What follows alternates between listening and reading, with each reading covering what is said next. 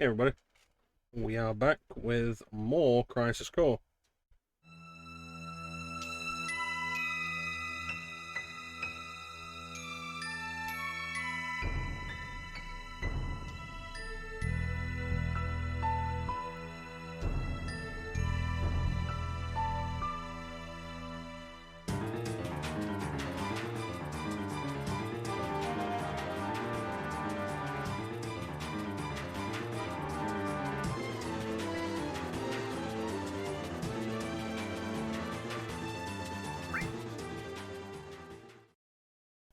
So we left off last time.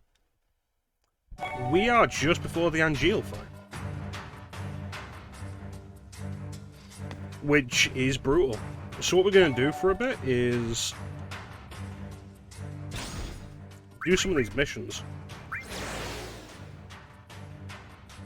We need to do these at some point anyway, and doing them now will give us a decent boost.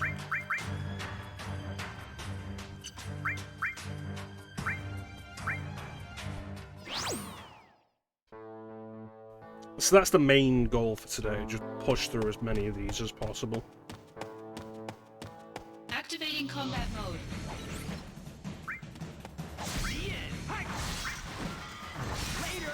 Conflict resolved.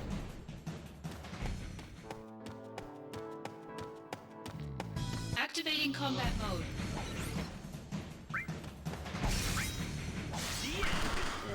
So we want some material level ups. Resolved. Some level ups to Zac would be nice.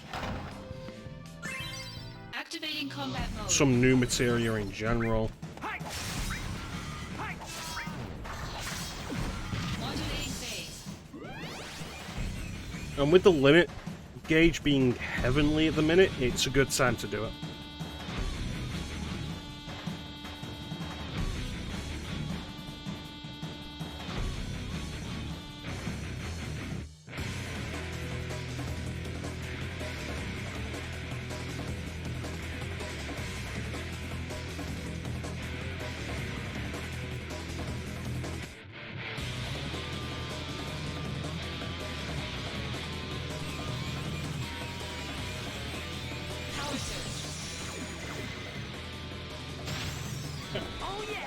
Conflict resolved. Yeah.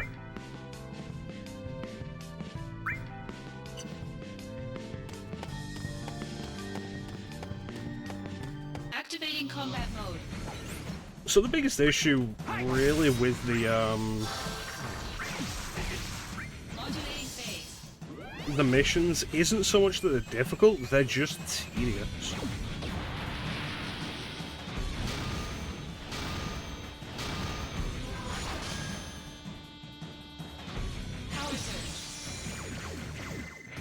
Because a lot of them is just wandering around repeated areas, fighting enemies. You can do it, Zac.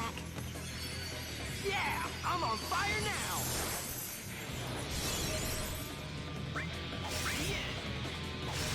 Oh yeah. Conflict resolved.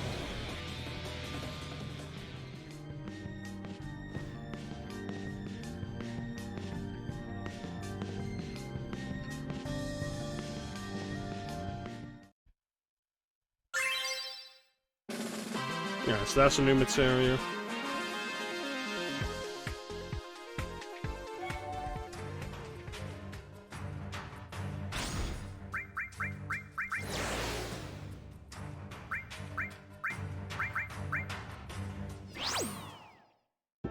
Alright, so this one's gone up from very easy to just easy.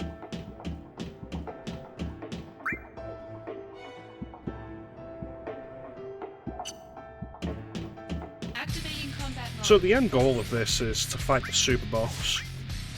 The super boss requiring us to do like all other missions before that. Oh yeah. Conflict resolved.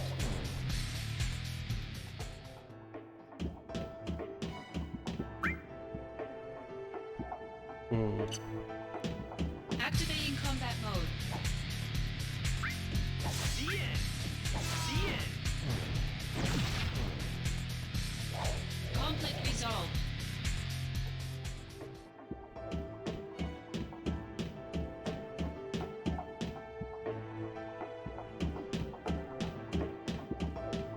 Activating combat mode. Got him. Hi. Yeah. Modulating phase. Modulating phase, the last guy's dead. Power surge. Oh, that's a level up, so I won't complain with that. Oh yeah. Conflict resolved.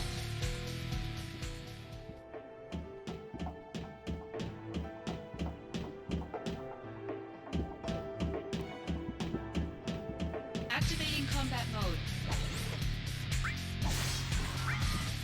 The end. Modulating phase while you're on the ground.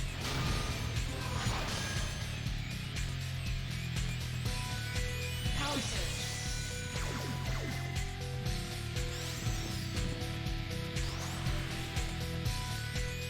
Is this the end? I'm trying. I'm trying. I can't believe these aren't skippable. With how often you're gonna see them. Sometimes multiple times per fight. Like, we go back to Skies of Arcadia Legends, and like, you can skip the super attacks from like the word go. And it's kind of crazy considering that game came out in like 2000. Activating combat mode. I think Legends was 2003. Like, the original game came out like 2000.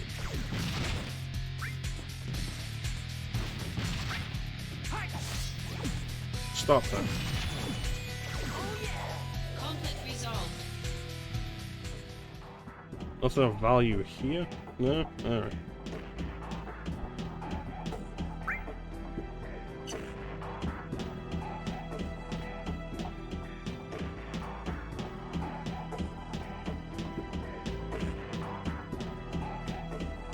Activating combat mode. Bring it on.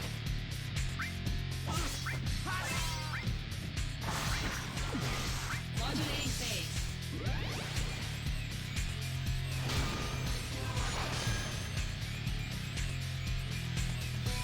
Power surge. Oh yeah. Conflict Oh, thank God. resolved.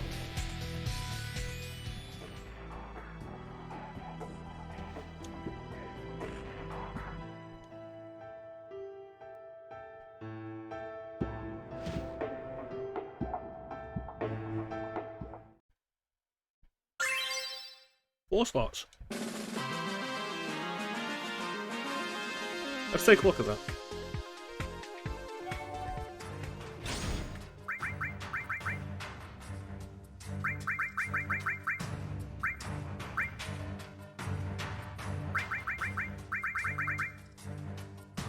Vitality and Spirit +5. No.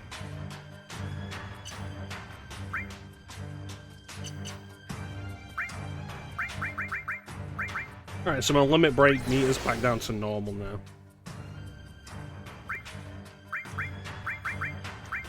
Getting serious, but it's still easy.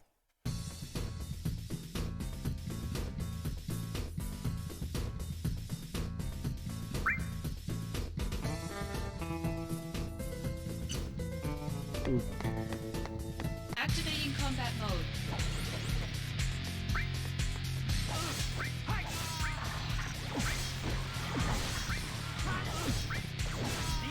And they must be getting serious. The guys are taking 2 hits now. Activating combat mode.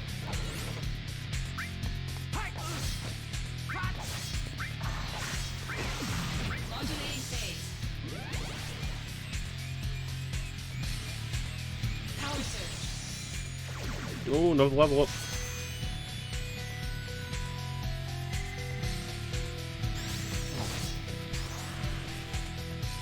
Good luck. Thanks.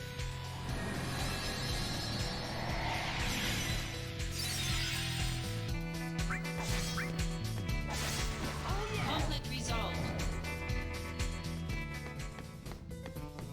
There's the guy I'm after. Activating combat mode.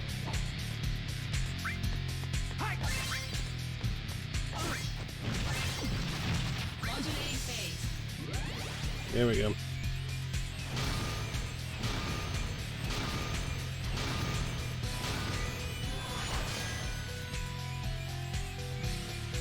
Power surge. I'd like if you could level up some of the materia. Prove your honor That'd to be me. nice. I got it.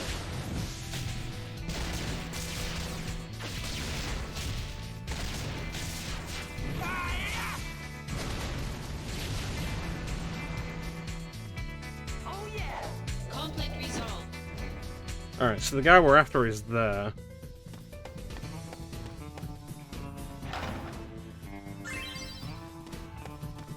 Activating combat mode. Go back around the other side, make sure we haven't missed anything. Got him. Later.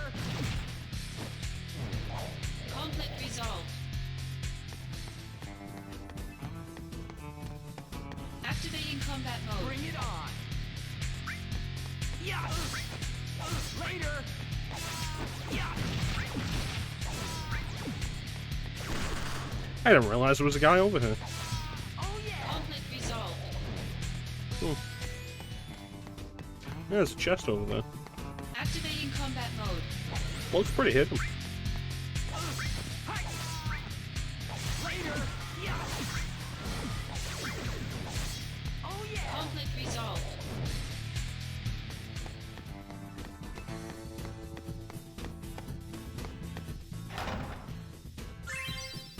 Oh my. Activating combat mode. I had a ROM hack of Aria of Sorrow that I've had for a while. It's called Aria of Sorrow Altar. Resolved. Played it for like 10 minutes and I'm already noticing changes to the map. Which is interesting. Activating combat mode. It's pretty well regarded and just like a new map layout for Aria of Sorrow isn't a bad idea. It's basically like, yeah, more Aria of Sorrow. I'm sure there was more to it, but it's been a while since I've read the hack description. But I know it's pretty well regarded. Activating combat Out mode. of the way. Later.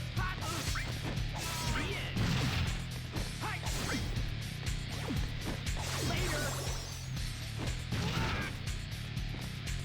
Conflict resolved. Is there anything else around here? Any more hidden chests? Bring it on. I feel like for level up and materia growth, I would probably prefer just a standard leveling system. Conflict resolved. The way this works, I feel like it relies far too much on luck. Activating combat mode. Got him. Modulating phase. No, it's a Sephiroth. No, it's not proper Sephiroth. Alright.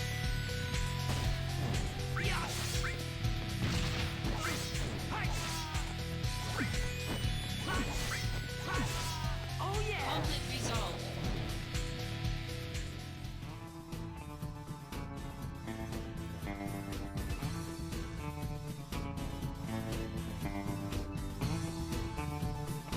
New weapons, huh?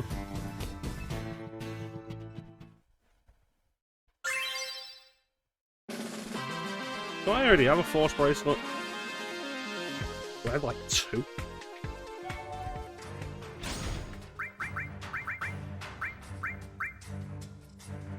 I have 3 now. Yeah.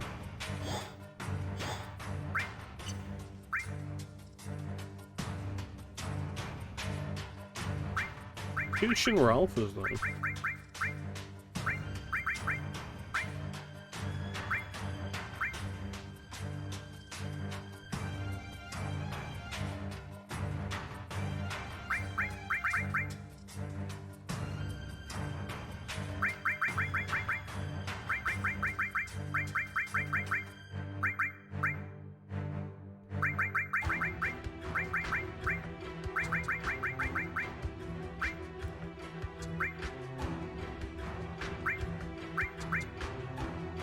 Yeah, let's do the lightning armlet.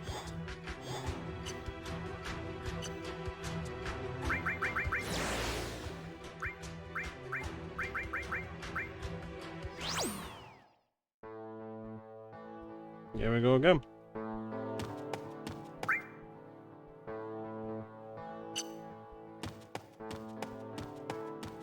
Activating combat mode. Out of the way. Yeah. Oh yeah. Conflict resolved.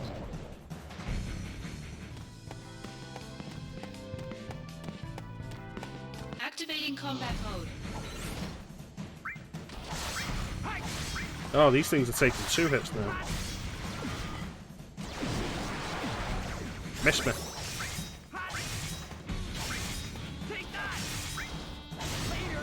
Conflict resolved. Alright, which way do I want to go? Not that way.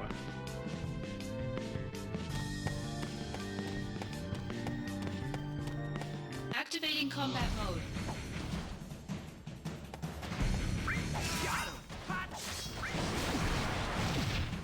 Damn it.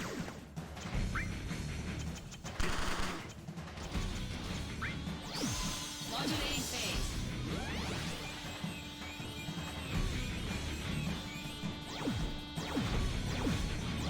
Power surge. Prove your honor to me. I got it. That guy was still alive? I thought I killed him.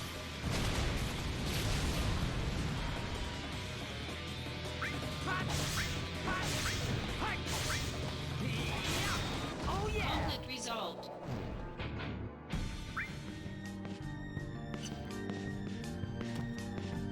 That's the goal. Activating combat mode.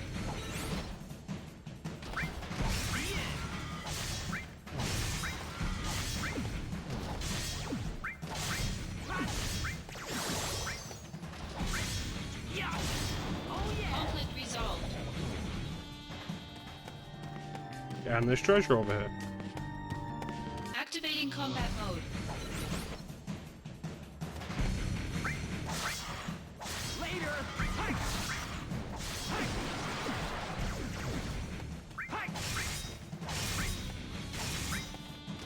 Got him. Conflict resolved.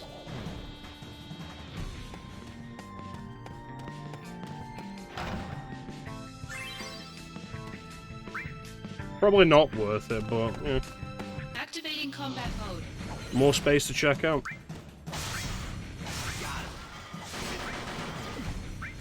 Modulating phase.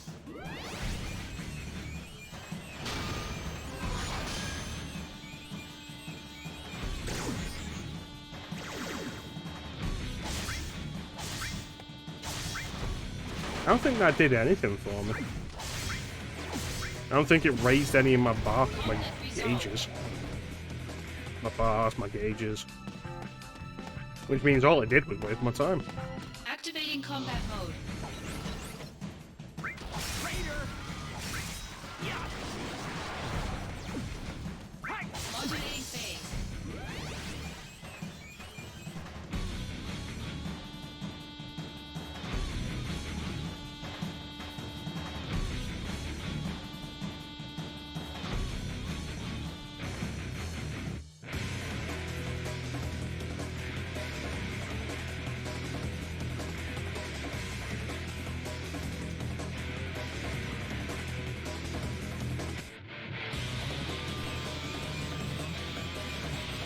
Power surge.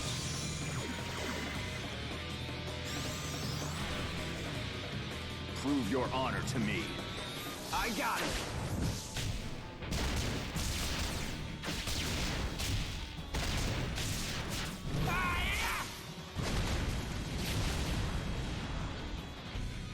Oh yeah. Alright. Conflict resolved.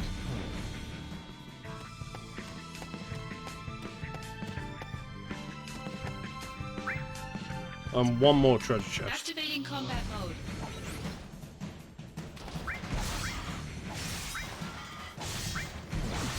Modulating phase.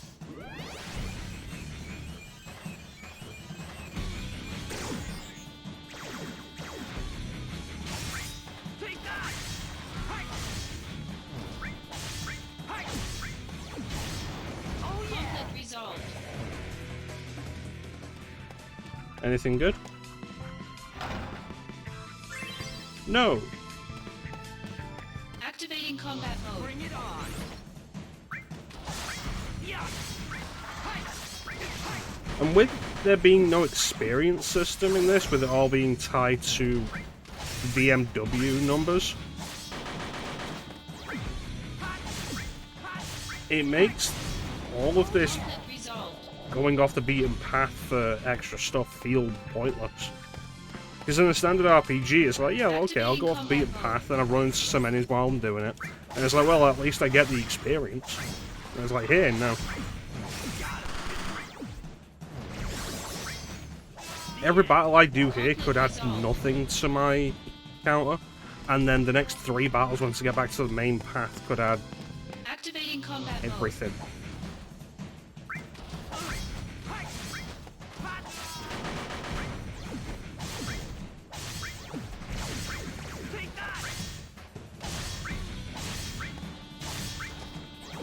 Modulating phase. Something good.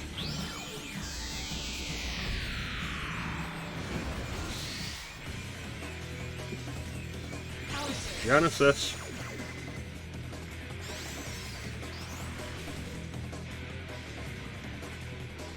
Show me the true power of soldier. Mind your own business.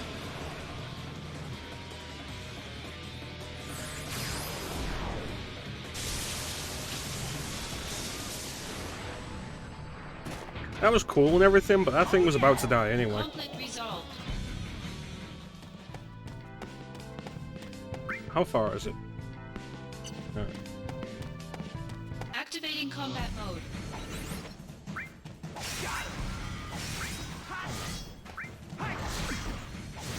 Oh yeah! Conflict resolved.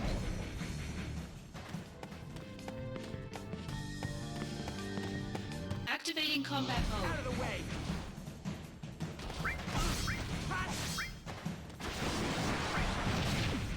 Yeah! Fine, I'm not using magic anyway, so fuck it. Yeah!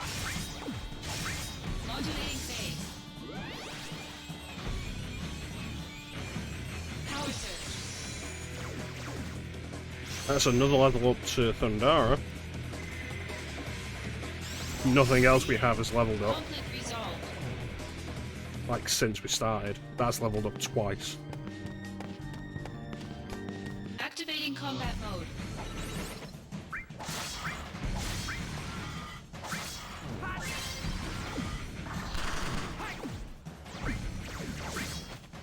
The end! Oh yeah! Conflict resolved.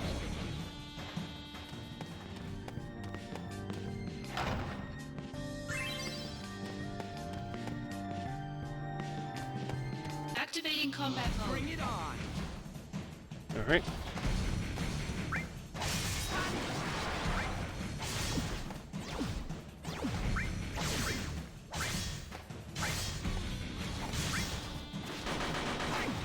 Modulating phase.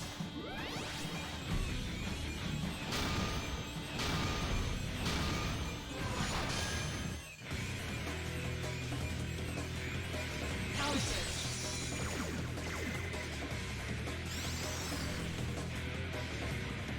Prove your honor to me. I got it!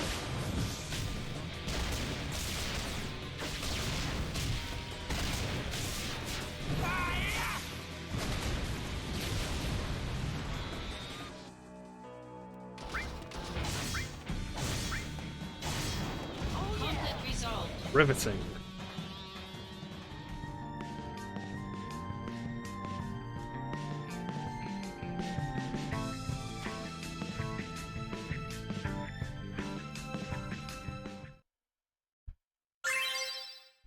Well, that could be useful.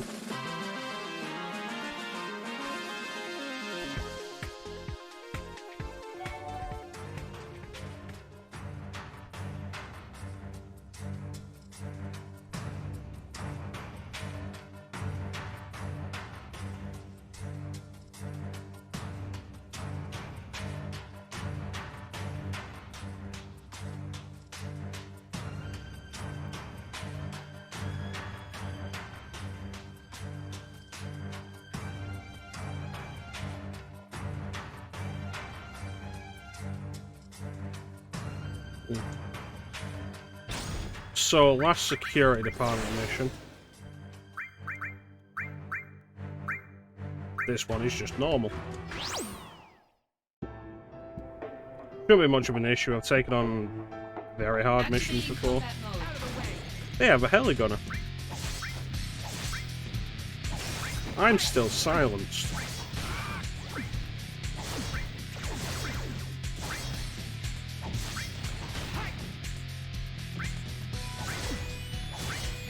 Modulating phase. This thing's actually dangerous.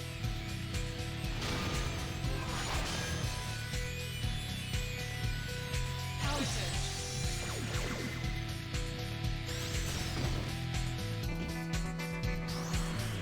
I don't need healing. I'm still above my limit.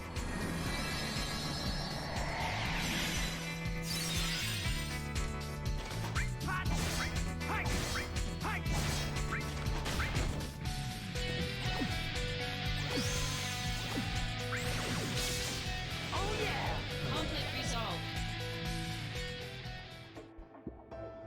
Not actually anything here. Yeah, at least it's a straight line. No messing around. Activating combat mode.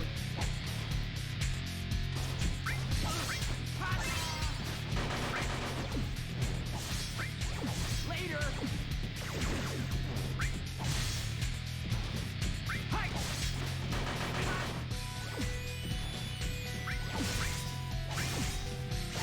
What's going on there? Conflict resolved.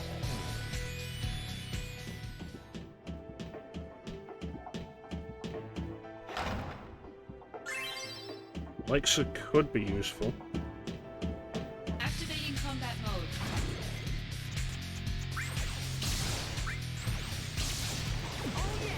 Conflict resolved.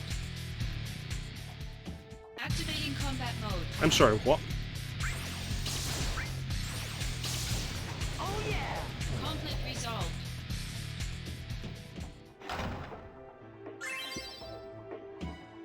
Activating combat mode.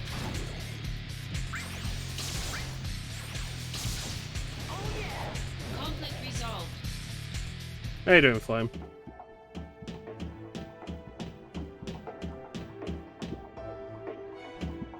Activating combat mode.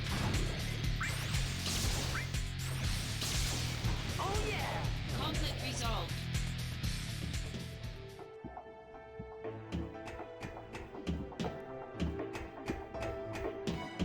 I'm doing well. Is that a guard scorpion? I'm doing alright. Conflict resolved. We're grinding out missions in this for a couple of reasons. One, we need it to take out the next boss. And two, we need to do all of them to get to the super boss anyway.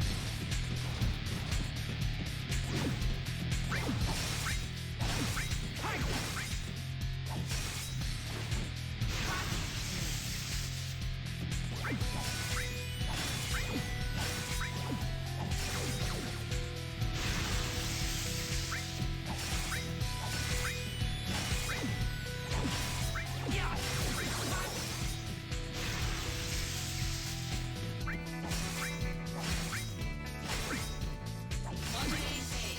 I don't know. Probably not deliberately. Power surge. Electrocute.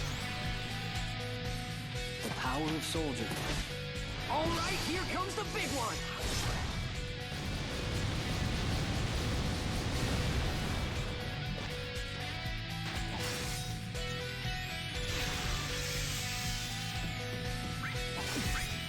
Modulating phase.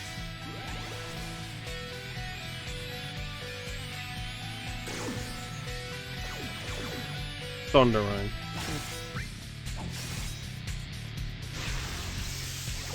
So I've not done this game in like 15 years.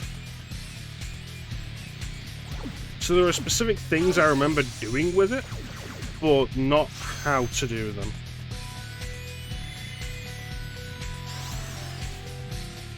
Good luck. Again, I don't need this heal.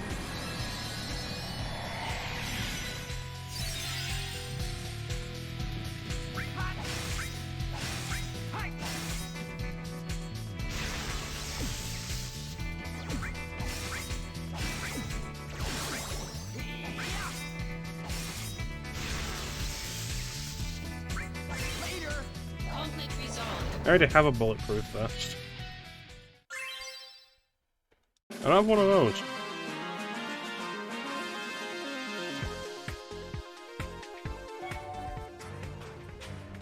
So that was the final piece of the soldier training stuff.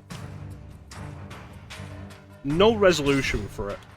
Which wouldn't be so bad if it wasn't for the fact that it had a storyline in the rest of it.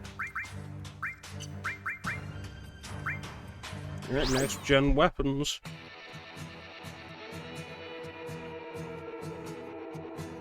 Just on a field. Activating combat mode.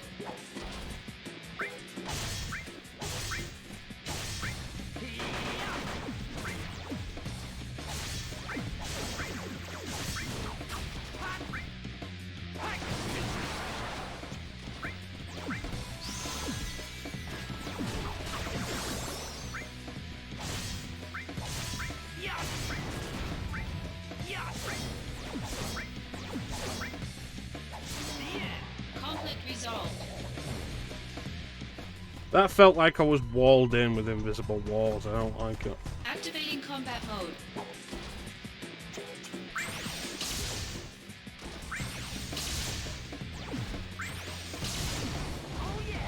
Conflict resolved.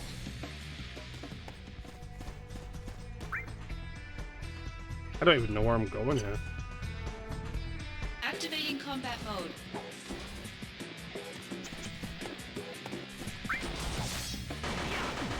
Modulating phase.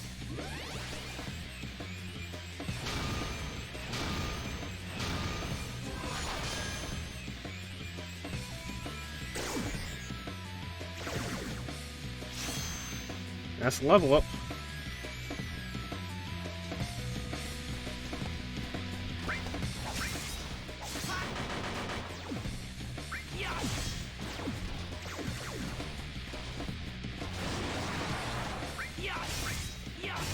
Conflict It's resolved. going. Like, it's going along. There.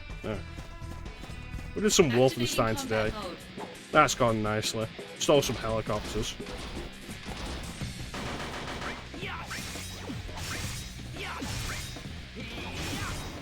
Conflict resolved. Activating combat mode.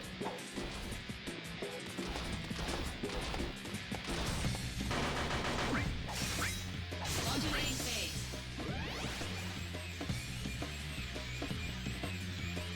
Power surge. And again, I'm still over the max health. Good luck. Thanks.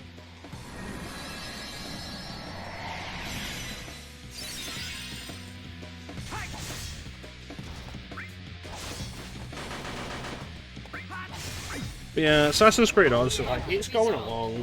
It's really just a game to pick at more than anything else.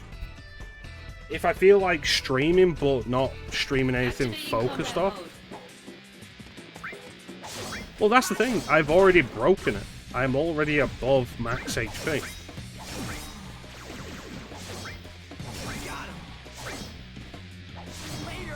Conflict resolved. Assault Twister, that's materia.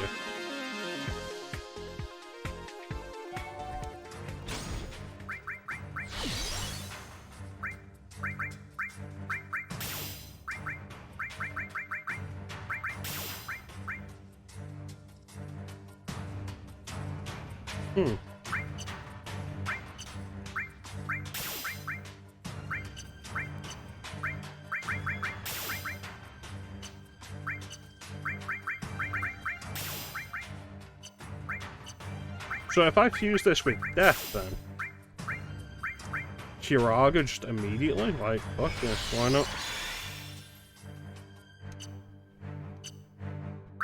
Let me replace Cura with that. Unless...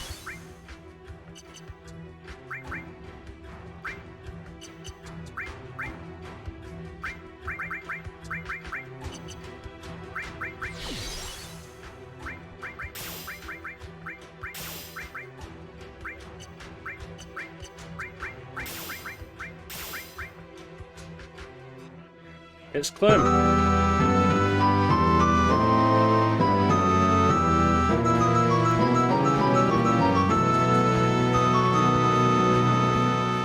I can't believe you'd do this to me, Clem.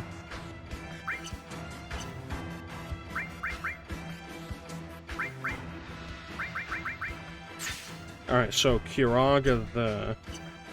And use Fiora for something else.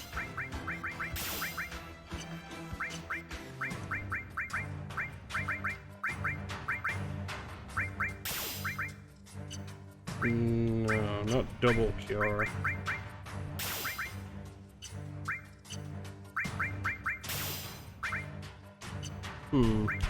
We'll work on that.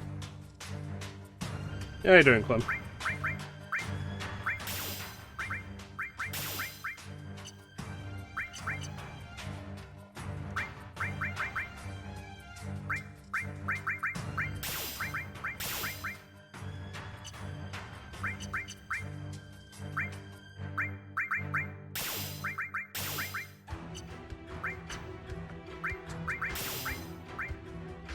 Doing alright.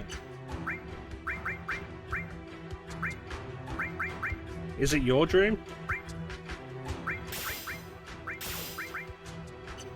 You'd think barrier plus M barrier would make wall.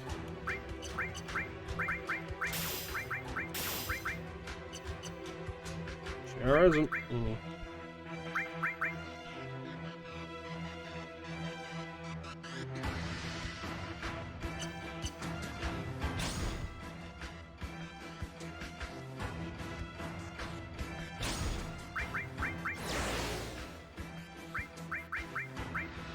Ooh, hard.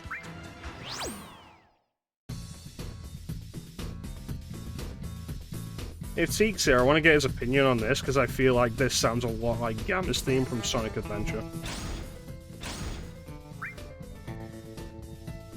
It's a straight line.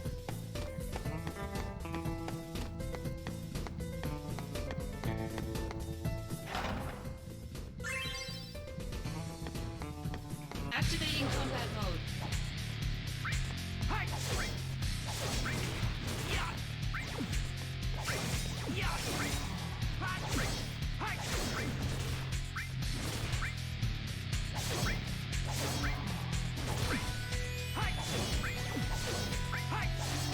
Conflict resolved.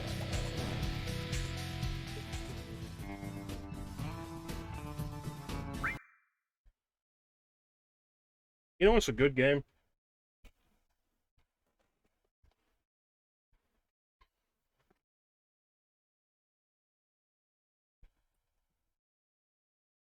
Castlevania 3.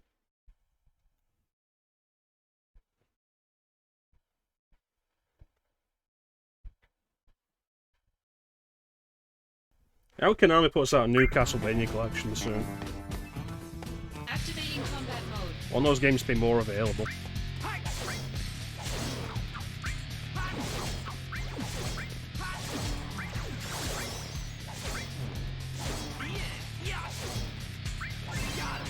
Conflict resolved.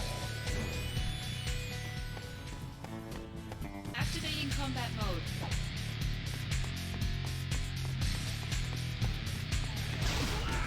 Modulating phase. Jeez. Power surge.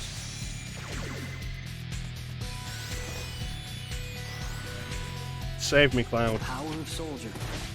All right, here comes the big one.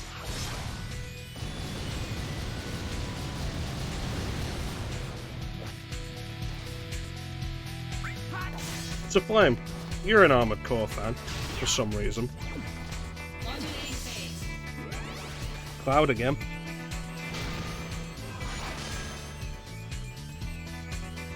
Power surge.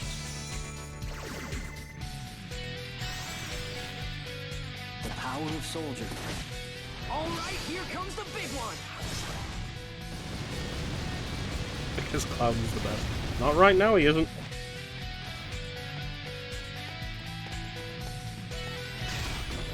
Right now, Sephiroth's the best. Modulating phase. The hero of Soldier. There he is.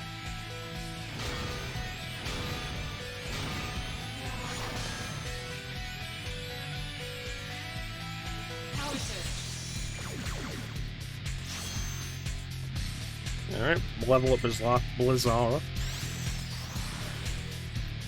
Concentrate. I'm feeling it.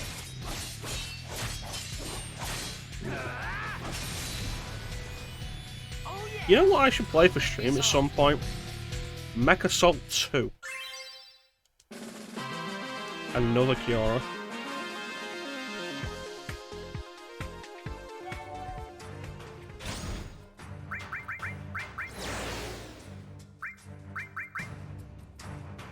Mecha-Assault 2? No. I have it here. No, of course I don't have it on the front of the shelf because it's not backwards compatible on Xbox One. Some fucking reason. I think the Mecha-Assault games are a spin-off of MechWarrior.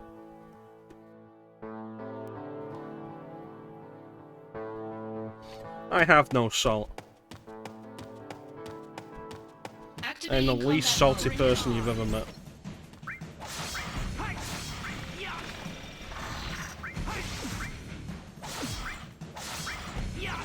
These things are taking a lot to kill now, and I'm probably going to start getting angry.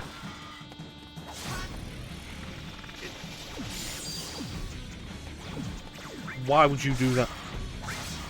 Why would you do that?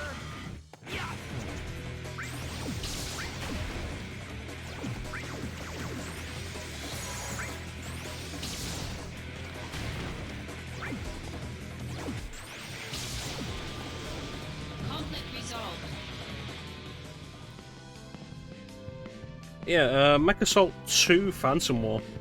There were like 3 Mecha-Assault games, which was weird. And like I said, I think they're a spin-off of the MechWarrior series.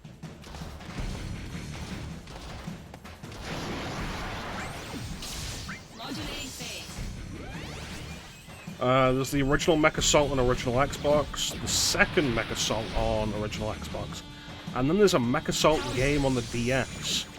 And they're developed by Microsoft Game Studios. Or published by Microsoft Game Studios, one of the two. Honor to me. I got it. And they're pretty decent. I had some fun with Mecha-Assault 2.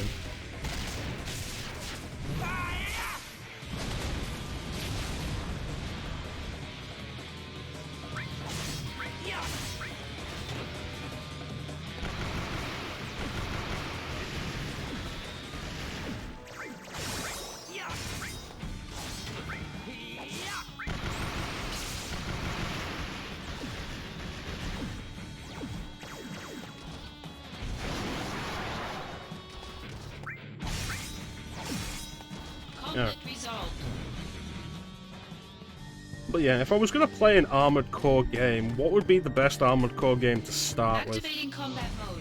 That's the question. I have one of them for PS3 somewhere.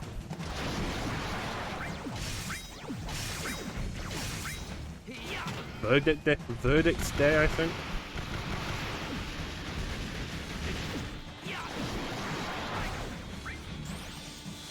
Those things do a lot of damage even while I'm guarding. Like, that's ridiculous. Yeah, Flame's been pretty big on the new one coming out. Flames of Rubicon.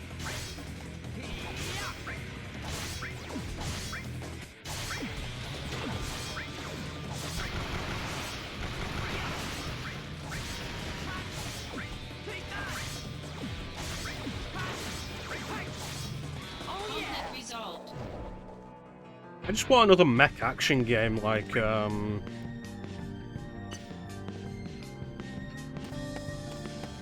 Zone of the Enders. Activating combat mode.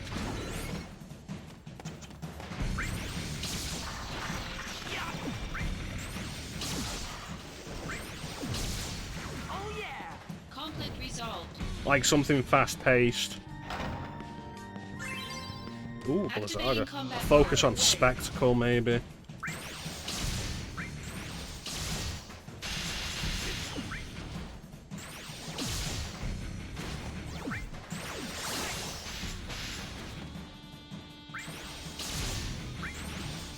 How much health do you have? Oh yeah. Conflict resolved. It might be time to equip the MP up materia.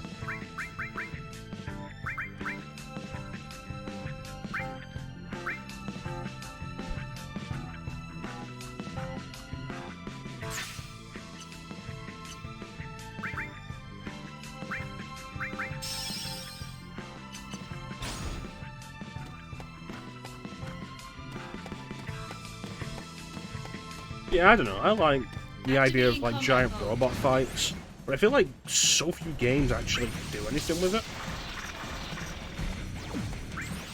Modulating phase.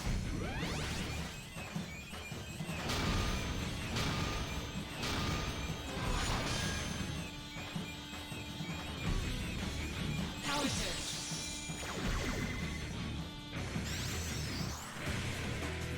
Concentrate. I'm feeling it.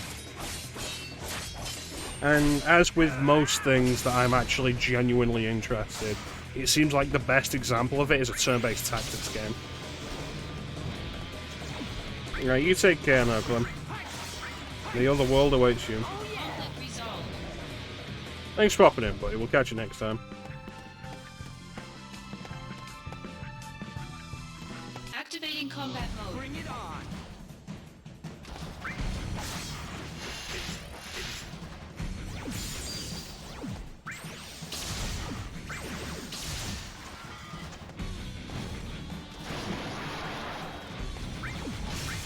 Modulating phase. Alright, give me a good one. Give me a good one. God damn it. Yeah.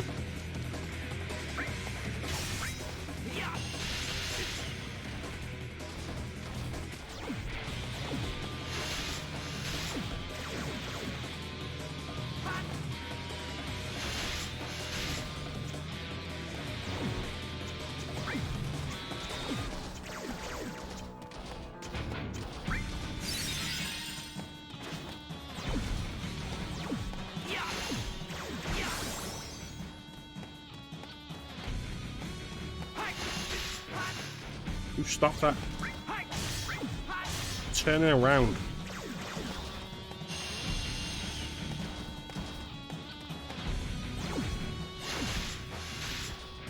Why is that apparently unblockable?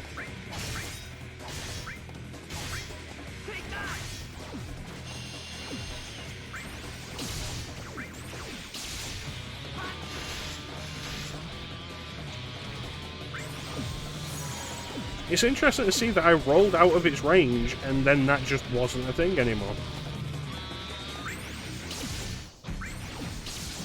Oh yeah. Conflict resolved. Jeez. Thundaga.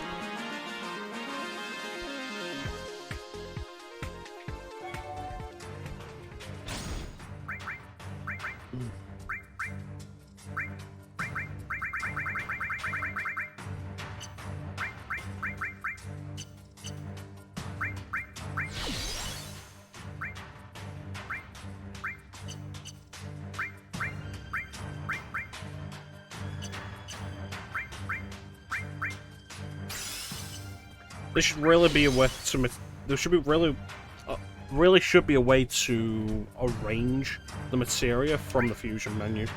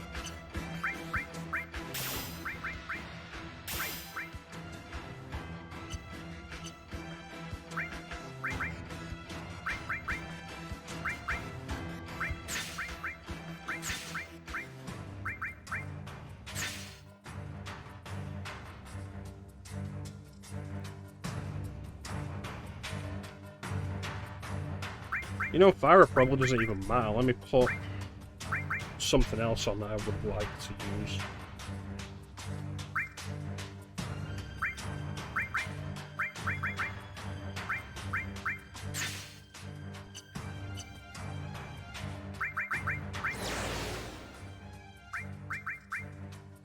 That's probably something to be a little more wary of now.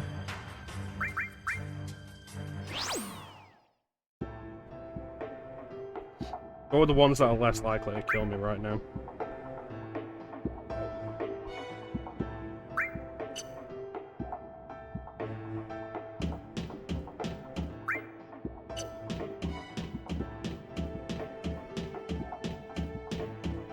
Activating combat mode.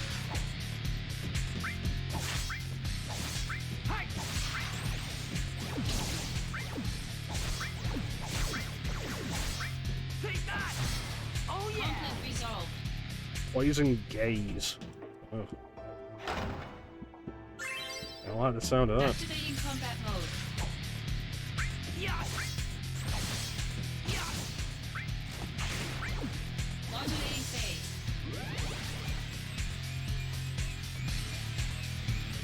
Power surge.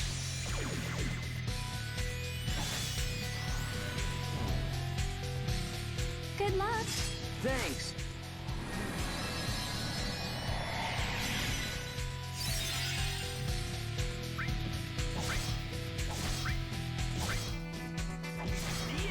Conflict resolved. Nothing else.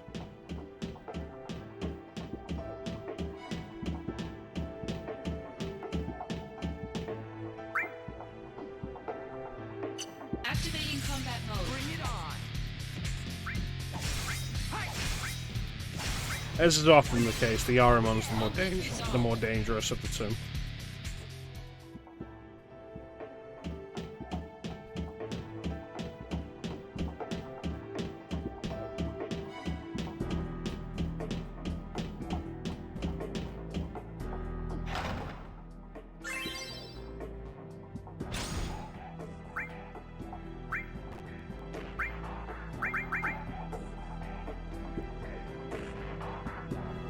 Right, we don't have these yet.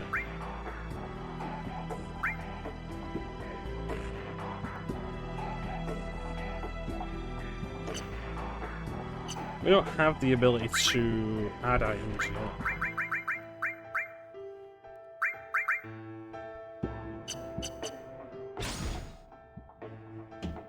Activating combat mode. Take that! Conflict resolved.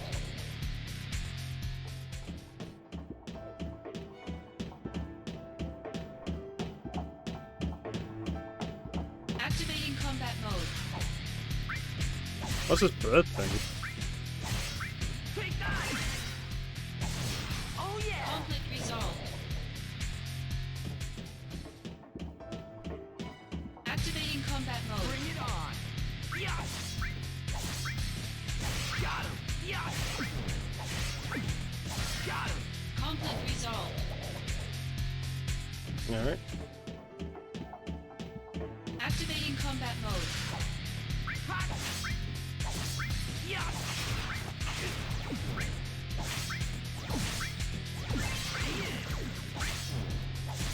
Oh yeah! Conflict resolved.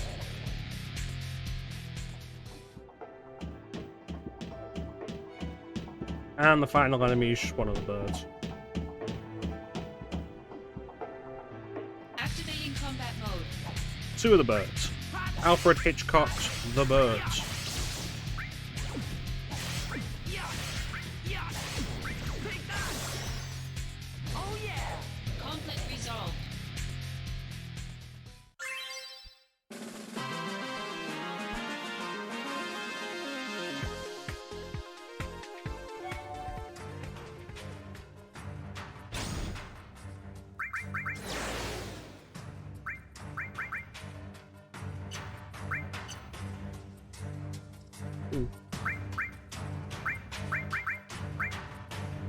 Defend the slums.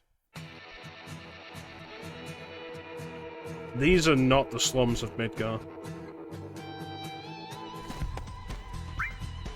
Like, at all. Activating combat mode.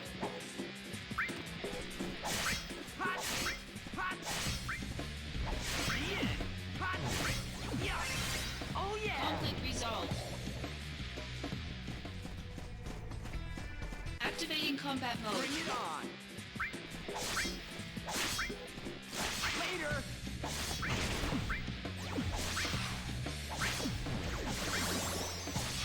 Oh yeah. Conflict resolved. Yeah. Activating combat mode.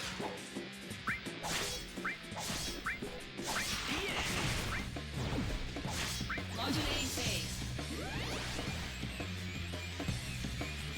Power surge. You know, given that the encounters in this game are not random, they're in very scripted places, Concentrate. the encounter rate in this game feels worse than SMT at times. Oh yeah. Conflict resolved. Which is really bad. Where's that bird?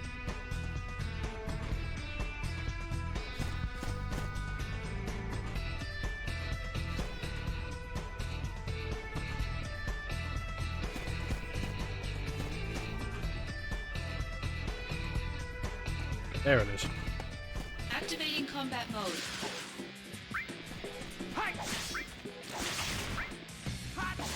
Ugh.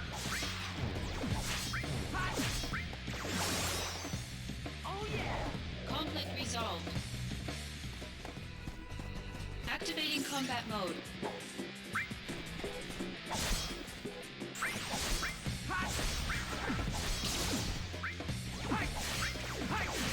Yeah. Later. Conflict resolved. Final Fantasy XIV had a giant Iron Man with an eye in the back of its head as one of the bosses for the World of Darkness raid. It was an interesting fight. Just mechanically, it was like really weird. Resolved. But several of its abilities required you to face your character away from it, which is such a weird idea in terms of MMO positioning.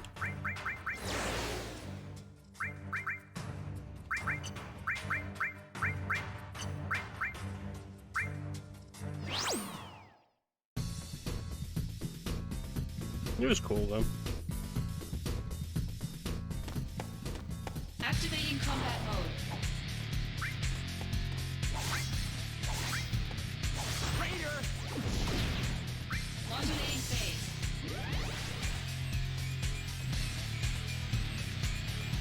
Power surge.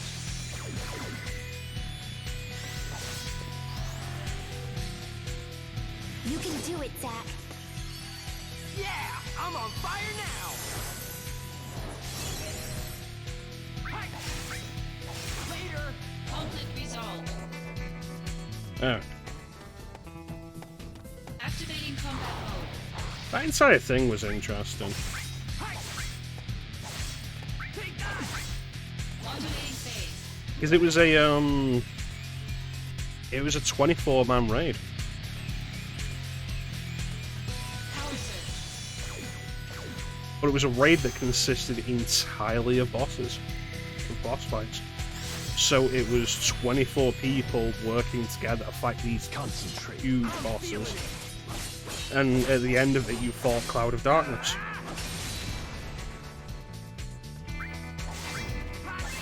Oh yeah. Conflict resolved. And it was interesting, like back in the day, it was never a guarantee you'd actually succeed at it. Even as people got good at it, there was never a guarantee you would win. It was super Activating interesting. combat mode.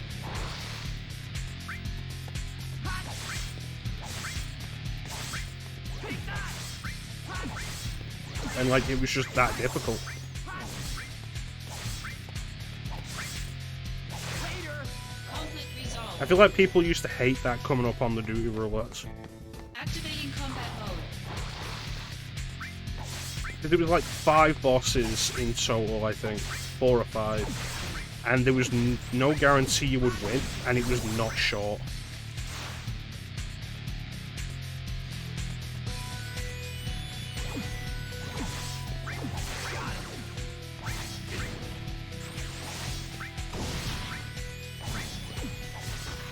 Conflict resolved.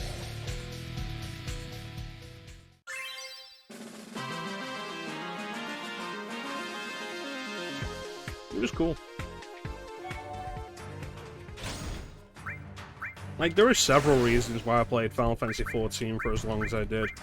One of them is that it was just really good.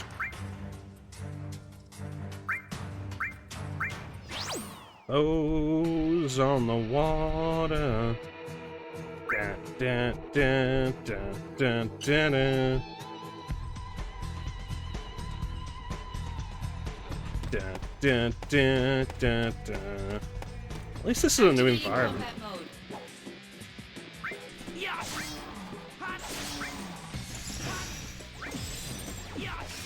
Oh yeah! Conflict resolved.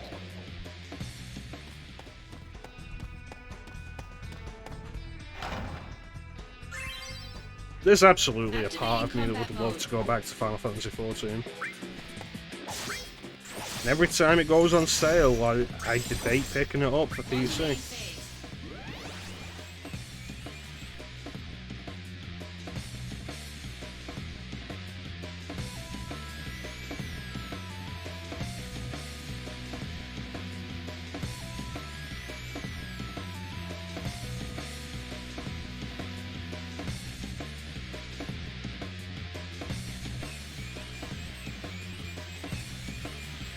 Power surge.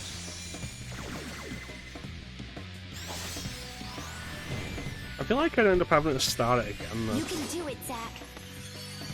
Yeah! I'm on fire now! Like, last time I'd logged on to it during a free login period, Conflict resolved. like, a lot of it had changed. It had changed so much that, like, all my hotbars had been completely wiped, because, abilities were just not there anymore. They'd been replaced with other abilities, or removed entirely for various reasons. Conflict resolved. Or they did different things, or the timing on them was different now. Activating combat mode. The kind of thing that you could keep up with if it happened while you were playing it. But, because it would have been way more gradual, but going into it, just with all of that having happened, like...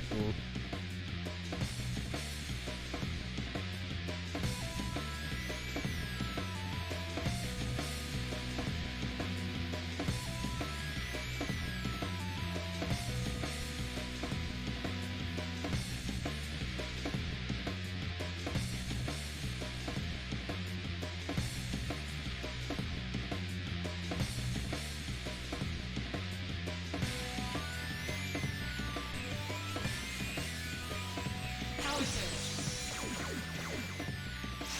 Yeah, it's another level.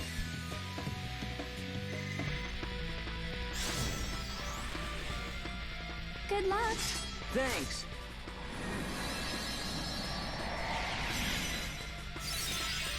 I heard they streamlined a lot of the original Conflict story. resolved. Like, a lot of the Realm Reborn 2.0 storyline. From 2.0 to 3.0. Because 3.0 was the first expansion, Heaven's Word. And I heard they streamlined a lot of the story from 2.0 to 3.0.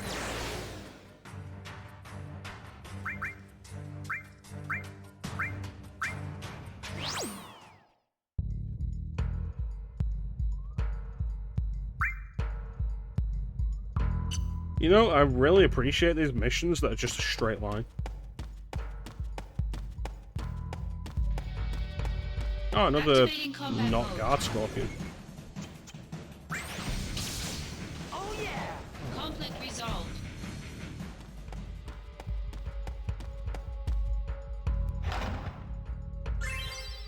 Activating combat mode.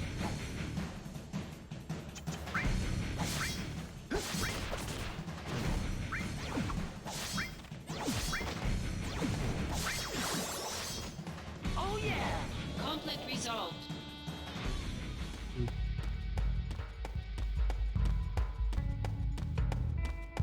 Activating combat mode.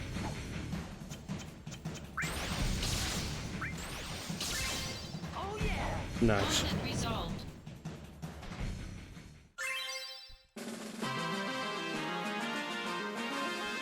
It's pretty nice.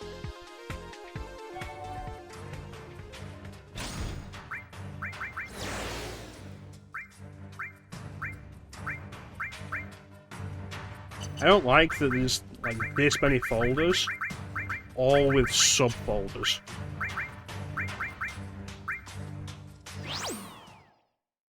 Because it adds up to so many missions, and they are repetitive.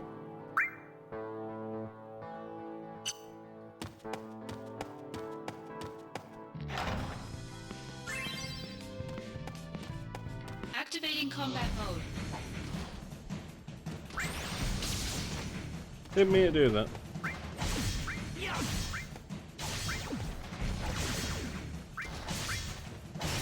Conflict resolved. Oh, it's one of the Genesis shotgun dudes.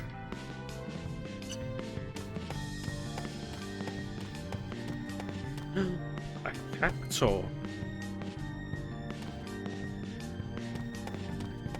Activating combat mode. Bring it on. Oh yeah. Conflict resolved.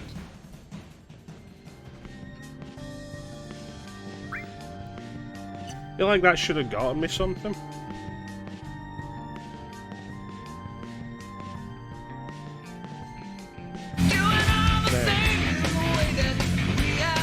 How you doing, Chief?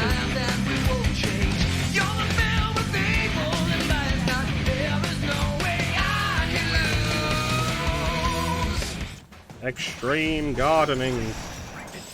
Modulating phase. In a game with the traditional leveling system, the cactus would have given me like so much for leveling. Power surge. Usually like AP, like stuff for leveling. Not leveling your character, but leveling abilities or something. Comes the big one. Out and about, but you got a few minutes. Awesome. I appreciate you popping in here, T. I want your opinion on one of the music tracks, but it's not playing at the minute.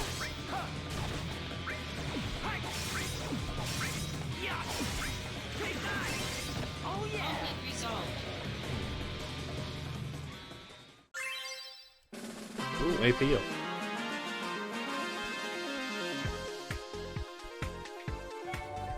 See if it pops up in the next mission.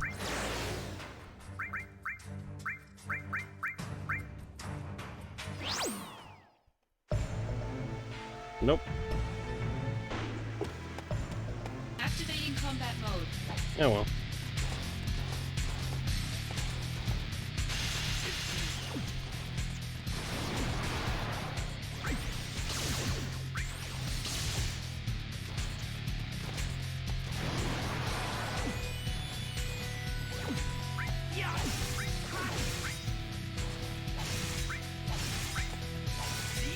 Conflict resolved.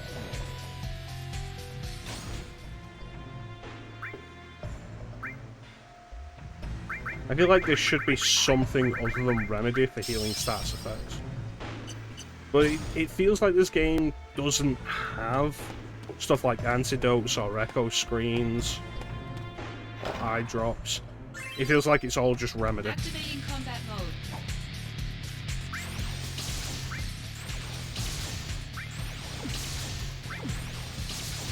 Oh yeah. Conflict resolved.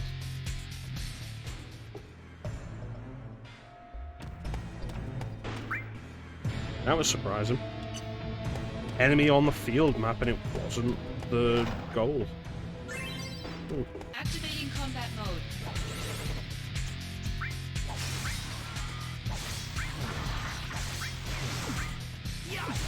Oh yeah. Conflict resolved.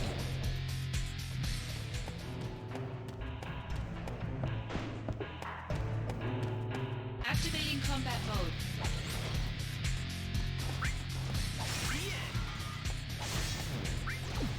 Take out the Roombas before they cast Wall.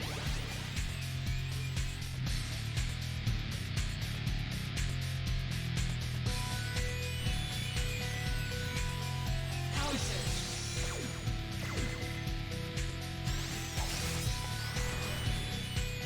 The power of soldier. All right, here comes the big one. There we go.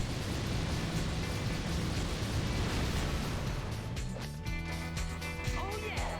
Conflict resolved. Alright, so what's the actual main enemy here? Oh, it's one of the missile ones. Activating combat mode.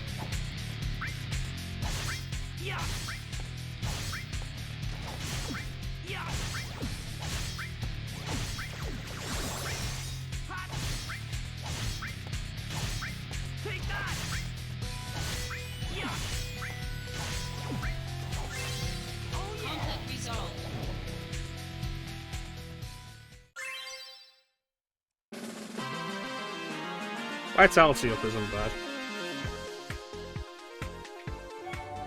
If I can get something to boost it.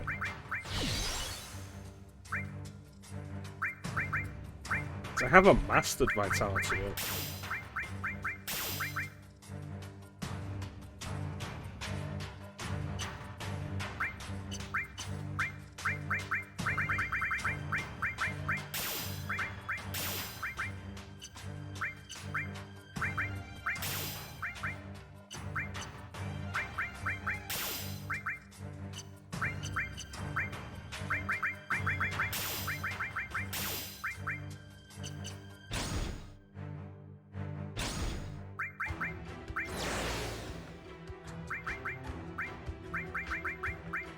Death machines.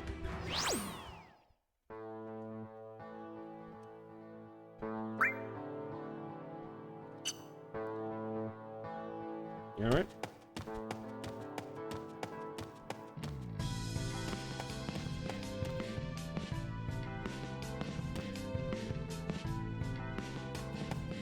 No treasure or anything? Oh, there we go.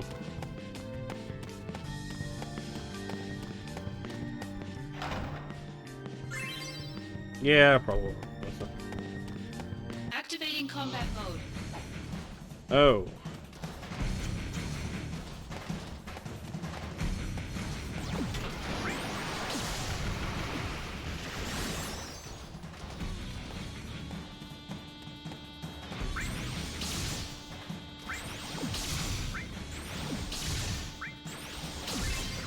There we go, beautiful.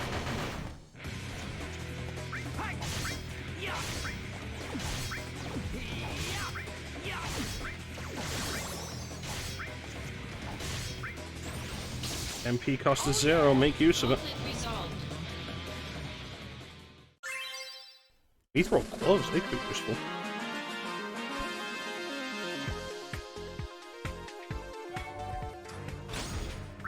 Big look.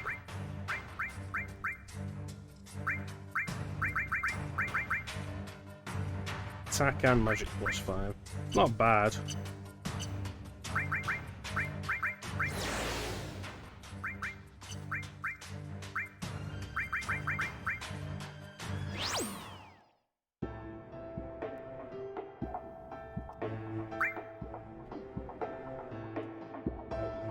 This place is way bigger.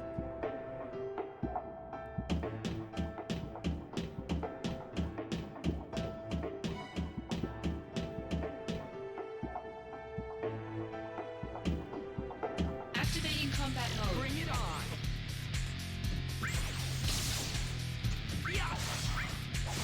Really wish it wouldn't start me on, like, not the standard. Maybe there's an option for that. Conflict resolved. Probably listed as cursor memory or something. Okay, there's no options menu.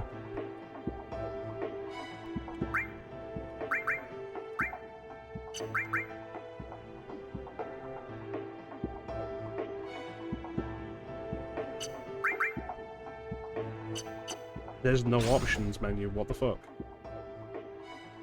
There's no options menu in the main menu either, like, so there's no options? Activating combat mode.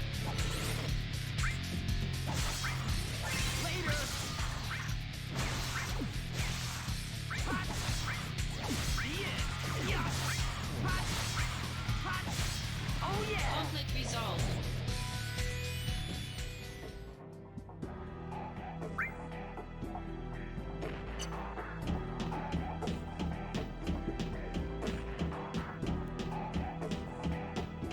Activating combat mode.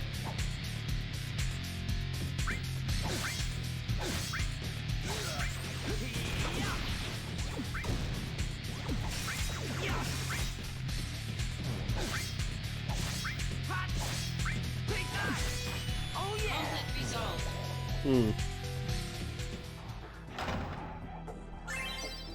Thunder. Activating combat mode.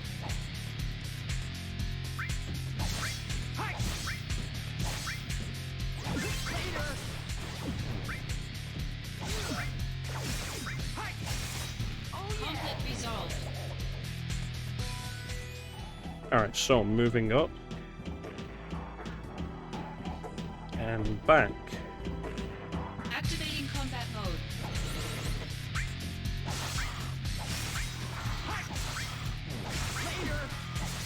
Yeah, I believe Shinra's like, okay, we need tech to work as security for our buildings and such. What can we do? Roombas. Activating combat mode. And it's like, this is why nobody takes Heidegger seriously. Nobody takes Heidegger or Scarlet seriously.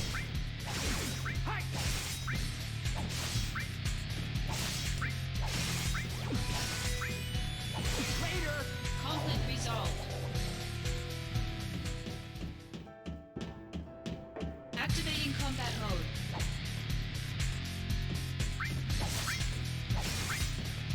Later! Yeah!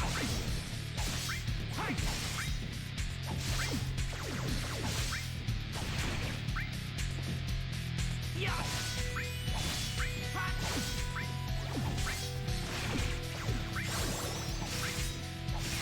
Oh yeah! Conflict resolved.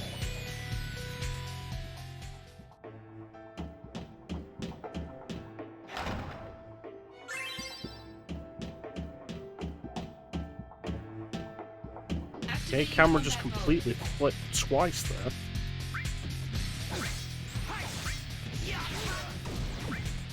Modulating phase.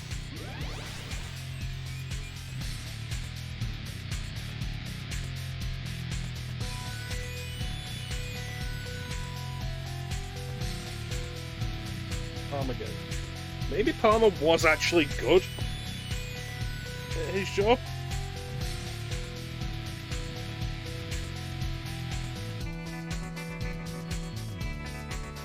Bearing in mind, Palmer's job is entirely to do with, like, space research and such.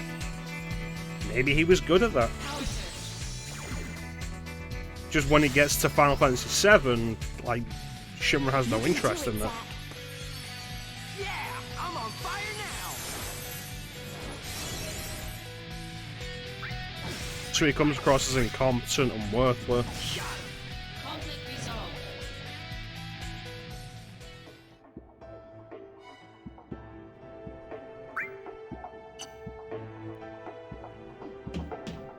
When it comes down to it, though, he sent a rocket into space. Activating He succeeded combat at his mission for the company.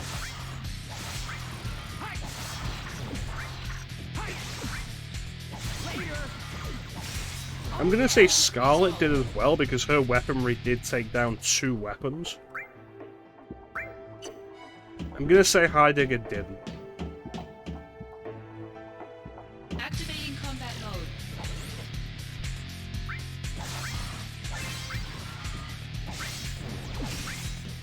Modulating phase.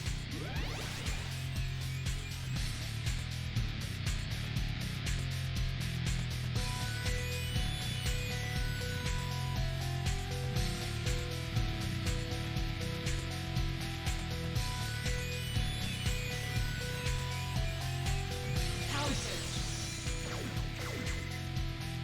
I do absolutely appreciate this game really making the point that Sephiroth's strength is just unreal. The way it should be. Conflict resolved.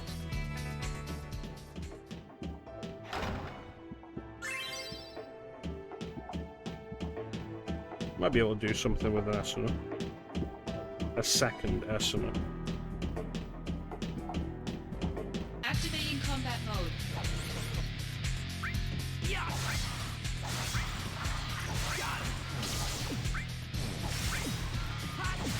Oh yeah! Conflict resolved.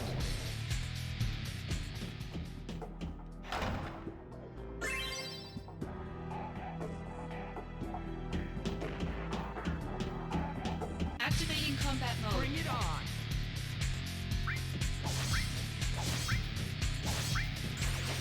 Later!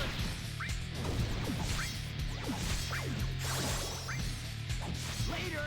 Conflict resolved.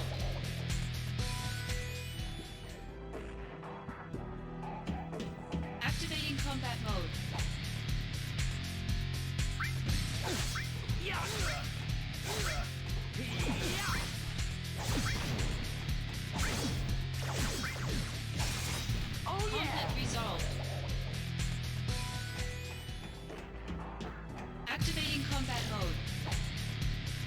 Was that goal enemy an enemy type I've not seen before? Modulating phase. Hmm.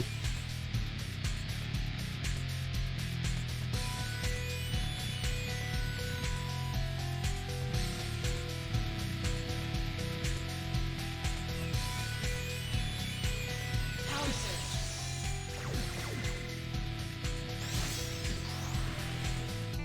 Good luck. Thanks.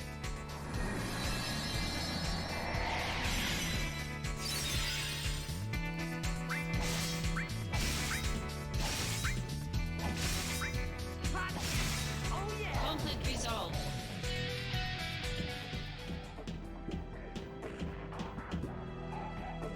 No, Activating no, it's not. combat mode. I remember making the comparison to Lord Zed from Power Rangers about this guy. Modulating phase.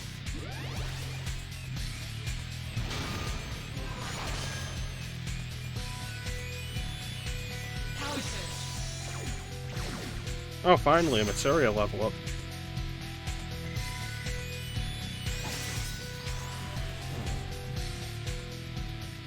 You can do it, Zack.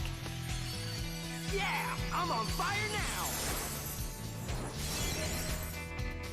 Modulating phase.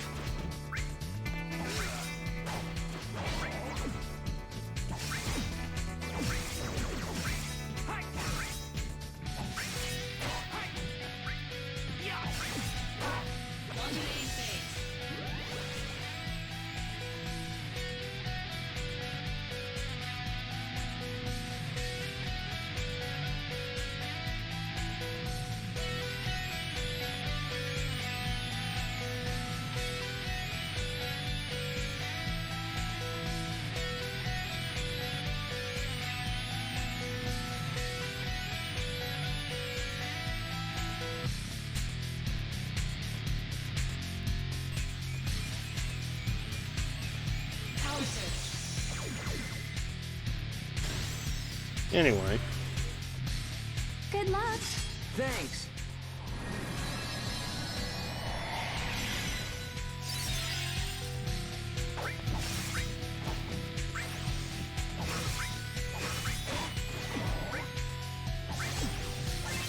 Oh yeah. Conflict resolved. wristband's probably not worth it. Oh, missed that helmet.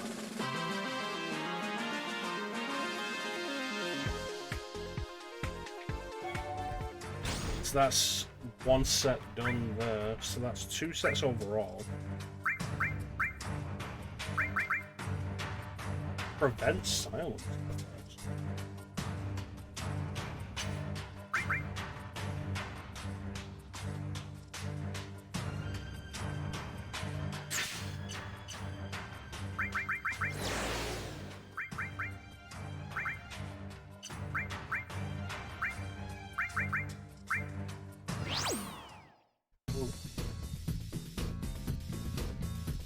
Where are we?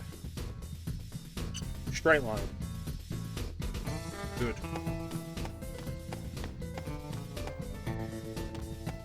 Activating I keep combat looking mode. for these treasures, but so far the treasures haven't actually been worth anything.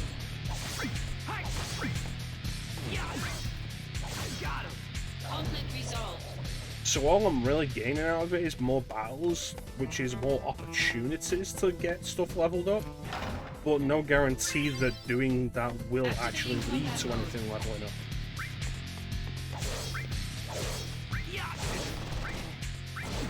So going out my way for stuff in these missions could reasonably just end up being a waste of time. It's the weird system this game has for leveling up yourself and your materia. Conflict resolved.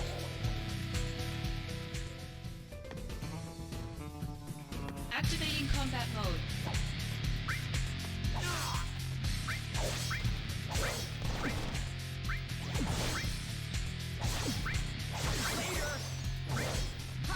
Hmm.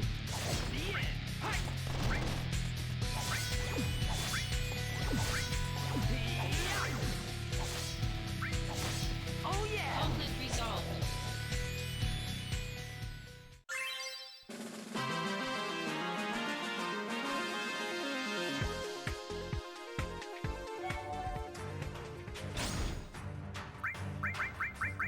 Okay.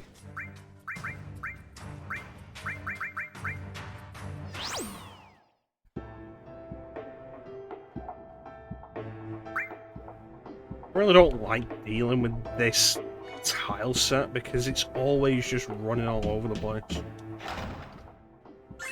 It's never a straight line. Activating combat mode.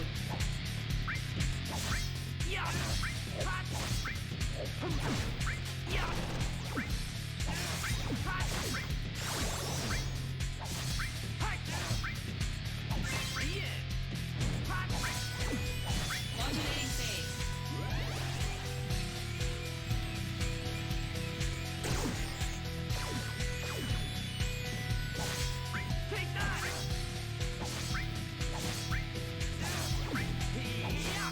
Conflict resolved.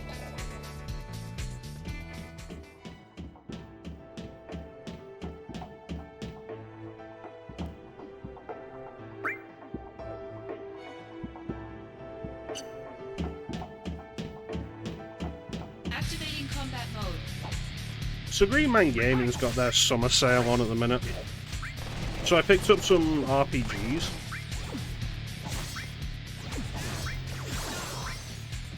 Finally bought the Legend of Mana remaster, which is nice.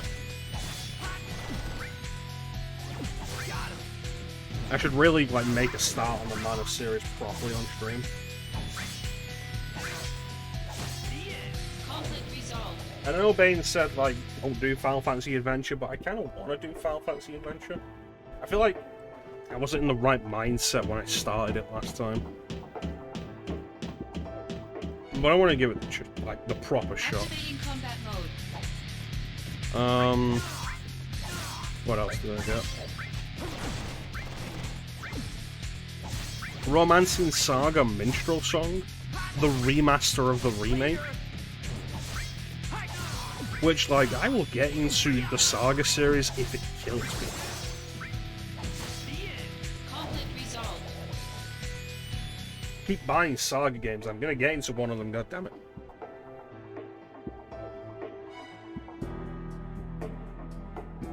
One day I'll enjoy a Saga game.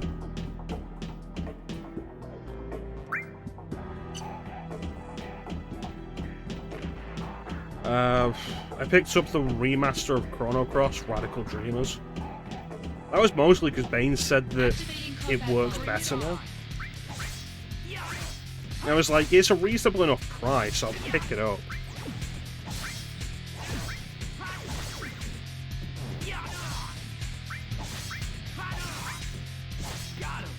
If needs be, like, I'll mod it the same way I've modded the Pixel remasters and 13.2 on PC to make it work better. Activating combat mode. I was looking at mods of Final Fantasy IX on PC recently. It's like, there seems to be some decent stuff there to make it work the way it's actually supposed to. So I imagine the same kind of resources are there for Chrono Cross if Square hasn't fixed it. Conflict resolved.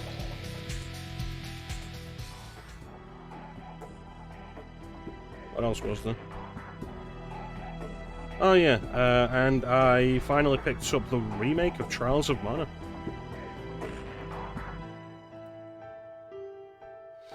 Which, every time that's been going on sale, I've been looking at it like,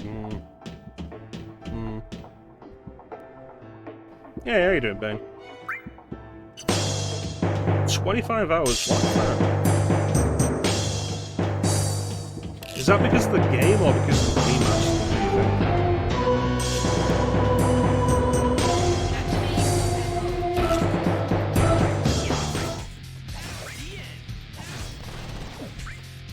Modulating phase.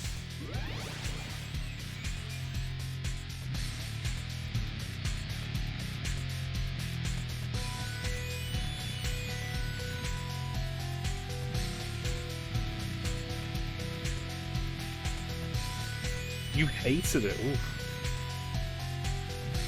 That's interesting.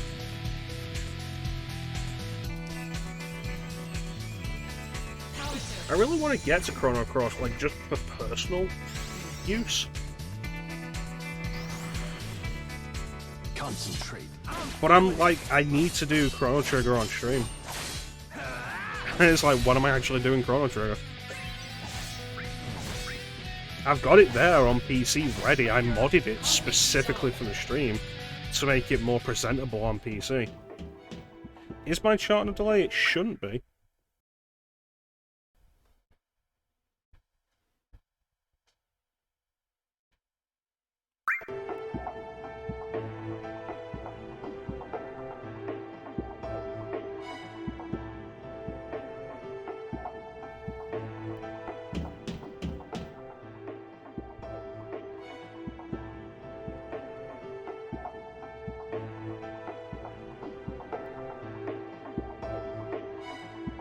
No, it's popping up as it's typed.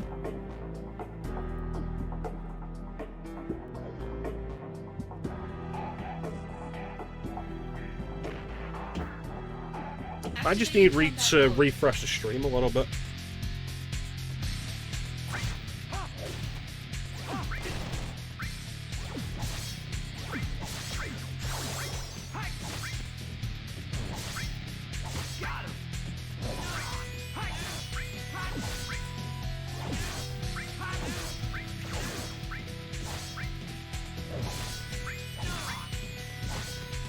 Conflict resolved.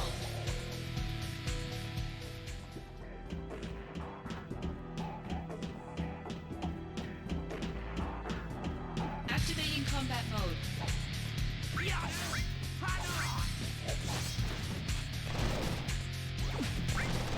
Modulating phase.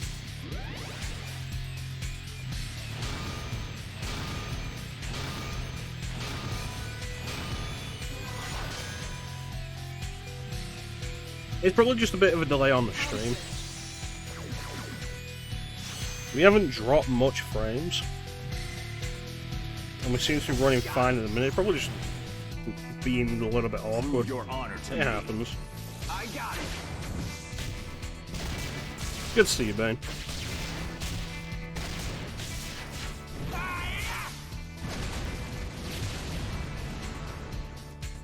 One of the main things I have heard as criticism for Chrono Cross specifically, Conflict resolved. and I can understand it based on experience with Final Fantasy VI, is that there are too many characters. And I think you always have to have Surge in your party. At least on a first playthrough. I might have heard that on like a New Game Plus you can remove Surge from the party and play as other characters. I don't know. Modulating phase. Really tried and just couldn't. Yeah, it's fair enough. You don't want to play something you're just not enjoying. Power surge. Story is confusing as hell. Ooh. I look forward to dealing with that. Good luck. Thanks.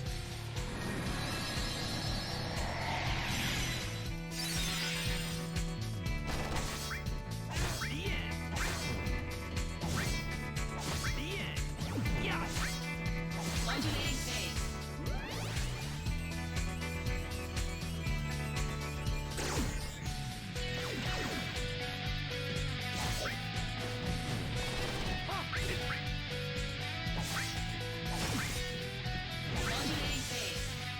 But yeah, one thing that's always been kind of interesting to me about Chrono Cross is how divisive it's always been.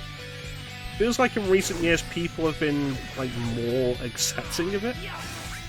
But I remember like 15 plus years ago hearing a lot of hate for Chrono Cross.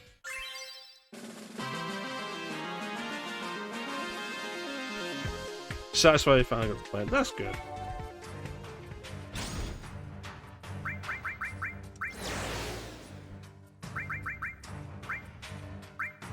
I hope I enjoy it. Because I'm going to be doing it like for the first time on stream when I get to it. And like, I hate quitting games during stream because I've not been enjoying them. I feel like I just let everything down when I do that, and I hate doing it.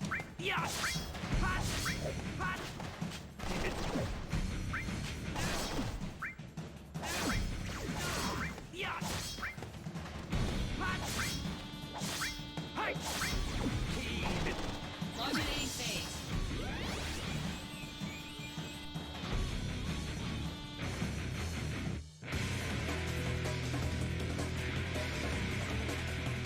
Soundtrack and graphics are fantastic.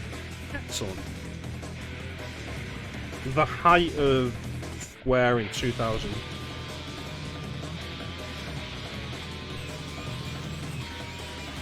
Power surge.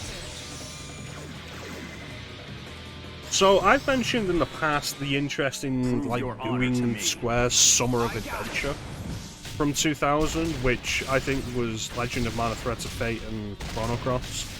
Not necessarily in that order. Have you thought about doing those, Bane? I imagine you've probably played Legend of Mana. 'Cause I know you do quite like the Mana games. Activating combat mode. Or, like, I know you like Secret of Mana anyway.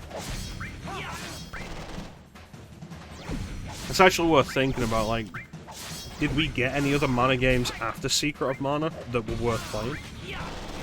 'Cause I know the DS ones weren't.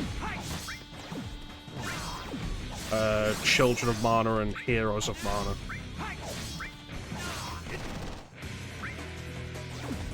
It's on the backlog, fair enough.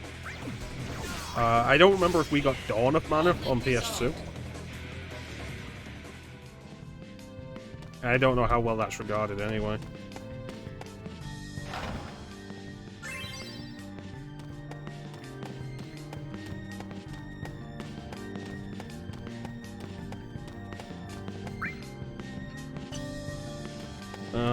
Activating combat mode. Threads of Fate. I don't think Threads of Fate was ever released over.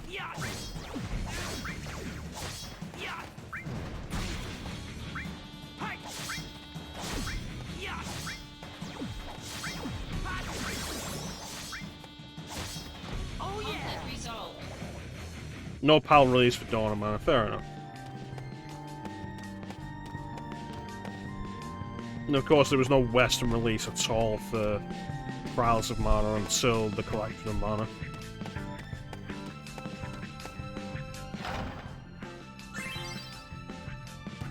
Which, like, I've got the Collection of Mana. I'd be absolutely down to play Activating Trials of combat Mana, mode. the original release. I've heard that the manual is damn near essential for it, though. And I don't think Square ever made that available in English. I remember when Collection of Mana first came out in Japan, and it seemed like it was probably just going to be a Japanese exclusive forever. And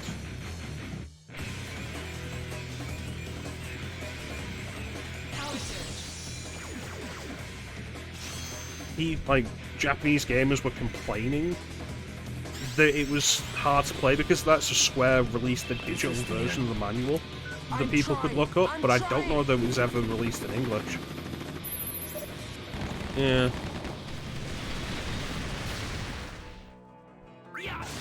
It's interesting to think though, with Trials of Mana, translation for years before the collection. For the game, yeah, I know about that. Seigen Densetsu 3. You can get a version of the ROM that changes the title to say Secret of Mana 2.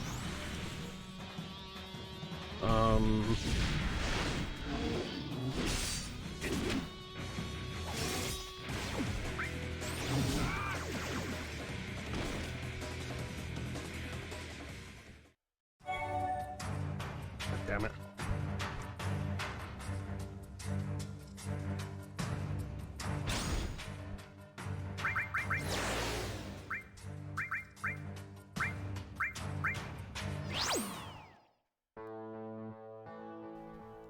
It's an interesting thing to think about, though, with, like, Trials of Mana, Live a Live. Ah, Chester's just gone there. Activating combat mode. All the, like, so many of the Saga games. How many RPGs Square has released? Octopath is another example, a more recent example, where the point of it is that you pick a character to play through the game as, and there are multiple characters to play through, all have different stories. And it's kind of interesting to see how many times in so many different series and formats the Square's done that.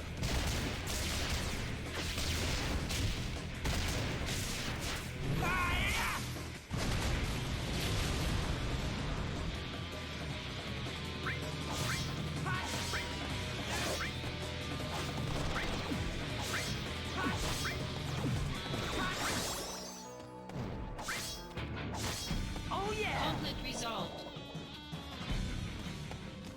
But yeah, I picked up, God, how often do I talk about Treasure of the Rudra, Bane? I'm always like, I want to play Treasure of the Rudra, and it's right there, and I'm like, I want to play it.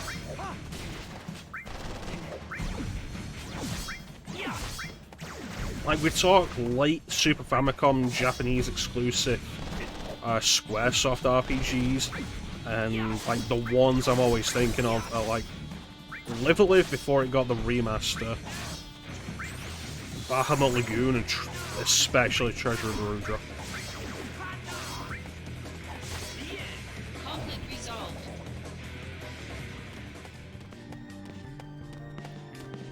Really should just like sit down and play it Activating on or combat off mode. stream. On your pickup list, nice. Modulating phase. Power surge. Concentrate. I'm feeling it. But yeah, absolutely. Like, want to do probably Treasure of the Root, just one I'm most interested in. Modulating phase. I'm absolutely like so thankful for fan translators giving us access to these JRPGs from like this really great era of creativity from Squaresoft. Or just this great era of creativity from JRPGs that we didn't get otherwise. It's like the fan translation for Shin Megami Tensei, Shin Megami Tensei 2, Shin Megami Tensei If, both Martian Tensei games, Treasure of the Rudra, Bahamut Lagoon, Laplace's Demon.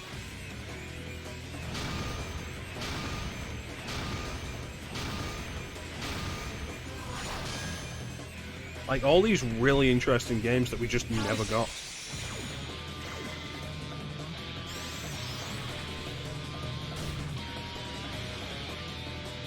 Is this the end? I'm trying! I'm trying!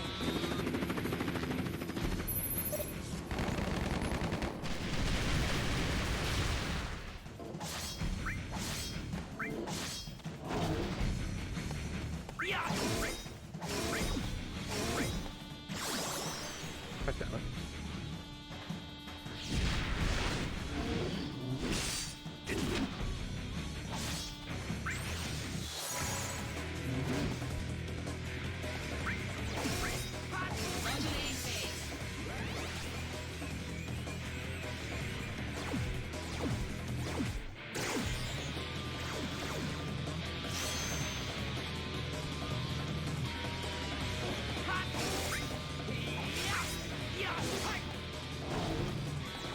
Modulating phase. Modulating phase.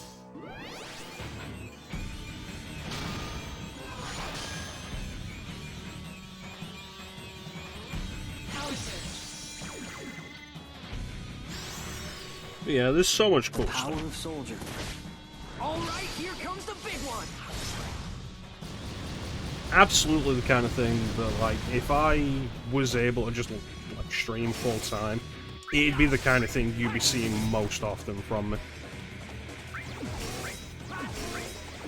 It's like, oh, I've got the time and energy to specifically devote to streaming. Cool. Let's look at weird shit.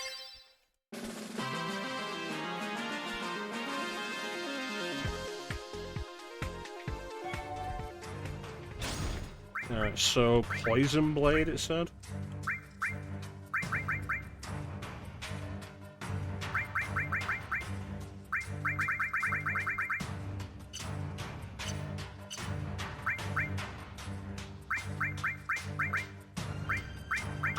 Weird shit is good shit. is like the most interesting shit.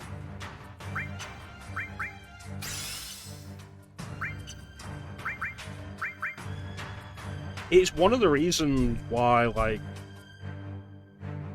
the DS will always be one of my favorite systems. Huh. Because the DS is where I first got to, like, really experience good weird shit.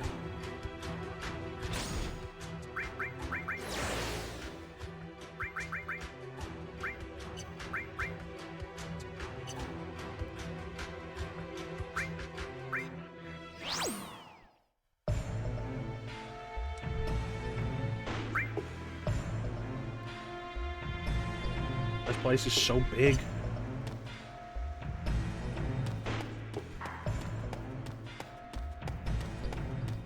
Activating combat mode.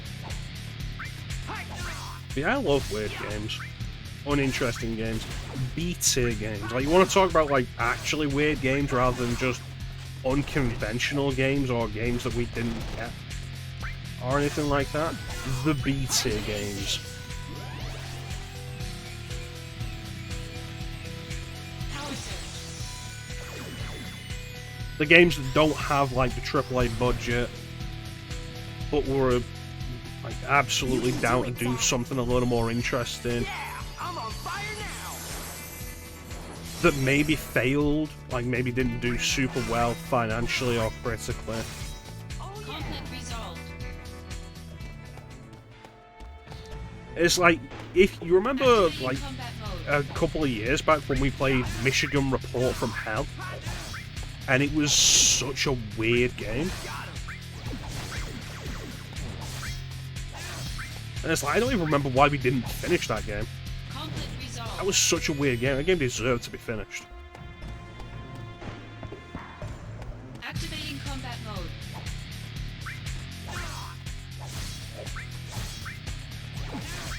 Modulating phase. Like, stuff like that, or, like, Escape from Bug Island, or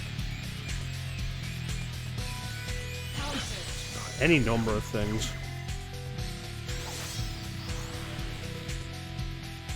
Is this the end? I'm trying. I'm trying. There's nothing wrong with playing, like, the big budget. Perhaps I do need to revisit it. Yeah, you're absolutely right.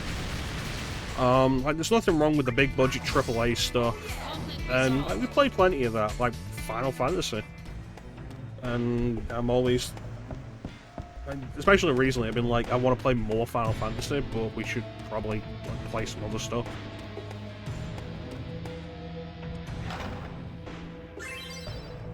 And we're doing like Assassin's Creed Odyssey at the minute during the day, and I feel like you can't get more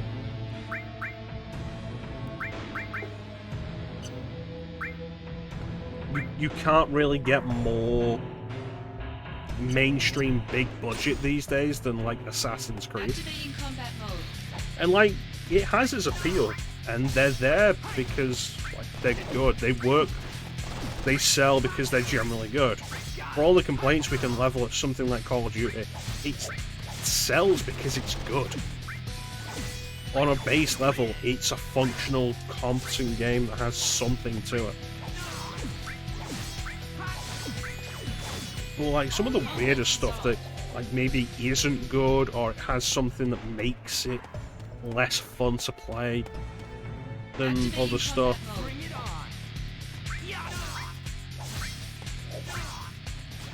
on. And, like, Michigan Report from Hell is, I feel, a really good example of that. And it's a Suda 5-1 game. It's from Grasshopper Manufacture, I think. And, like, all their games are kind of like that.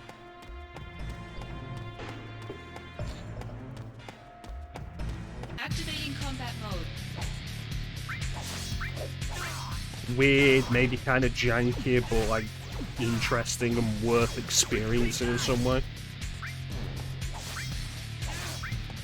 And, like, we talked about Suda 5-1, and I only beat one game of his on stream. I say on stream, I've really only beaten one game of his, and that was Lollipop Chainsaw. And like, you know what? Lollipop Chainsaw was rough. It was kind of stiff. It was kind of janky. But, you know, like, I'm glad I played it. It was fun.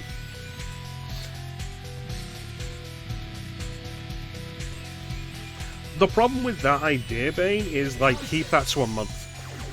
It goes back to the same problem with, like, month of Star Wars or month of anything. We end up spilling over. Concentrate. A marathon of that kind of thing, maybe, but you also run the risk of, with these games maybe not being as good, or kind of janky, or harder to play, or whatever, they can get tiresome. Well, this was nothing. So I think doing a bunch of them together could be a bad idea. But playing more of them just in general is something I should absolutely be doing. I bought Killer 7 on PC, I might as well be playing it. Never did finish Killer 7. That was a weird game. Conflict resolved. And like, people are always talking about like, oh yeah, no, Killer 7, like, it's a weird plot and everything. You play as 7 assassins who are part of one man's psyche, and it's so weird. And the enemies, the Heaven Smiles, are so weird. And it's like, yes, but also the way the game plays is really weird. Yeah, part of the Capcom 5.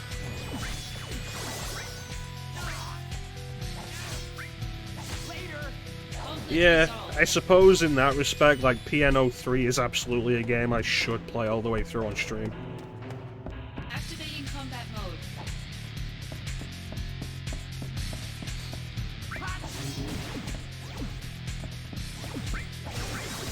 Just turn around and say to people, like, I've beaten PNO3, but I didn't beat, Killer 7. Like, is that embarrassing?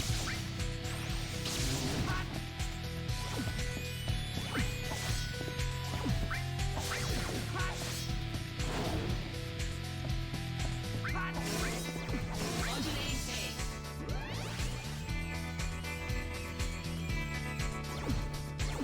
Power surge. Level up.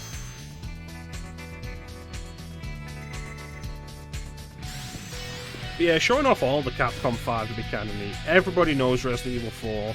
You can do it, Zack. I feel like, in terms of popularity, it goes like RE4's way up at the top, and then like down here is Beautiful Joe.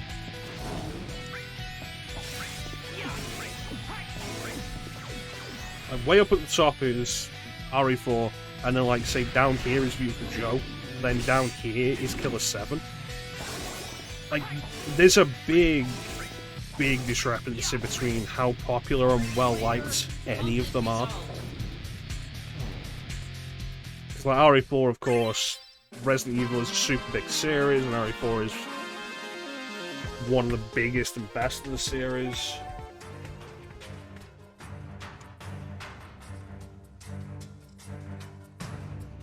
But then Beautiful Joe was also really well received, rightfully so. If only Capcom would re-release them on modern platforms so more people could play them, that would be really nice.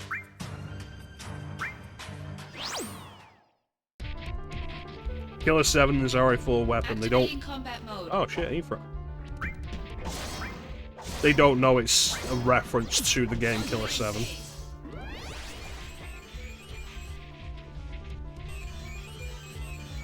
Power surge.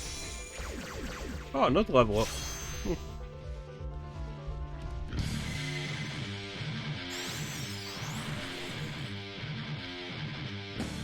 Good luck. Thanks.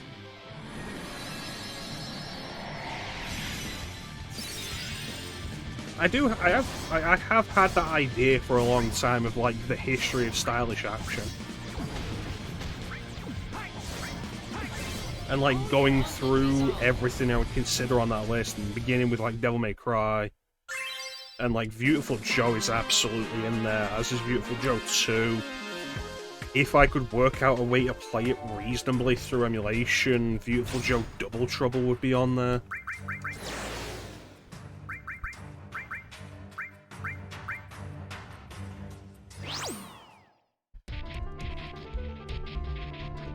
Activating combat mode.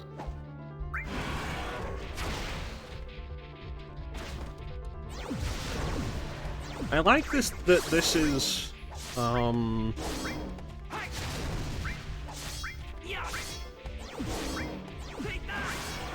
this is a different arena. It makes it feel like it matters a little more. Oh, here we go.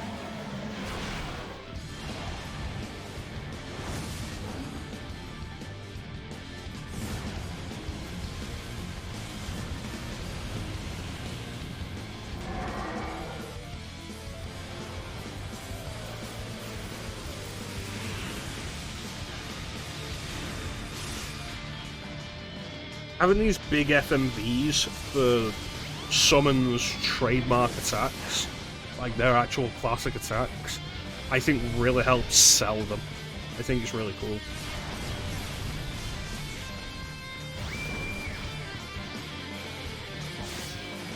I could have fucking killed me.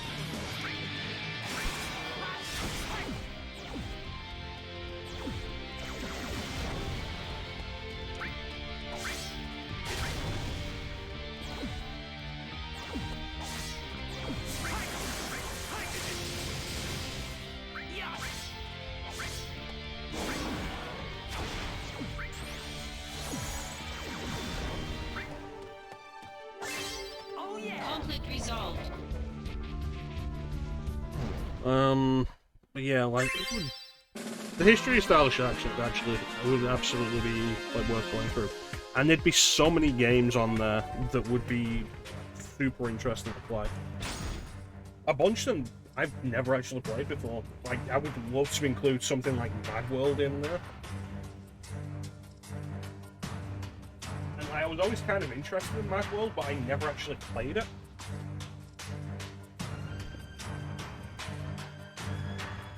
Because it was on the Wii.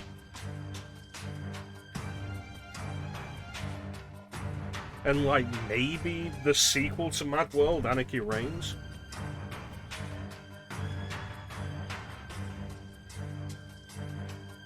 I don't think I ever put together a full list of it. It was expensive, and the redemption's still in the list. It's just all those game redemptions are turned off at the minute. But like, I turned that back on, and it's just there, ready to go. I think I had it worked out to like maybe 15 to 20 games, which is why it was so expensive.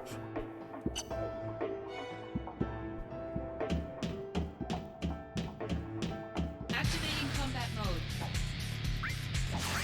Like, the 10 years of Resident Evil has taken a while, but like, the history of stylish action would be so much more. Yeah, like, extensive, expansive. The entirety of the Devil May Cry series, so that's 6 games on its own. All three Bayonettas, Beautiful Joe, God Hand, Metal Gear Rising.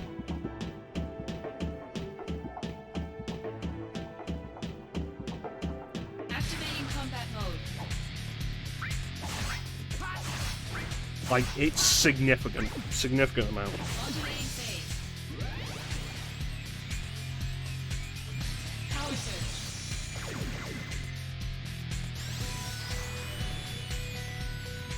Is this the end? I'm trying! I'm trying!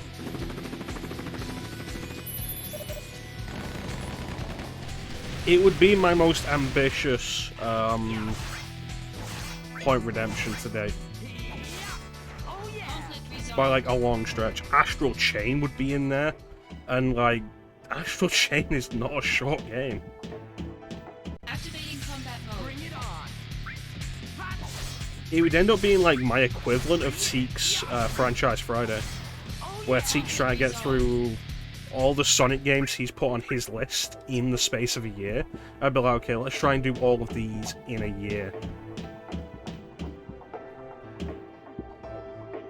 Like, so much there. Possibly like the Legend of Korra game. Activating combat mode. Like, I would have to sit down and do like some serious research for it.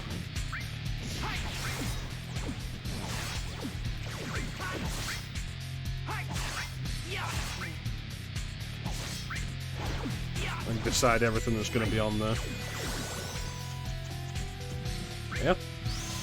And it's exactly why it was like the most expensive point redemption.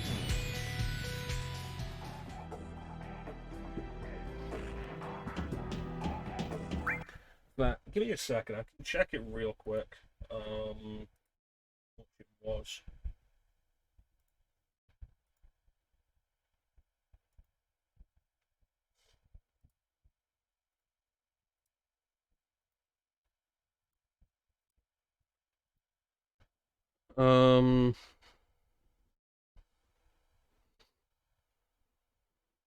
History of Stylish Action was 200,000 points. Other stuff, like other marathons, other marathon ideas I had. Super Mecha Bros was 100,000. That was 10 Mario games. The Virgil playthroughs of Devil May Cry 3, 4, and 5. That was 100,000. 10 Years of Resident Evil was 100,000. That's ended up being like so much longer than I intended. The main thing holding us back from finishing the 10 Years of Resident Evil now is getting people together for Resident Evil Outbreak.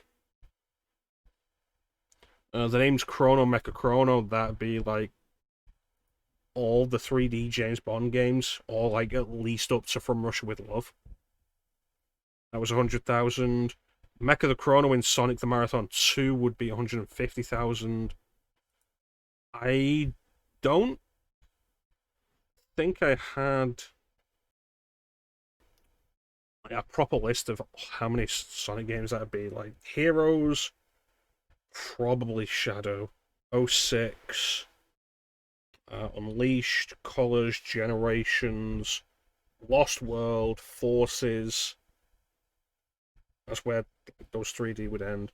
Rush would have been in there. There's like 9 Sonic games, I guess, probably. And then the History of Stylish Action is 200,000. And then Shin Megami Tensei, which was mostly a joke. 1 million.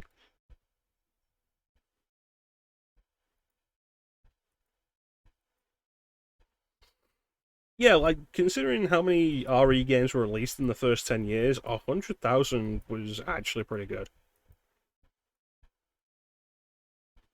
Like, even though it's taken a while, like, it was a pretty good deal. Like I say, the main thing keeping us from finishing that off now is getting people together for Outbreak. Because I want to do Outbreak multiplayer, and if we can get a full room for it, that's what I want.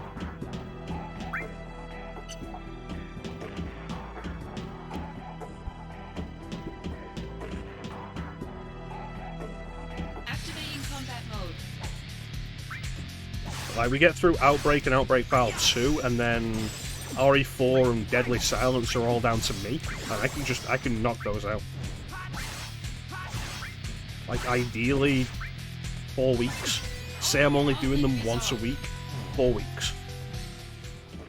If I'm only doing those on Sundays where you can guarantee the time for it, RE4, like, 2, maybe 3 sessions, and then Deadly Silence, like, a session per scenario.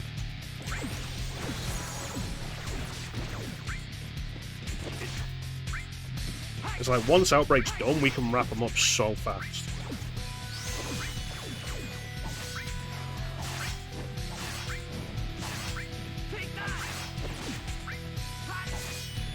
Conflict resolved.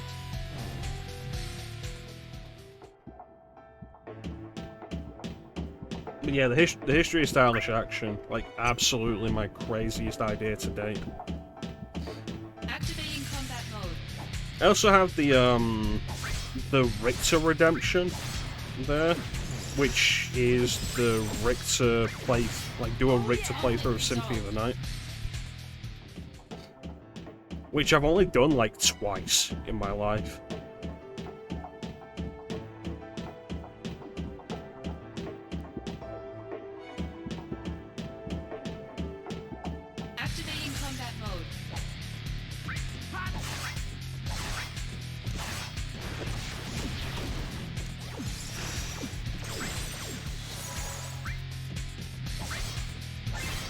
Largely because it's not that interesting. Modulating phase.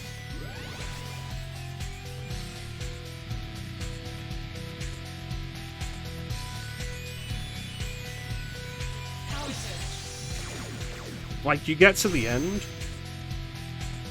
and like you go through all the bosses, you deal with the bosses you have to deal with. Richter doesn't have the same kind of mechanics. It is arguably more difficult than a standard playthrough. Richter doesn't level up like Alucard does, so you get to the reverse castle, and stuff is going to kill you in a single hit. Conflict resolved. But ultimately, what ends up making it less interesting is, like, you don't do a fight with Richter. Richter as a fight is completely skipped.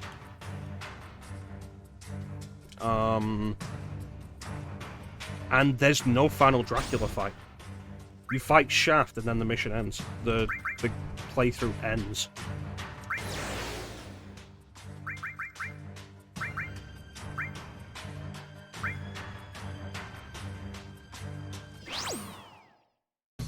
And that's it, that's your Richter playthrough. Activating combat mode. And like I say, I've done it twice. First time was like to do it. To go all the way through and play the game all the way through as Richter. The second time was specifically for the trophy for doing it on Castlevania Requiem on PS4. Modulating phase.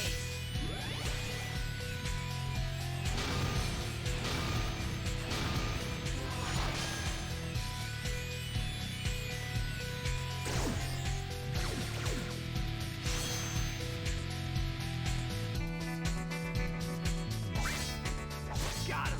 Conflict resolved. And like, it is just... By the end of it, it's just not fun. Activating combat mode. And I say by the end of it, like, it's doable in like 25 minutes without speedrunning.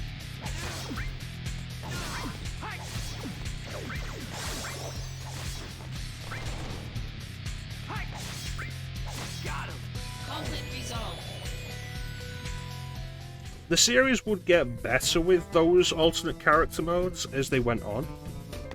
Julius mode in Aria of Sorrow is more interesting. Julius mode in Dawn of Sorrow is probably the best.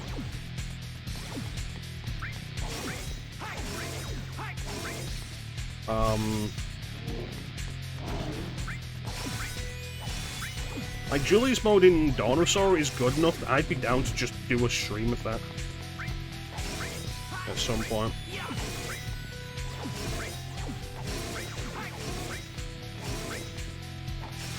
Particularly because it ends with a new boss fight that's exclusive to Julius mode.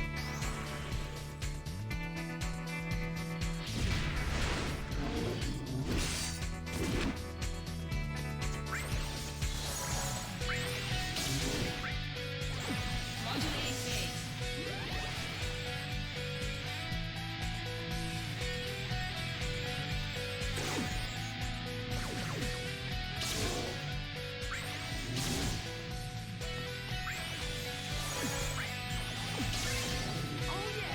Conflict resolved. Yeah.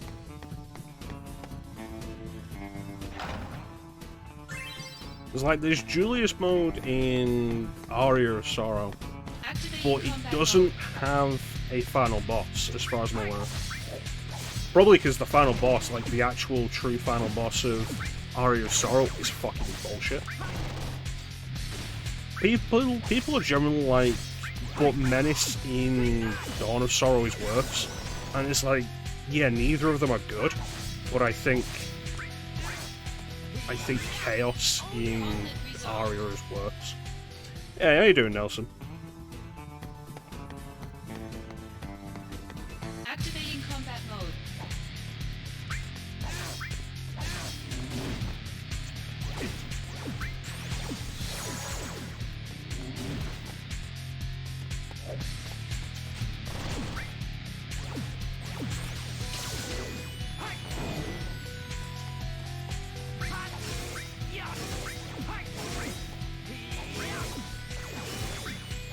Excellent, that's good to hear, buddy.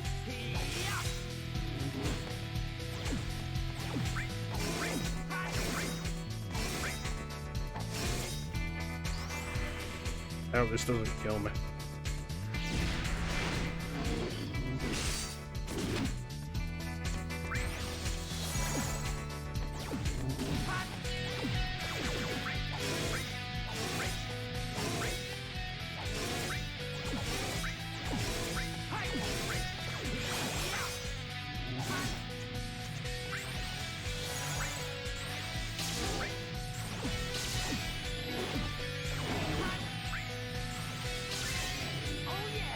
Conflict resolved. There we go.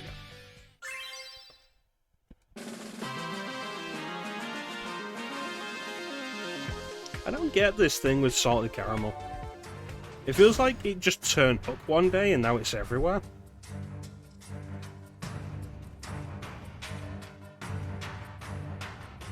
Should have so many tomatoes that everything falls out of it. Yeah. All the stuff in a burger is a bad idea. McDonald's at the minute over here has a promotion that ends on Tuesday. Where it's a Big Mac, but instead of 2 pieces of meat, you get 4 pieces of meat. And I'm just like, that's too much meat. Salt, heat, acid, fat, everything all. Yeah.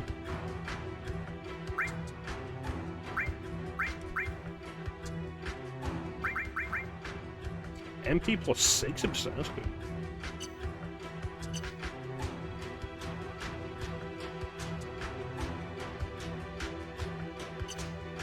I want more MP slots.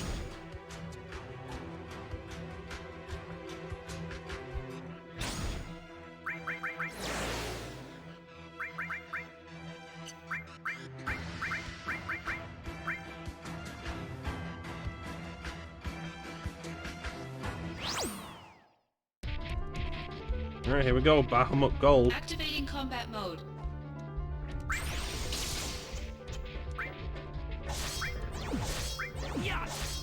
And Boba with Salt Criminals, that's fair enough. I'm not saying Salted Caramel is bad, it just feels like it showed up one day and then was suddenly everywhere. And it's weird to me.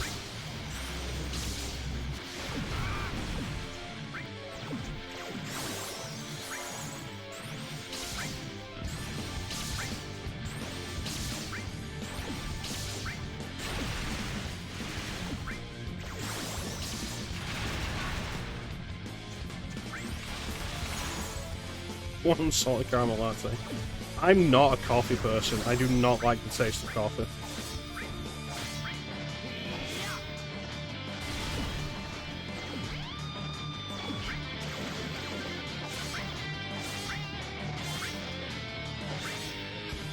In general, I don't really do a whole lot of hot drinks. I had some mulled wine at the Christmas markets last year. It was alright. I'll drink tea, but like I say, I'm not really into hot drinks.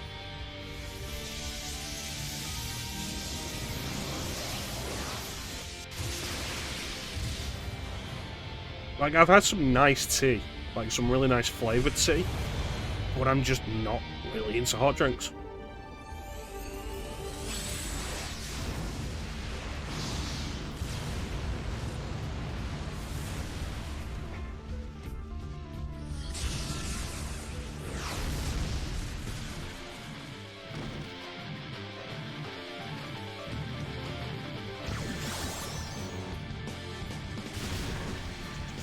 You are kidding me. What a time to not have any MP.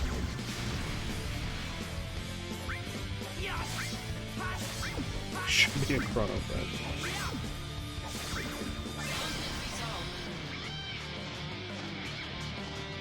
Oh, no. No.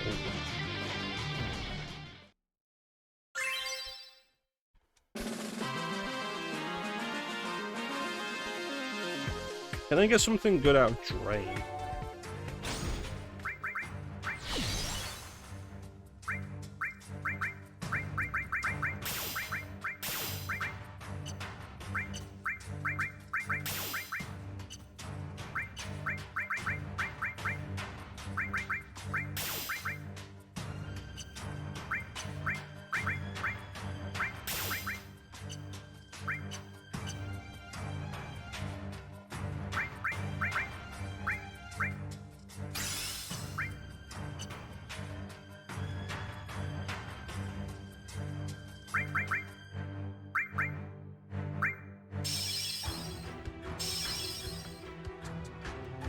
You read the word excommunicated. We like to be verbose here. One of Bane's favourite moments is when I use the word nebulous on stream. There's a clip of me saying it just because Bane liked that I said the word nebulous. There's no other reason for it.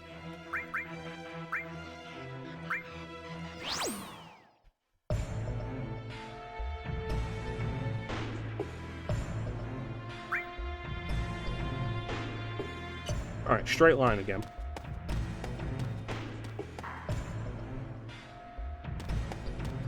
It's also a quote, yeah. Activating combat mode.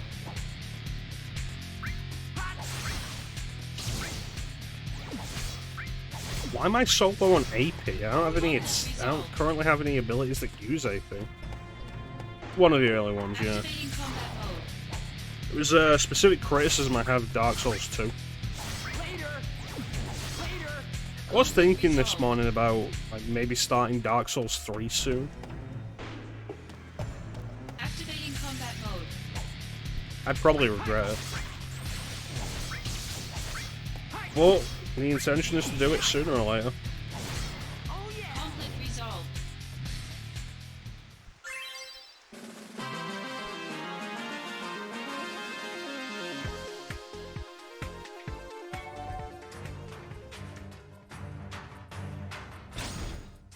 Feel like that's somebody's fetish.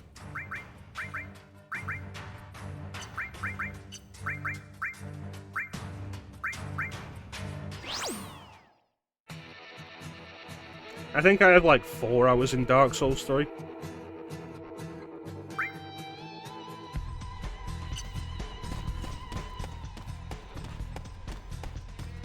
Activating combat mode.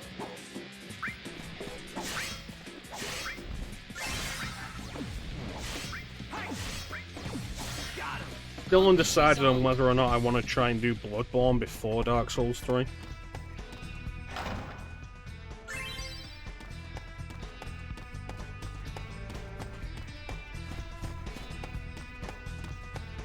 If Sony would just release Bloodborne on PC so I don't have to sell PS4 again, that'd be nice.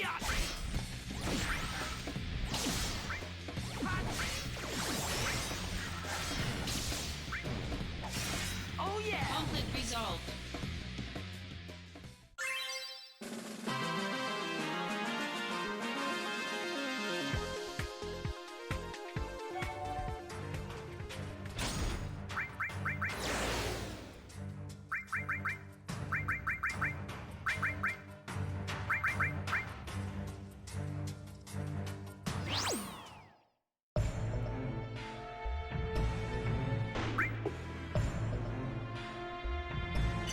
Yeah.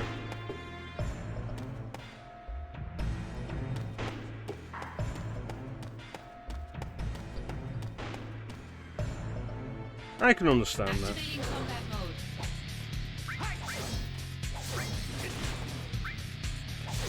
Non-negotiable in gameplay? Wasting my time. Conflict resolved. It's a big part of the reason why I'm just so like uninterested in a lot of open world games, because so much of it is just travel time. Specifically for the sake of padding the game out.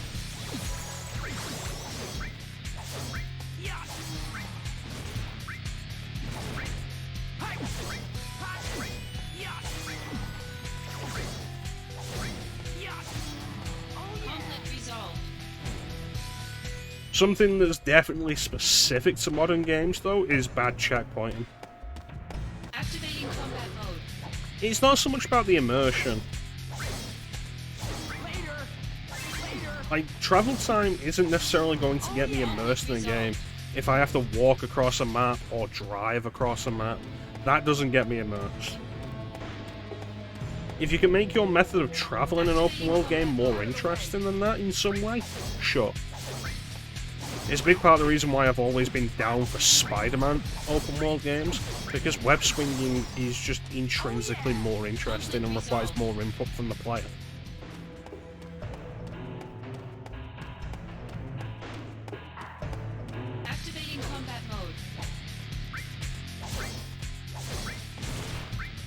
But yeah, bad checkpoint as well, especially in modern games. It can be frustrating to deal with in older games. Like, you forget you're playing an older game for a minute and you die and you haven't saved in a little while. That happened to us last time we played Eternal Darkness. I'd forgotten to save. Combat mode. And I died and we had to redo a lot of stuff.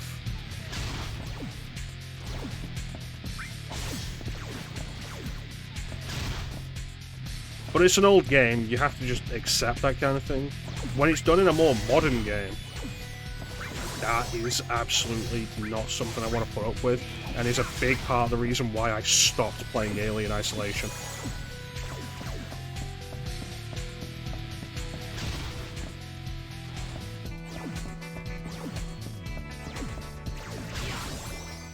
Is like a good example of like open world being needless and serving to pad time out through travel, I think, is Mirror's Edge Catalyst.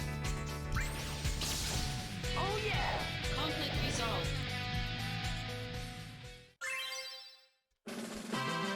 Like, Mirror's Edge Catalyst is an open world for no good reason, and it results in you running back and forth over the same areas over and over and over again for the sake of padding out its playtime, and it becomes so uninteresting because of that. It has other problems, but like that's the primary problem I had with Mirror's Edge Catalyst.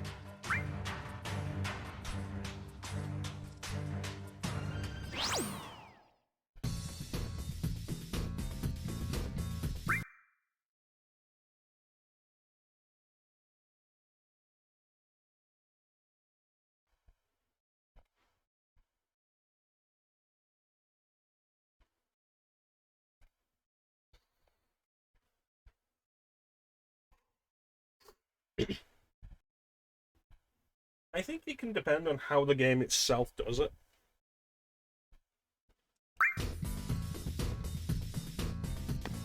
How a game handles it.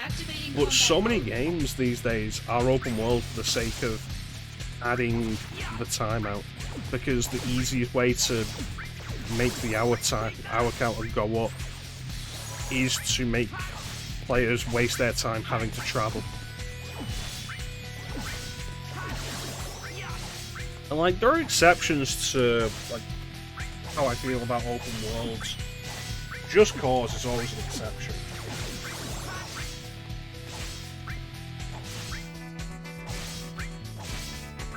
And it's an exception in like a really fun. Why aren't you dead?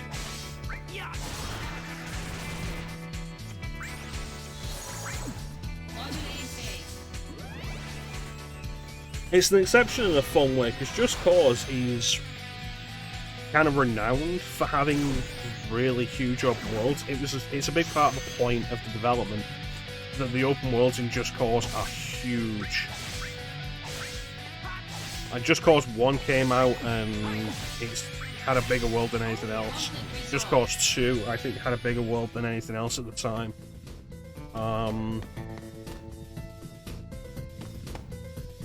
But I think a big part of that is just the fun of travel. Like, it's fun to get around in that game.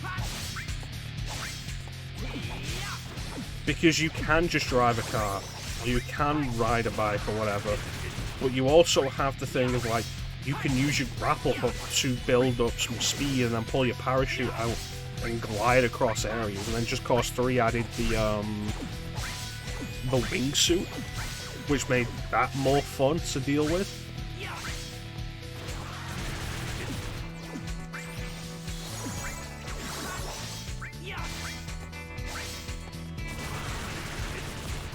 This attack is bullshit.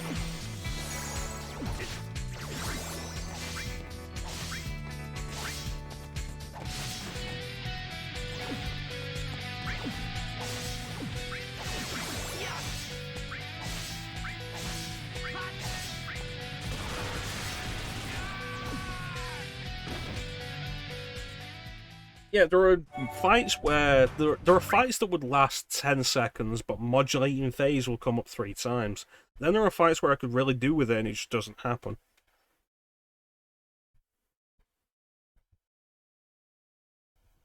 Very symbol of the attack, Shaun in the game, skill, I'm sure that's familiar. Well, that's world having detail, which is, I feel, a different thing altogether.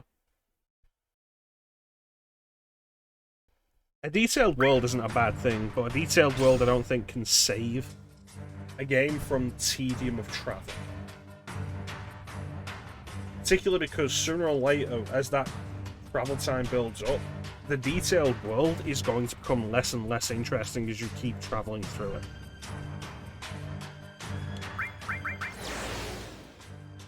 We're doing that one again.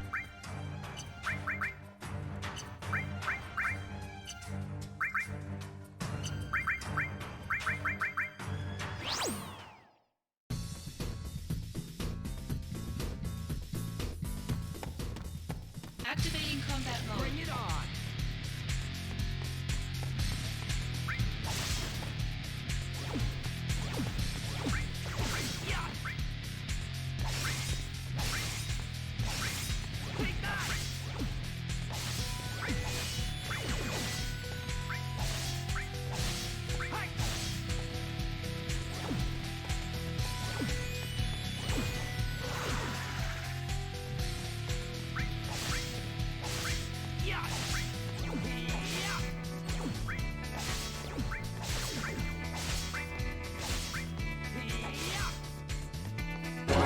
Oh my god, I was wrong. What was I wrong about, babe?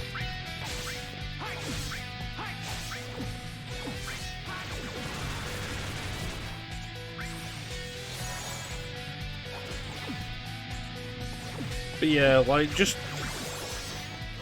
this kind of thing is a big part of the reason why I really heavily advocate just linear design in games. I don't think there's anything wrong with it, I think it's an underrated design idea. I don't remember what the alert was there.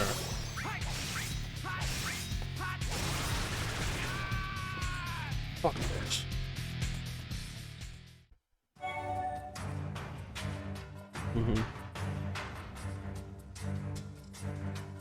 Gameplay, not graphic design. Yeah, I'm always about gameplay over graphic design. Ultimately, a game can look fantastic, but you have to play it.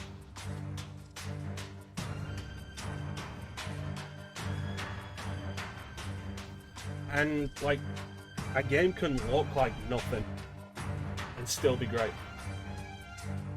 And the main example I'm going to point to with that, of recent years, is Super Hot.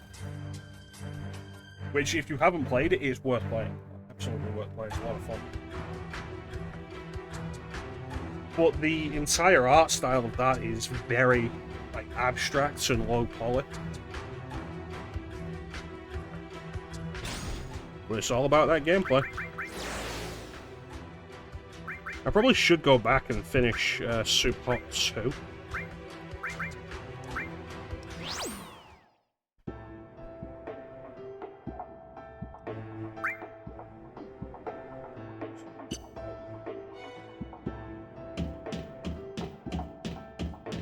Activating combat mode. Out of the way!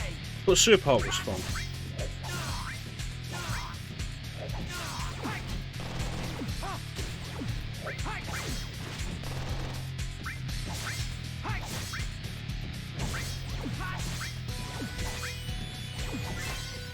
Conflict resolved. Every now and then there are times where I will be taken by graphics in some way. Well, bearing in mind that, like, I play a lot of retro stuff. And I'm regularly just immersing myself in these older graphic styles. Where art design is absolutely one of the most important things to help these things maintain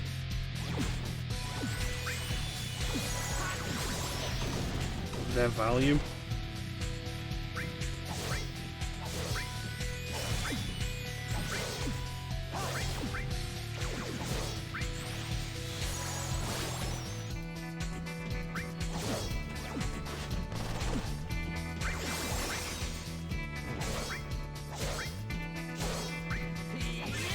Often what grabs me with a game these days isn't so much about the specific graphics, it's the art design. Activating combat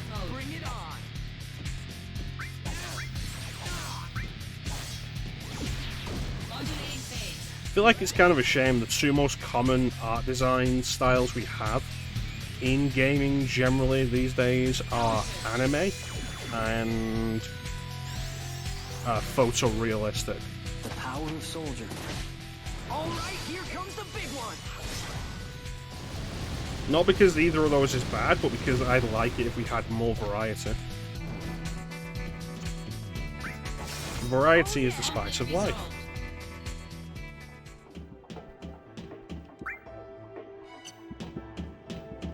Activating combat mode. It's something that makes indie games more interesting than they otherwise would be. Take that. Later.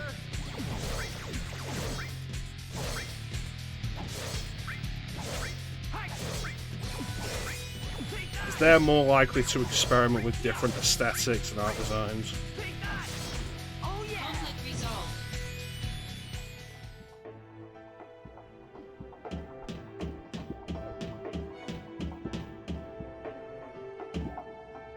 One thing I'd love to see would be like a return to like super detailed pixel art. Activating combat mode. Bring it on. Because like we've had a lot of Modulating phase. indie games that are trying to recapture the spirit of the 8-bit and 16-bit days. Power surge. Or there are games with like these flowing cartoon styles, like Hollow Knight or Ori and the Blind Forest, and they look great. But I'd love to see some stuff that has like 32-bit sprite, 32-bit console sprite designs, like Rayman, the original Rayman, or like the intense detail in Symphony of the Night.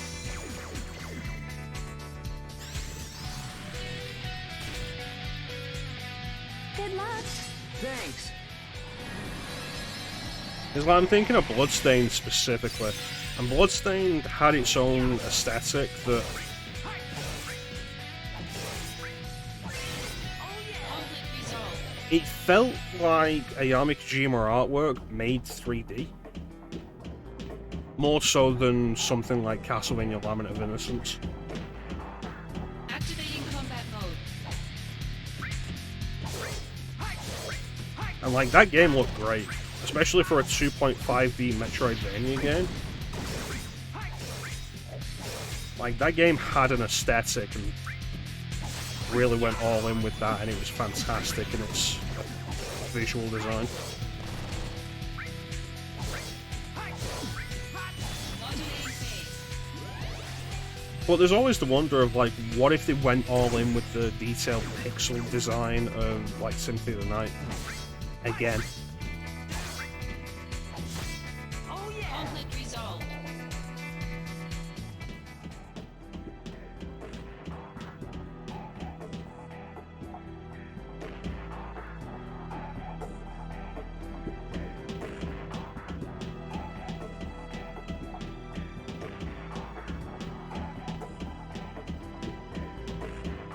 Activating combat mode.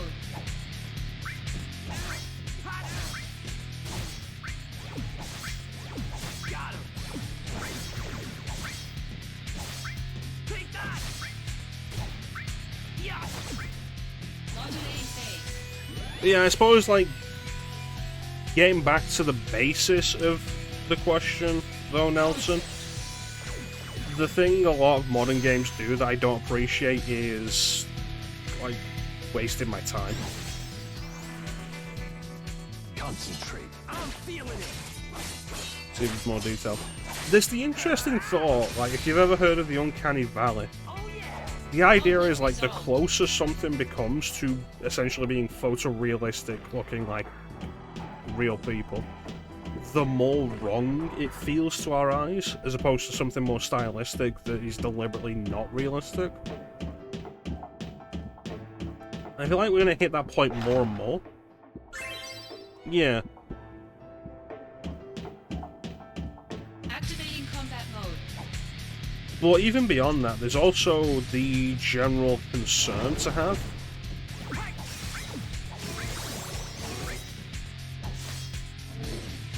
With like you bring up Horizon Zero Dawn, and I have it. I have it on PS4 and PC, and I've not played it, and God knows when I will. But the sequel, Horizon Forbidden West, Is this the end? it got a lot of complaints online for the character design, and it's not what I'm here to talk about. Don't honestly care. But there was the thing of, like, Aloy's face was so detailed that they even had, like, fluff on the face. Like, the very, like, small, light hairs that everybody just generally has on their face. And it's like, okay, that's impressive. But also, think of the man hours that went into making that. Such a needless detail for the sake of realism.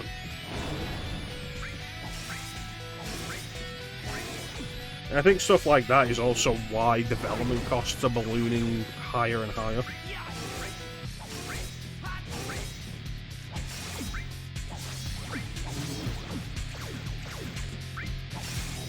Conflict resolved. And it's kind of crazy.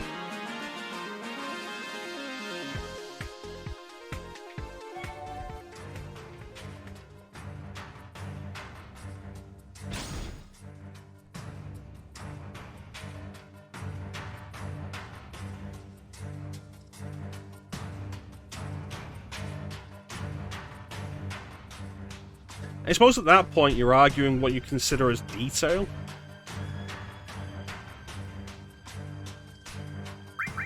And like, there's the detail of design, background design, foreground design, art design, the idea of making a more compelling and visually interesting world, as opposed to the idea of making something that looks more realistic but is ultimately less interesting to look at, which was a big part of the problem with the PS3 generation. They were trying to push realism in a lot of visual designs, and it was so much less interesting, because it led to a lot of muted colours and browns and greys and blah.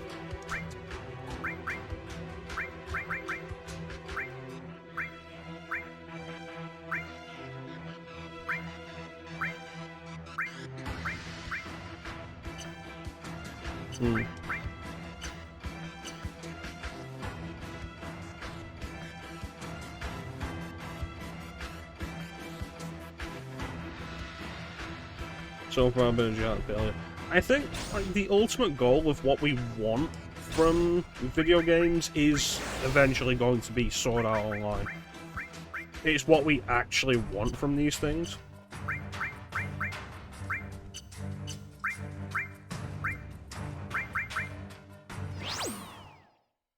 How viable that will ever be is the question.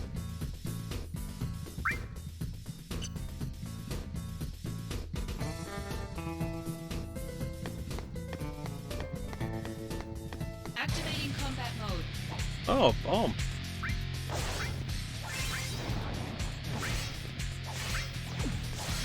Conflict resolved.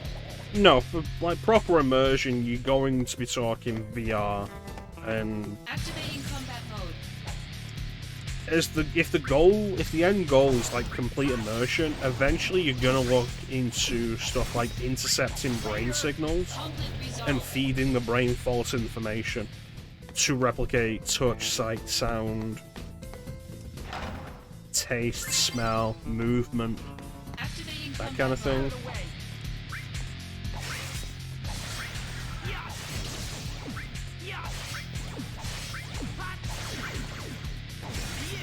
Conflict resolved.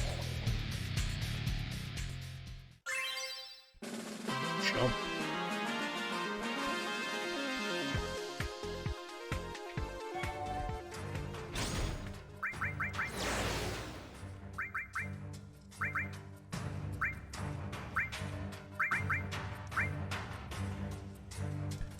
To some extent, yes, but like I say, Sword Art Online is essentially the end goal, I guess. That kind of thought.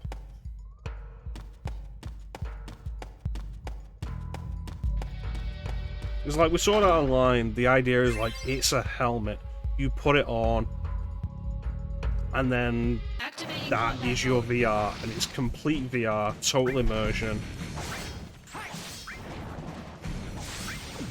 And theoretically, it's possible. Practically, Oh yeah! Conflict resolved. like, there is so much wrong with the idea to ever actually accomplish it, and it would require, like, so much unethical research. Activating combat mode. Bring it on! The end!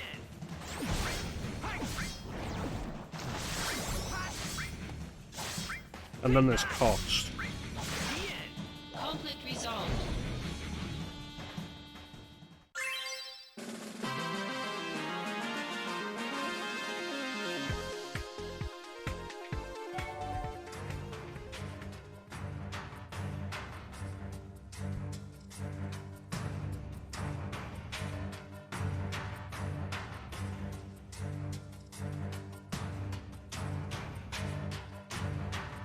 When you say 2.5D, you mean something like New Super Mario Brothers, or like you say 3D on the 2D screen, you mean like wearing 3D glasses or playing the 3DS?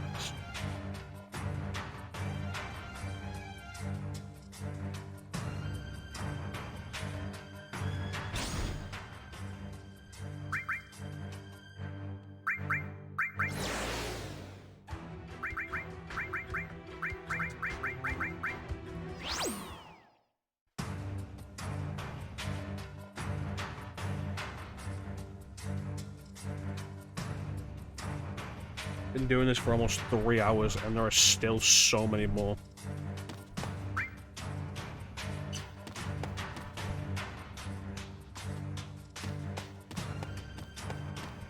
Activating combat mode. Bring it on!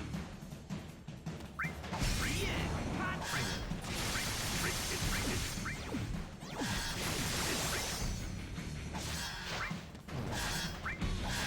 Yeah!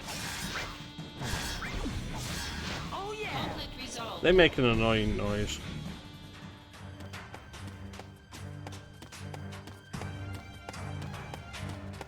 Activating combat mode. Hi! Take that! Later! Hi! Oh yeah! Conflict resolved.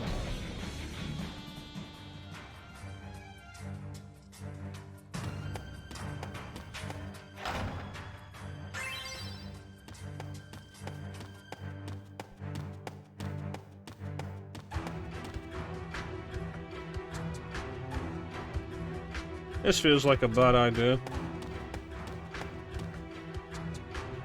Activating combat mode.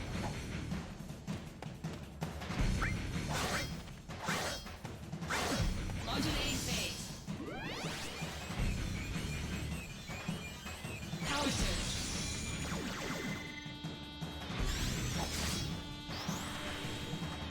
The power of soldier. All right, here comes the big one!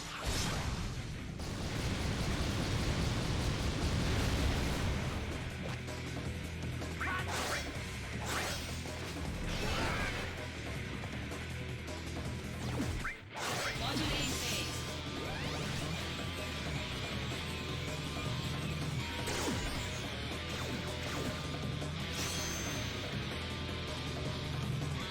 Jeez, that's the first time that's leveled up. Oh yeah! Conflict resolved. That could have been worse. I feel like I ultimately got nothing from specifically fighting the Tombury, though.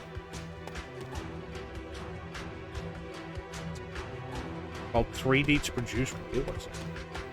Yeah, I don't just no, I don't think I understand what you're talking about, Nelson. Hi! Hi! Yeah!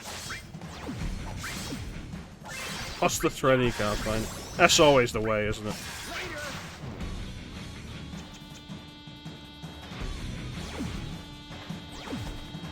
Hi! Oh yeah! Conflict resolved.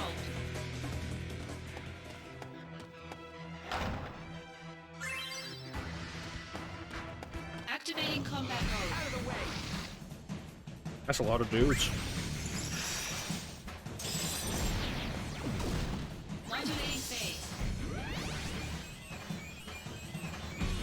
I think it's so lost at sea.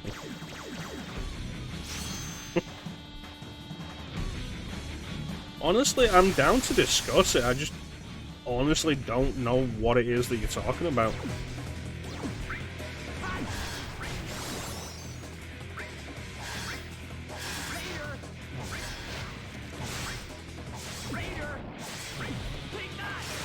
Conflict resolved.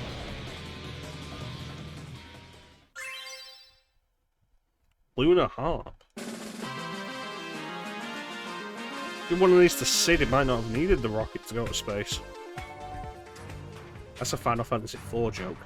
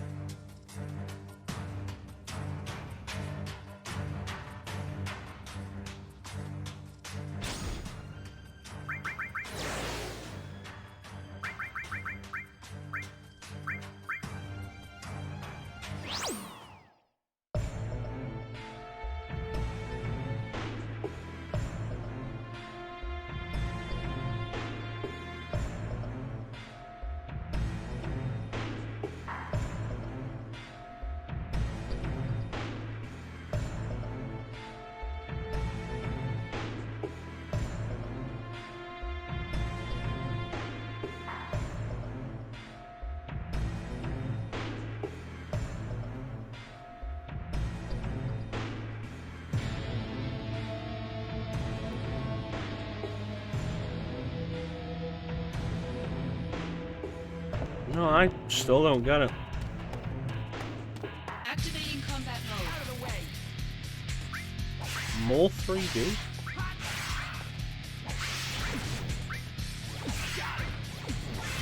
Oh yeah. Conflict resolved. Something commonly talked about in game design forums, didn't think much of it. Alright. Alright, I'm kind of curious about this. I want to see where you're going with it. Activating combat mode. Out of the way. You redeem yourself.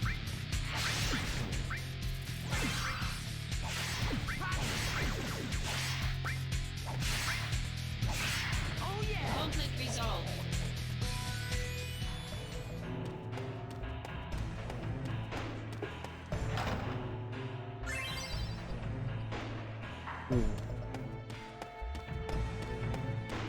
Activating combat mode.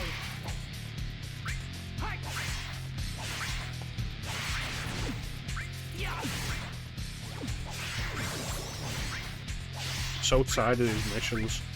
And there are still so many to do. Oh yeah. Conflict resolved.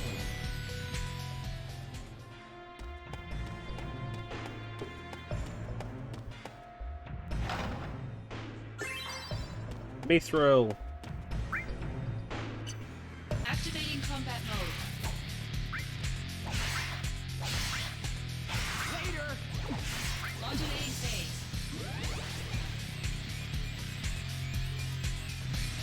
Power surge.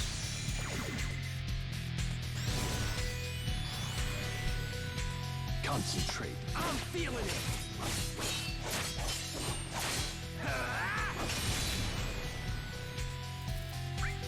Later. Conflict resolved.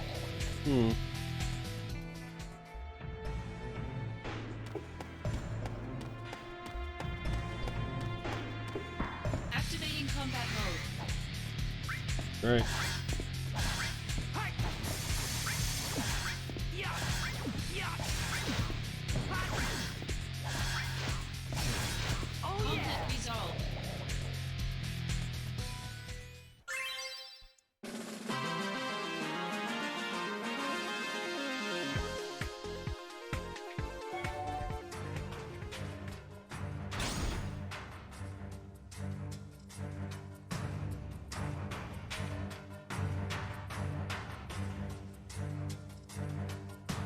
I wonder.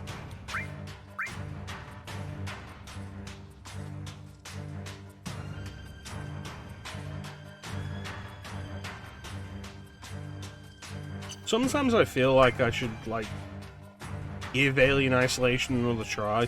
And it goes super cheap. Do I own it on PC?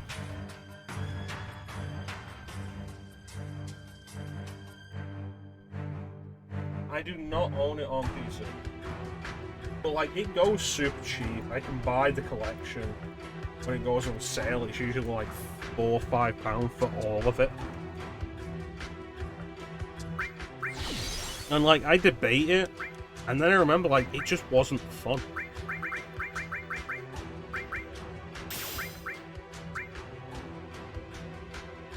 Just watch the clips, yeah. I would talk about checkpointing being an issue. Alien Isolation was that.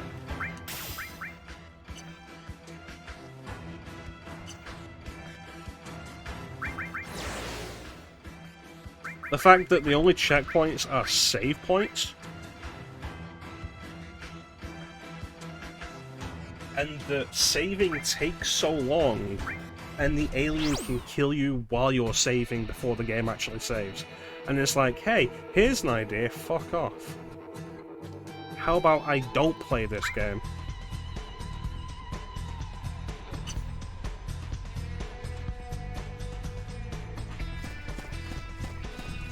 Activating combat mode.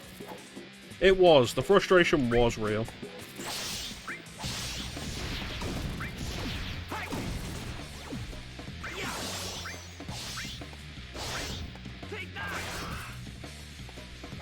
And it's like, cool, what's the difficulty here?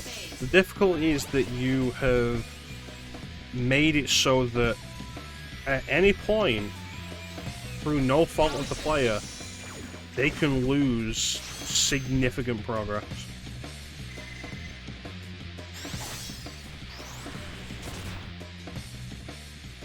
You can do it, Zack. Yeah, I'm on fire now. I should do Aliens Infestation on stream at some point. That could be fun. The Aliens Metroidvania game that came out on the DS, I think. Conflict resolved. It was around the same time. It might have been the same day Aliens Colonial Marines came out, and nobody really knew it came out. But it's supposed to be pretty fun, and I've played a little bit with it, and it's Activating functional. combat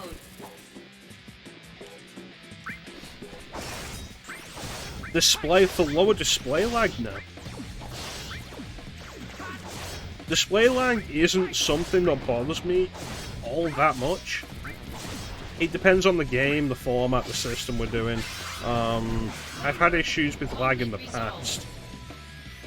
If you ever go back and watch my stream of Guitar Hero Man Lives, that was tricky because it's a rhythm game and I had to play it with lag, Activating combat mode. with input lag.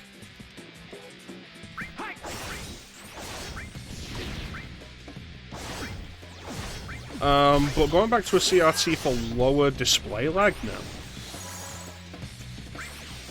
I'd be down to go back to a CRT if I had the room, just for the way all the games look better on those TVs.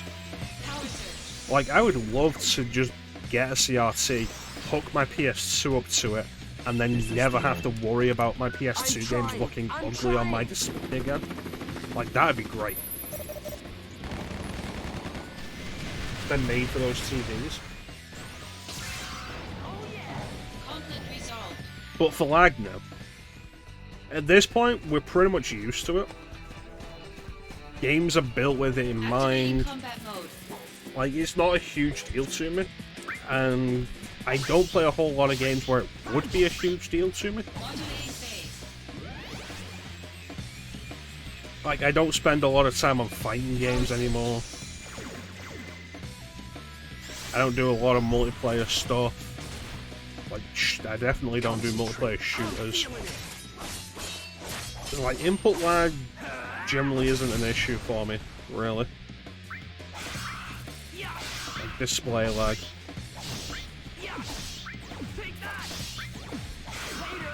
Conflict resolved.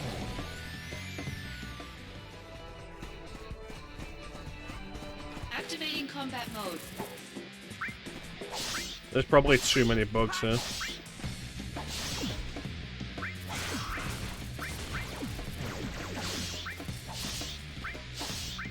So yeah, the I would be willing to go back to an older display, like a CRT or like an old widescreen TV from like 2004 or something. Well, that's a surprise.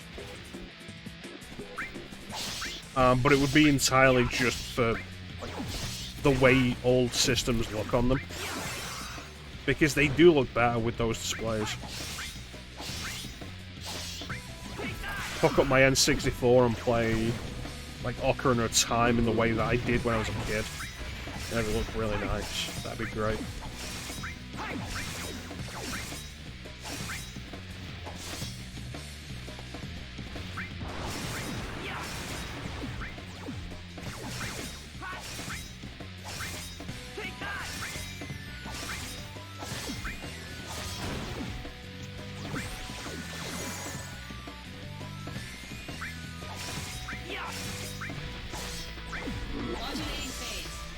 Like, that's a life goal.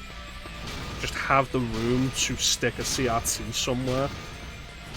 Have, like, a PlayStation 2 or a Nintendo 64 sat on top of it. And just turn it on whenever I want to play something like that. Prove your honor to me. I got it.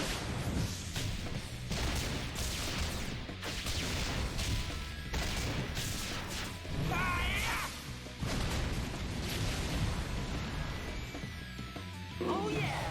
Conflict resolved.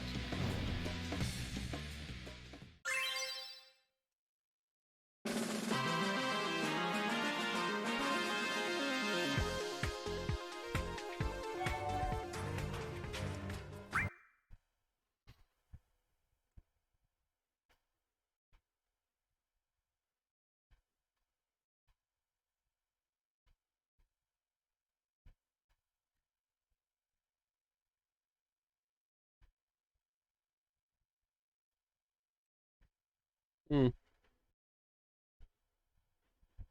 There is something to be said about older systems like that. They're tried and tested. And one thing I think we don't give enough credit to them for, especially in this day and age, they're generally built to last when a lot of things these days aren't.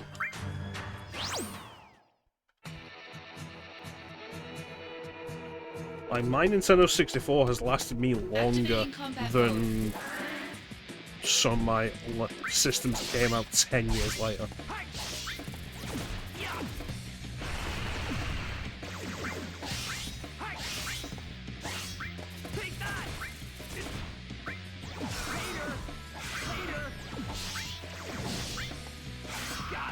Conflict resolved. And it always feels like the older hardware was built sturdier. Activating combat mode. I think the big exception to that is old storage media. Magnetic tapes being like the big example, but like there's other stuff. CDs are expected to have a shelf life of like 30 years. So we're coming up to the end of that now for stuff like PlayStation games. I did not realize my health was low.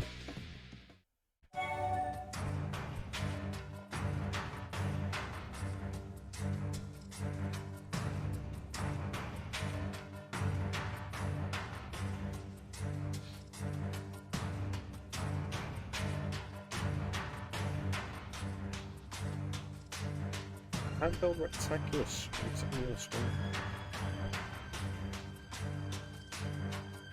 Like an old PDA kind of thing?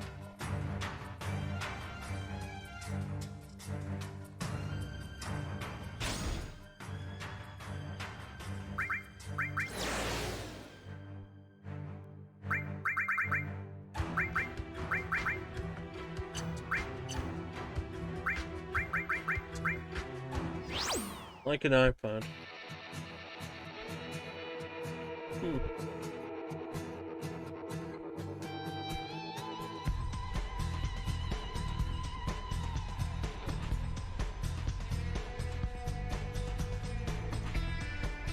Curious. Activating combat mode. Very bulletproof of fall damage. Some of the old tech that we never really saw all that much is really kind of fascinating. Christ.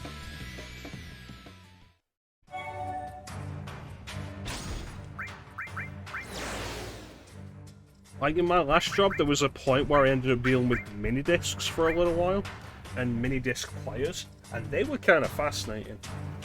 I had a customer come in, spent maybe half an hour just explaining all of it to me, like the values of them, the benefit,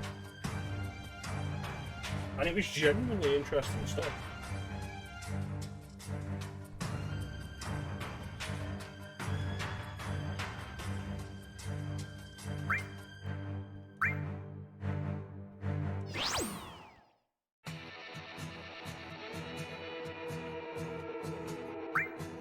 And there's stuff like Betamax and the tech that didn't last and was kind of niche. Activating combat mode. Me and this never really caught on now, but it's kind of fascinating to see it. Oh yeah. Conflict resolved.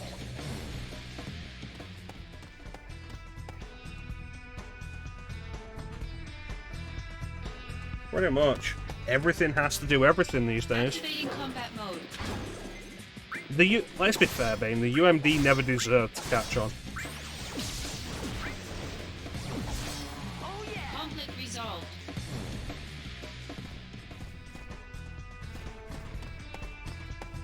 It's still crazy to me how big of a thing Activating combat UMD mode. movies were. It's like, what were you watching them? What were you watching them on? Only the PSP. But like, there are people who have whole collections of movies on UMD, and it's crazy. Activating combat mode.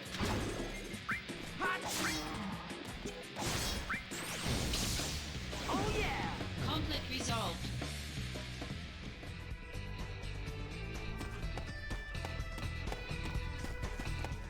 Activating combat mode. Oh yeah. Conflict resolved.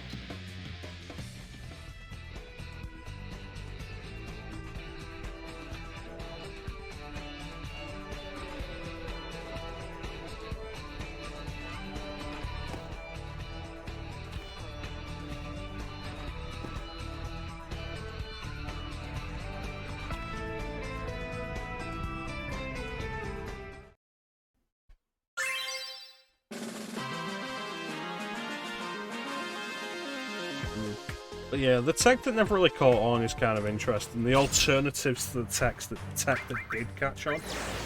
Like the Microsoft Zoom. You see a Microsoft Zoom? It's kind of neat.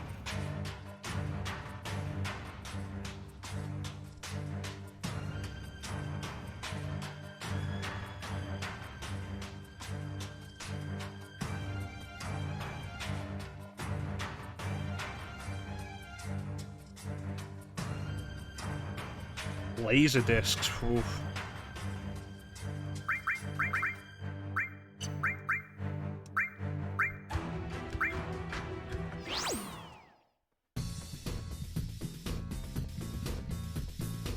Or like the game systems that didn't catch on for whatever reason.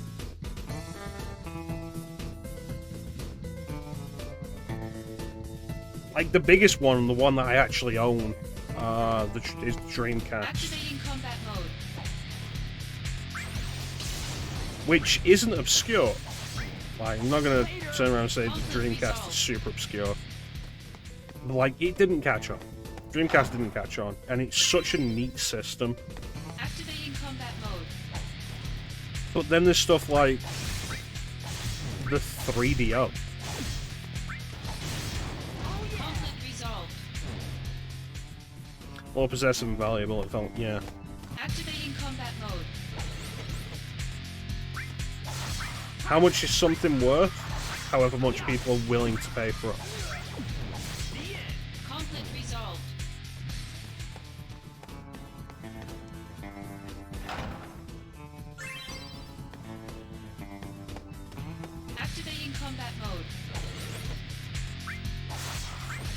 to be fair, in a lot of cases,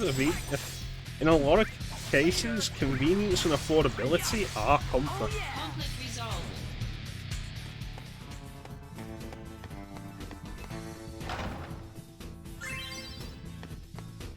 Activating combat mode.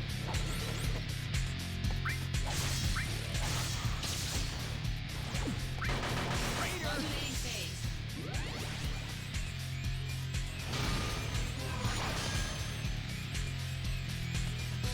Power surge. Just the right time, yeah. Like, consider the PS2 versus the PS3. And it's like, one of the main things that helped sell the PS2 was its price as a DVD player. It hit the right time when DVD players in general were just expensive.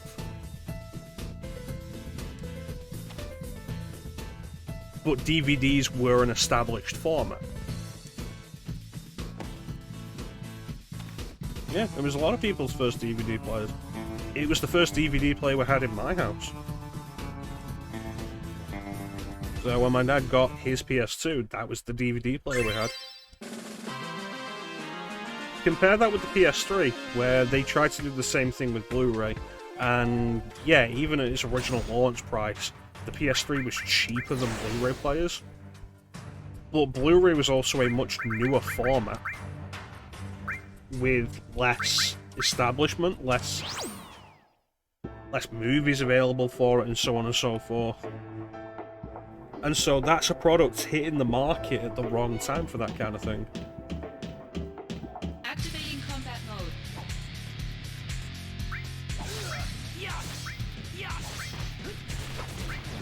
Modulating phase.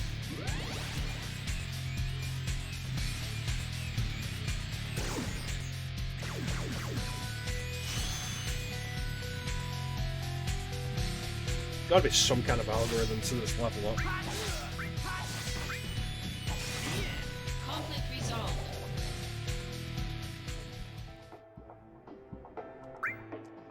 It's an interesting question to ask me in particular, Nelson, because the answer, if you ask anybody who is a regular here, they'll give you my answer.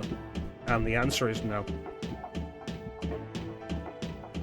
Activating combat As far as I'm mode. concerned, subscription fees for games like that, like Nintendo Switch Online, like PlayStation Plus Premium now, it's not Conflict convenience. resolved. It's not convenience and it's not affordability. It's inconvenience more than anything else to me.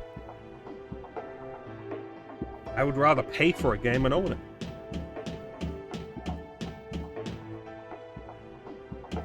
Activating combat mode. Bring it on.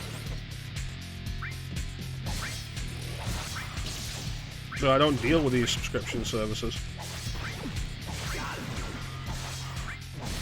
Conflict Like I said resolved. before, I'd have less complaints about Switch Online as a service Activating if I combat could just mode. buy the games they're offering on those services. Conflict resolved. You have to define convenience, you have to like specify a specific thing you want conveniently Conflict resolved. available. Convenience is different things for different everything.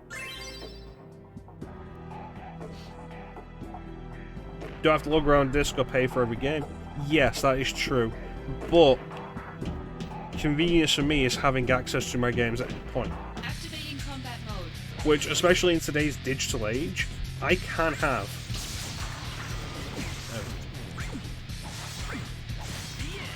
Conflict resolved. I can have all my games at my fingertips through digital means.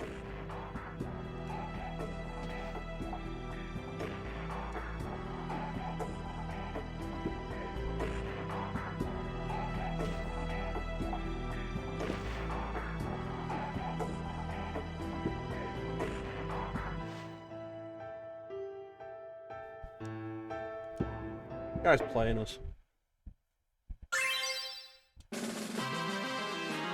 Yeah. Convenience, in that sense, to me, is a one-time payment. It's not a continuous payment.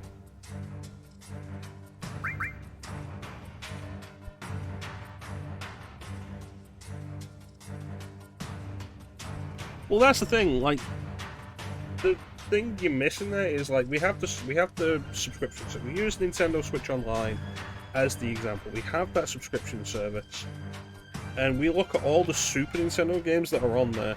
And out of all the Super Nintendo games that are on there, there's like 30 or whatever. I will want to play like 5. And so I can then buy 5 of them, and then that's it.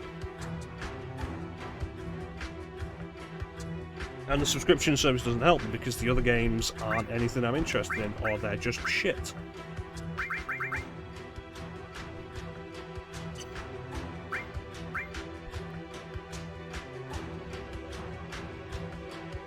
If the subscription's convenient to you, Nelson, then you go with what works for you. But there's also the thing with me of, like, I have a huge, huge library of games. Having a subscription for more games doesn't help me.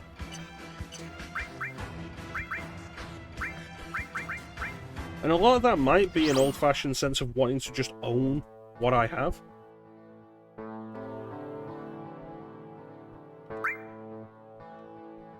Alright, this isn't too big.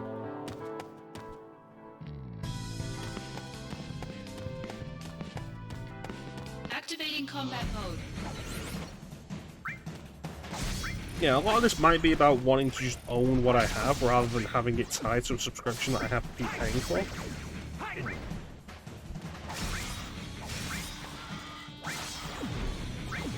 But then you do end up with the question of, like, why am I more willing to accept a subscription for, say, movies than games?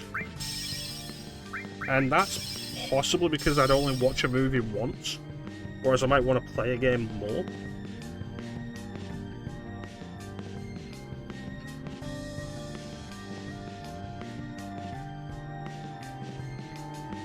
How do you know a game's going to be good? That's a question that's been there since we started with everything. Like, how do you know a game's going to be good? How do you know a movie's going to be good? Combat mode. Nowadays, there are so many more resources than ever to give you the impression of whether or not a game is good or whether or not you'll enjoy something like this. These motherfuckers are just poisoning me. Conflict resolved. I got something that negates poison. No idea.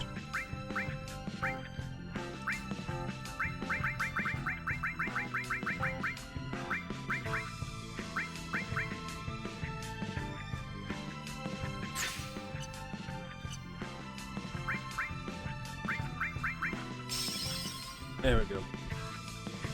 So in the old days, it was like, you buy a magazine, you pay for a magazine, maybe you've got a subscription to a magazine, whose opinion you trust, for whatever reason.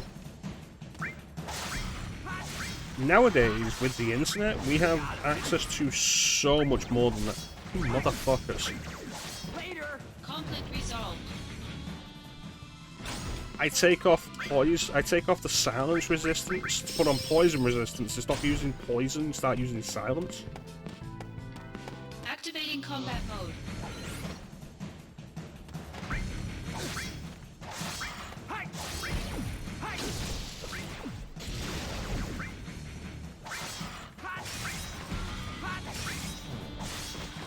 Conflict resolved.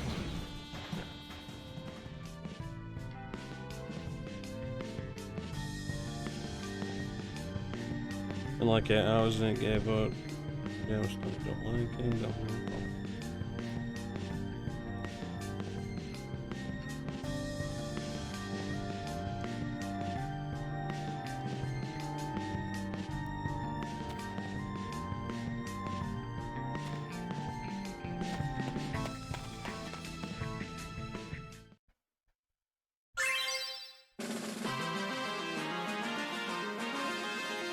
I think the biggest trick nowadays with that kind of thing is because we have more resources than ever, we have access to more opinions than ever.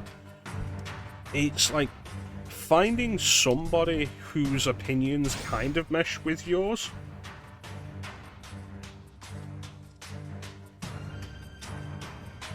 Finding somebody who can sell you an opinion on a game.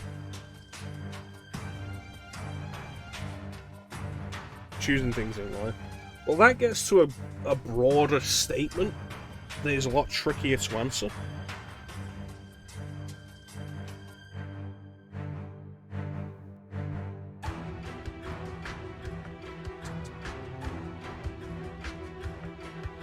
Because every choice is essentially a risk. The level of risk depends entirely on what the choice is. But every choice is ultimately a risk. And you have to decide whether or not the risk is worth the benefit. Pretty much, yeah.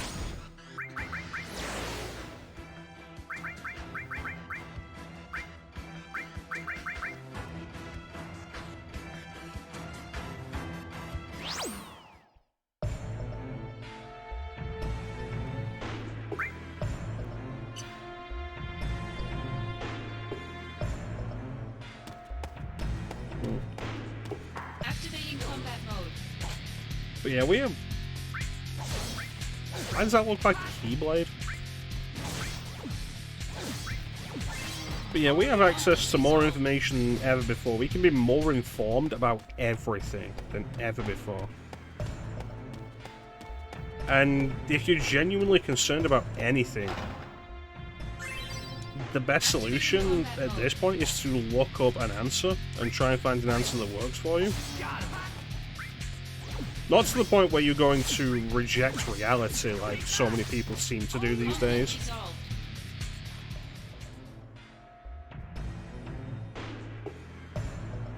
Pretty much, yeah. I was talking earlier about the B-tier games, the weird games, the games that are more interesting but maybe not as good.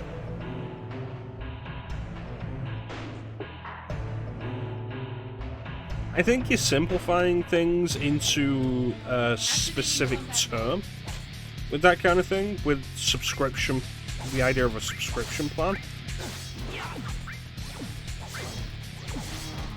Conflict resolved.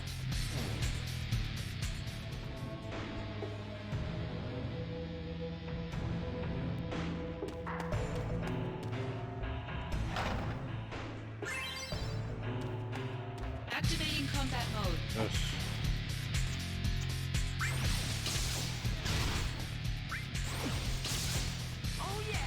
Conflict resolved.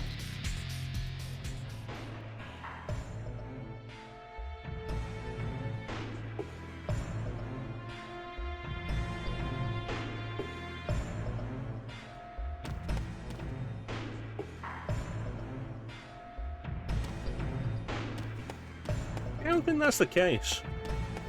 Activating combat mode. And in my case, I am kind of willing to take risks on games, especially if they seem interesting. Great wall design. I mean, ultimately, the main thing to go with is whatever works for you as a person, because what works for you might not work for me, but what works for me might not work for you. And the same is true of everything. Conflict resolved.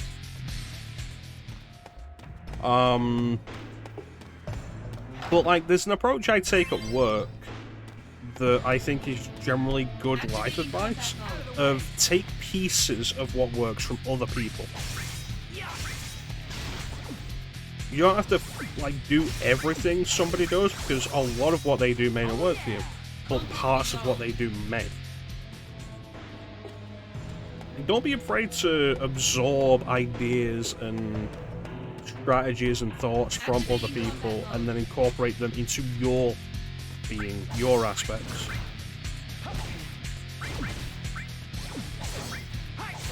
Gonna be honest with you, I'm so fucking bored of this. Conflict resolved. I've been doing this for 3.5 hours.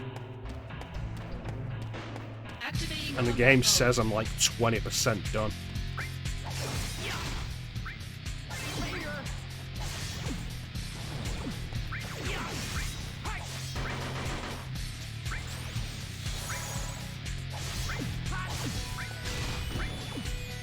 Yeah, as far as like my choices in purchasing games, there's recognizable brands and such which can be a thing, but there's also stuff that I'm not familiar with, stuff that I don't know, stuff that is first time release stuff.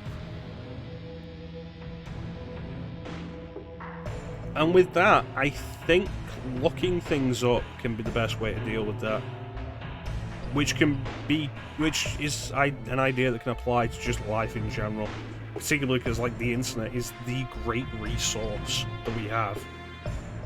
That we absolutely should take advantage of at every opportunity. Games-wise, I think the last game I did that with that was of value, of note, would be Paradise Killer. Which I think is an indie game. It feels like an indie game. Weird fucking game. It was on sale on Switch, and I was like, this box art looks kind of interesting. Let me examine this a little closer, read the description. The description sounds interesting. Let me check out the trailer for it. The trailer looks interesting. The concept sounds interesting. Open world murder mystery. And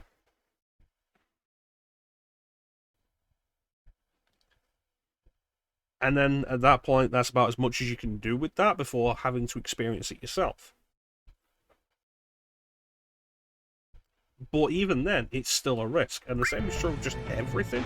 You can look things up, you can find other people's opinions, you can find ideas, concepts, everything everybody else has to say about everything, and then you have to try and apply that to you, to your thoughts, your thinking, and see how it works for you.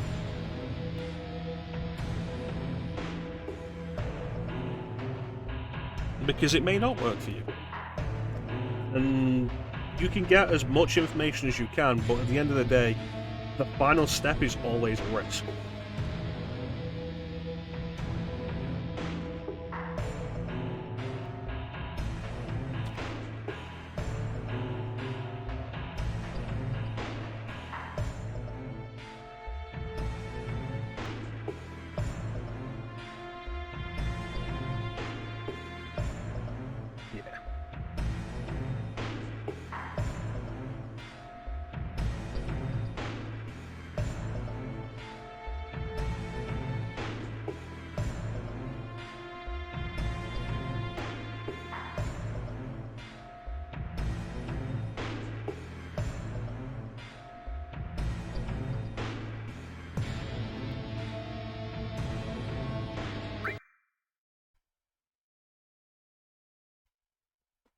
Problem with philosophical info on the internet is everybody has their own ideas, but a lot of people really want to push their ideas on other people. And that's really one of the big problems with just life in general. That's not even just... And it's just the concepts I hate.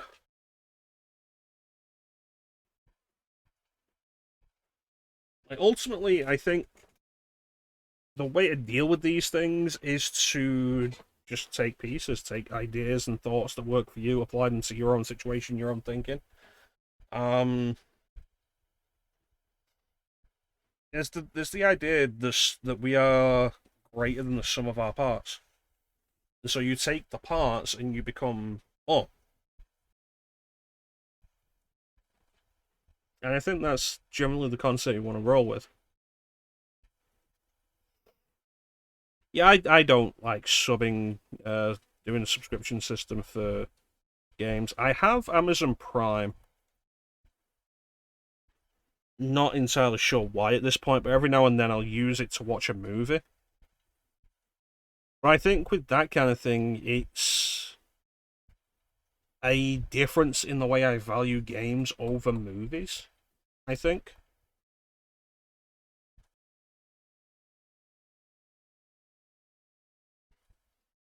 Breath of Fire 4 is a risk that paid off. There's a bunch of stuff I've got like that. Shin Megami Tensei Devil Survivor. Imagine how different I as a person would be if I hadn't picked up Shin Megami Tensei Devil Survivor.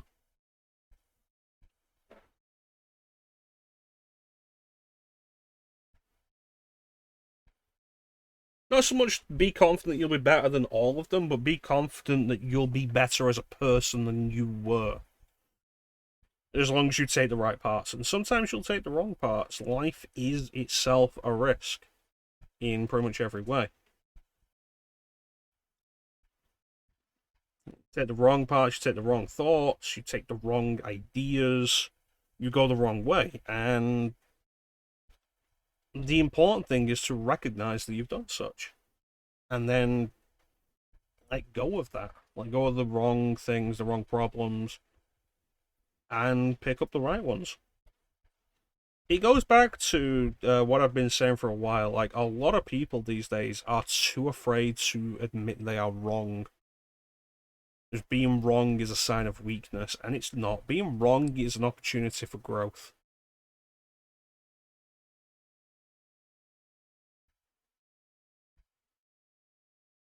Welcome back, Teague.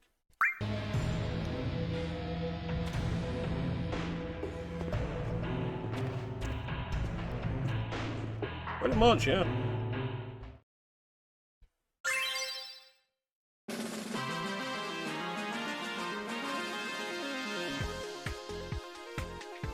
Why did they think this mission system was a good idea?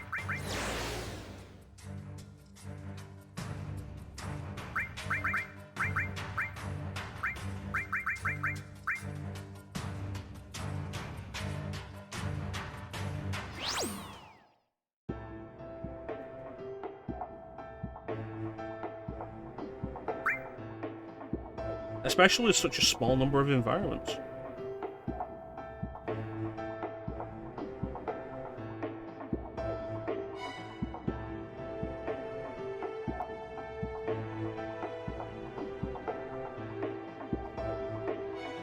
Yeah. Like, the best example of that currently in the modern day is absolutely just Activating combat mode. out there for everybody to see. It's politics.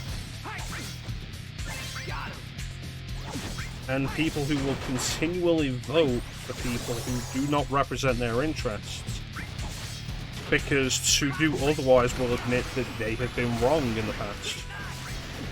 Stick with the team that you know that you've supported in the past, because to do anything else would be to admit you are wrong, and being wrong is weak. And it's not. Grow, learn, change. Be better. Activating combat mode. Strive to be better. Make your mistakes. Fuck up. Modulating phase. Get over the mistakes. Move on. Move on to your next mistake.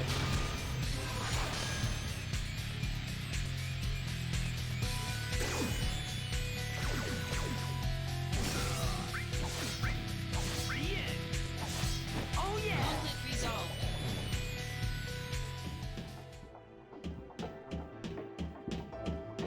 Activating combat mode.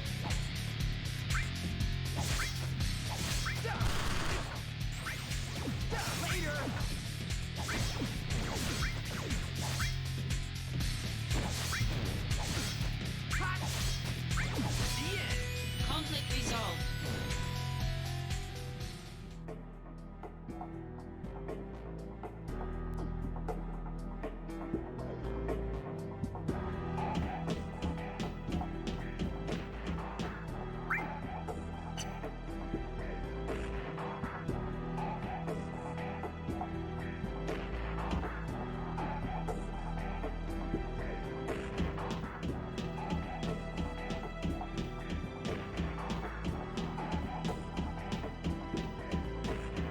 At the end of the day, like, Activating combat mode. fucking thing.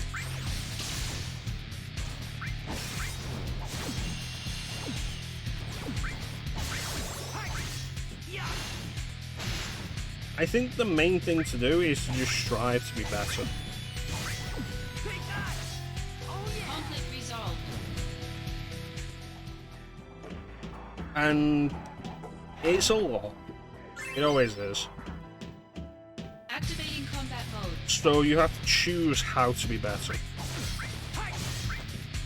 Because you can't be better in every way, because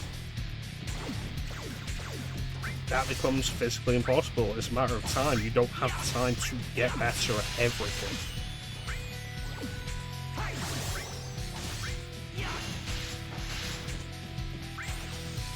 So you decide what's important to you. Modulating phase.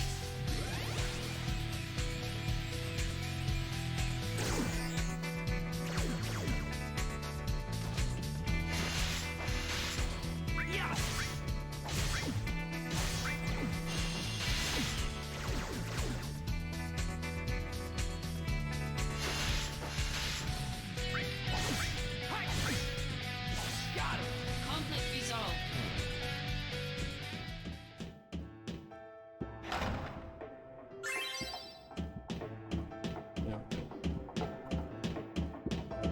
Ugh.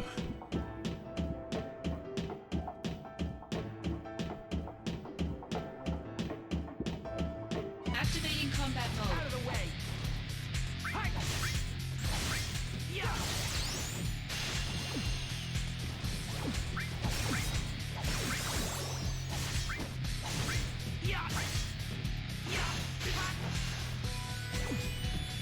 If the DMW would like to turn around or restore my MP, that'd be nice.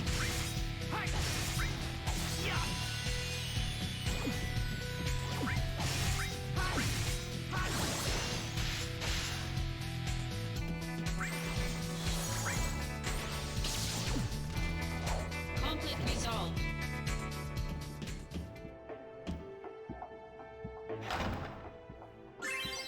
Activating combat mode.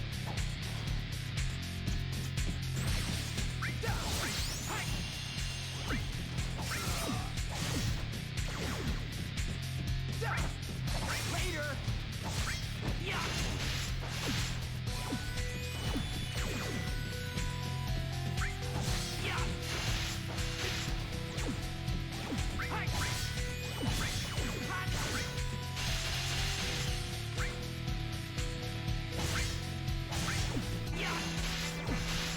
You know, it'd be nice if this dodge roll would actually have some dodge to it.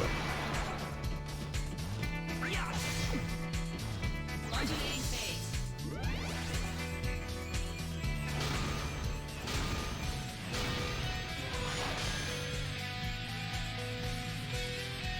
Power surge.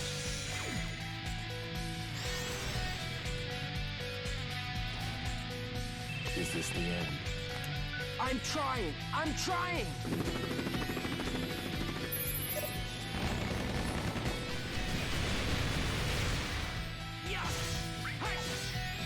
Conflict resolved. Now I get that chest, and conflict's gonna activate again.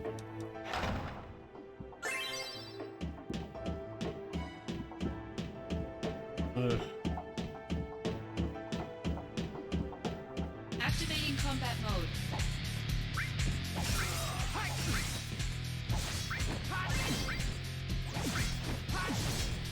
Conflict resolved.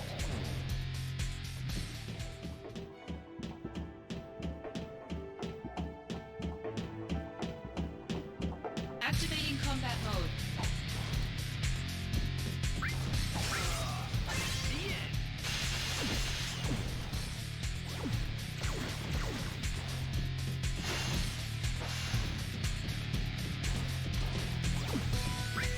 Modulating phase.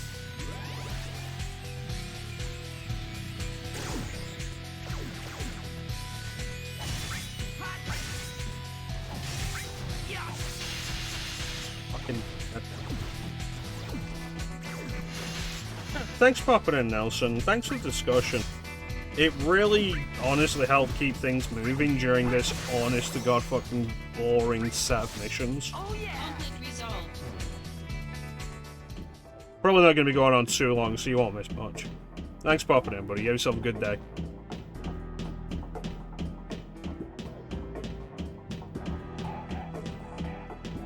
It's another one of these. Activating combat I don't think I want to play this game anymore.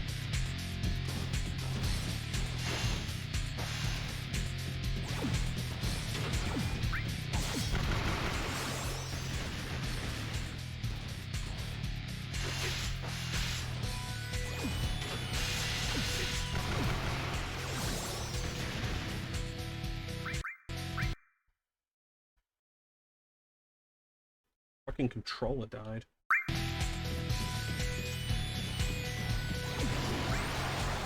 Like, great, MP cost 0. Awesome, let me throw on a Curaga and then hit these guys with Thundaga. No, my controller dies. Power surge.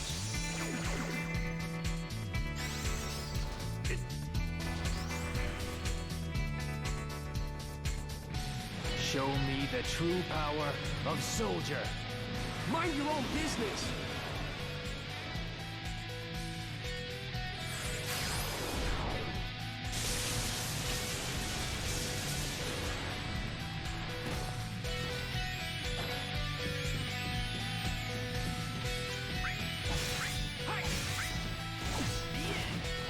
Modulating phase.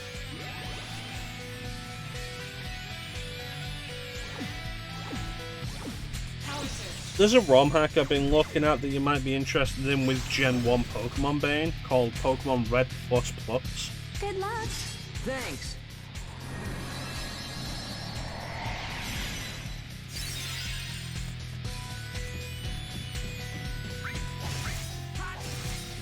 Conflict resolved.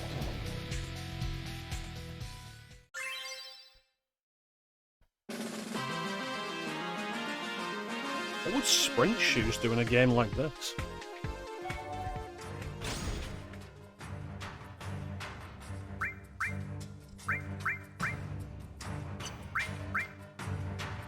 I don't remember. Prevent stop. Let me get the page up.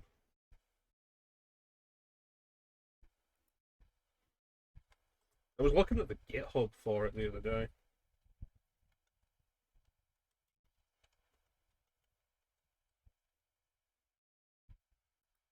Plus plus.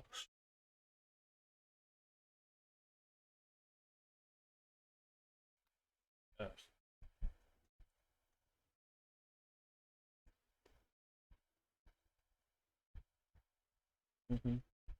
Intended as both ROM-based, people want an updated red version as a starting point, and as a standalone game if people want to relive nostalgia of Gen 1 without some of the broken mechanics and some added features. Gen 1, it's called just still a Gen 1 story. Few changes along the way, few additional areas in both normal course of the game and the post game, but they won't get in the way of the original story. All Pokemon obtainable without the need to trade with other players. Trading and battling has not been removed, though. Bug fixes, significant amount. Frozen Pokemon can thaw naturally, or if they use a move that thaws the user as part of its effect. Waking up does not waste your entire turn. Critical hit and focus energy code ported from Pokemon Crystal. Fix the missing no glitch. Counter can hit any physical attack, not normal and fighting attacks. All attacks should have their Gen 6 typing and base power. Almost all have Gen 6 effect. Fixed type strength and weakness issues. Yeah, Pokemon Uranium got shut down, which I remember that being a big thing people were not happy about. Same was true of Pokemon Prism.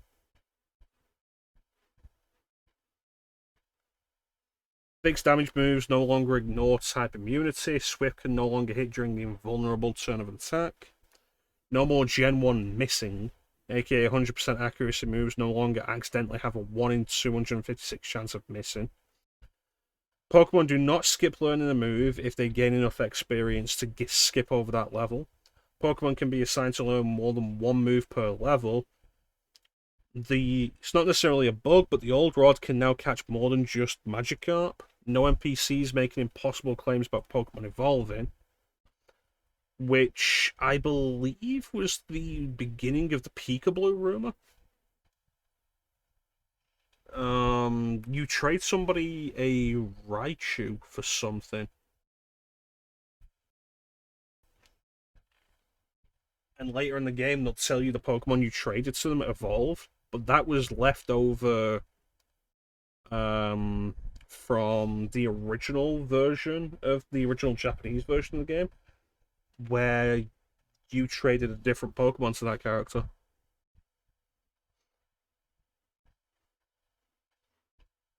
Fix the bugs where item evolutions can happen accidentally by level up. Change struggle to be a question type move, so nothing can be immune to it.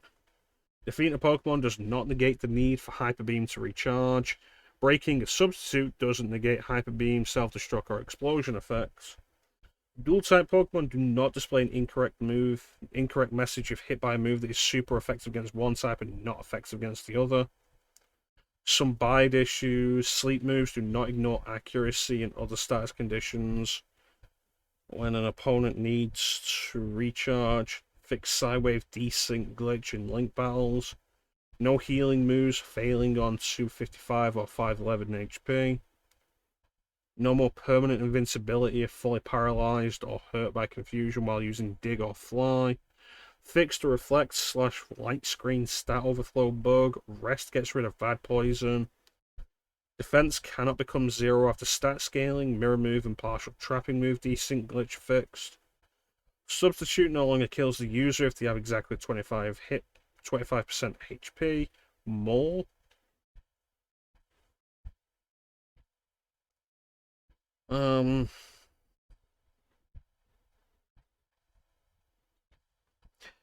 There's various Pokemon ROM hacks where you play as a Team Rocket member. I think Pokemon Outlaw, like Bane mentioned, is one of them. There's also Rocket Red, which is fairly prominent. Notable features have been added. Gender selection, you can play as Red or Leaf. They added the running shoes, which is twice as fast as walking. Faster surfing, which is twice as fast as walking. Faster bicycle, which is 4 times faster than walking. Full color, update graphics. Audio engine has been replaced with Pokemon Crystal's audio engine. The physical and special split has been added. Dark Steel and Fairy type Pokemon have been added. Several new Pokemon have been added. No fake Pokemon. Like the Pokemon that shows up when Professor Oak introduces you to Pokemon is Sylveon. So, like, they've added Pokemon from newer generations.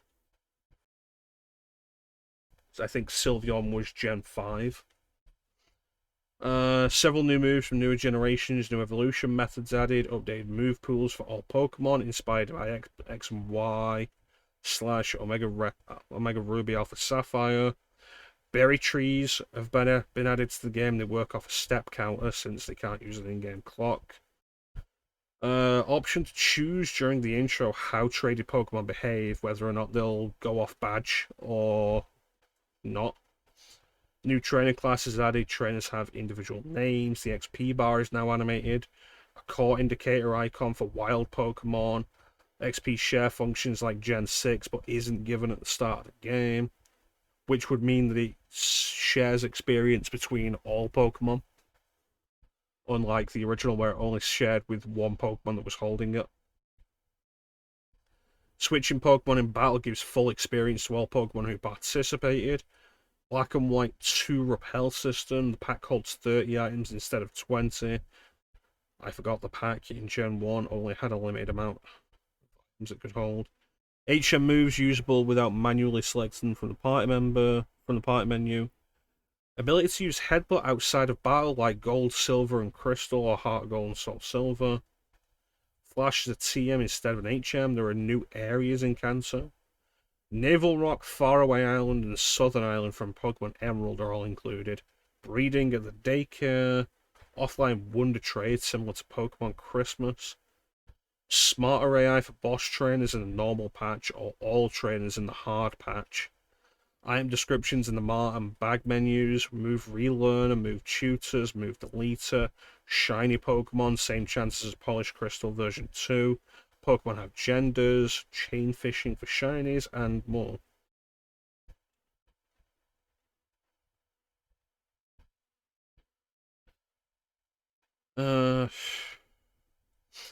New Pokemon. All the original 151 have had their later evolutions and baby forms added. While the game's still being edited, the current list of new Pokemon is as follows: Lugia, Houndour, Houndoom, Murkrow, Honchkrow, Heracross, Espeon, Umbreon, Glaceon, Leafeon, Sylveon, Caesar, Steelix, Crobat, Politoed, Slowking, Blossom, Kingdra, Blissey, Porygon 2, Porygon Z, Magmortar, Electivire, Magnezone, Rhyperior, Tangrowth, Licky, Togepi, Togetic, Togekiss, Sneasel, Weevil, Skarmory, Misdreavus, Mismagius, Miltank, Chinchou, Lantern, Slugma, Macargo, Torkoal, Latios, Latios, Hitmontop, Tyrogue, Pichu, Cleffa, Igglybuff, Smoochum, Elekid, Magby, Mime Jr., Happiny, Munchlax, Zigzagoon, Leon, and Ho-Oh.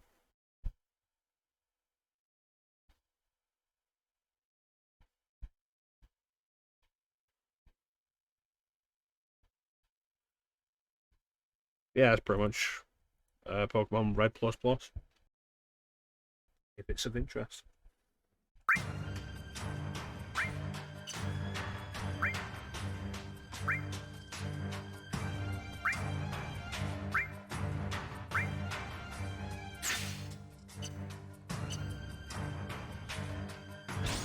Yeah, they're still working on it.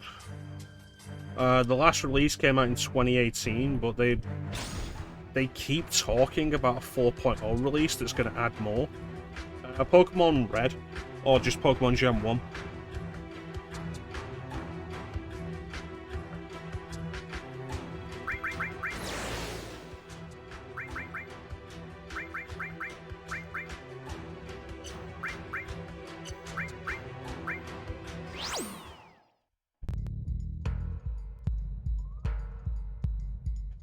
People love Pokemon though, and they'll put like so many Pokemon hacks. One that I know I've suggested in the past that might be of interest to you if you never actually looked it up. Pokemon Crystal Clear.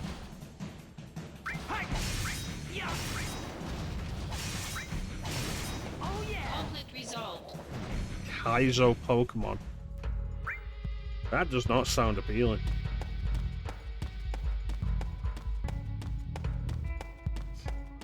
But yeah, Pokemon Crystal Clear is an absolutely fascinating Pokemon ROM hack that, despite my lack of interest in actually playing Pokemon, I've debated several times about doing Pokemon Crystal Clear on stream.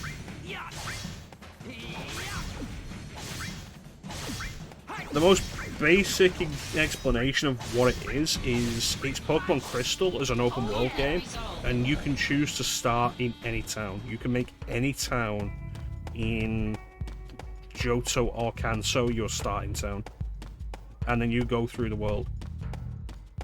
Activating combat mode. You choose your starter from like a bunch. There's like maybe 20 starters to choose from. Alternating phase.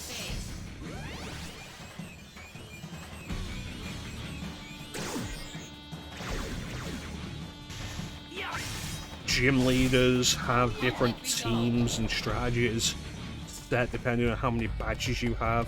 So like it's not, oh, start here, but if you start here you're screwed because like, oh, say you start on like, I don't know, Fuchsia City,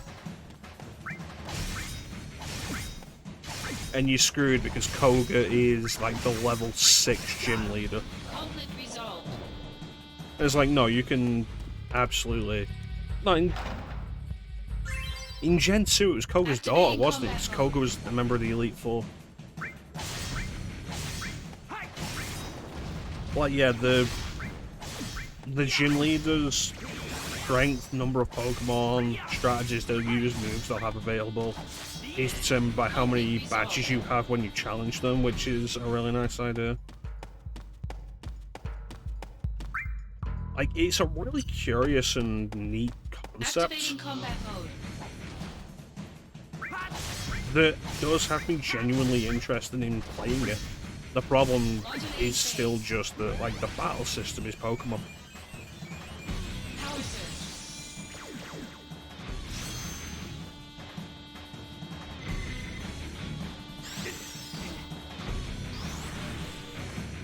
Concentrate. I'm feeling it.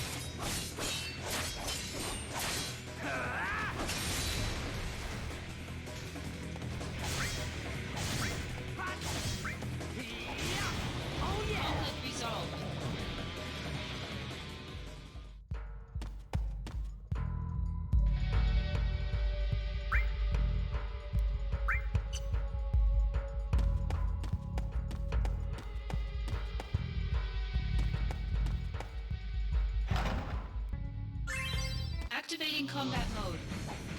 But yeah, if you're into Pokemon and you're willing to try out ROM hacks, there's always a lot there. Pokemon's a popular thing. Popular thing for ROM hacks. Conflict resolved. There was a difficulty hack I tried for Pokemon Soul Silver at one point. They made one for Soul Silver and Heart Gold, and they called them Sacred Gold Storm Activating Silver. combat mode. And it was kind of interesting. Like, gym leaders all had full teams and everything, like you would probably expect them to.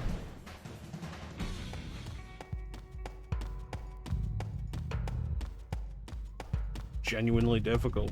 Activating combat mode.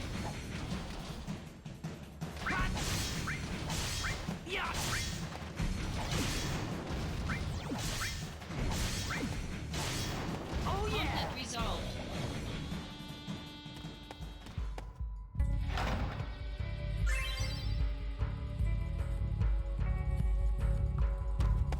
Activating combat mode.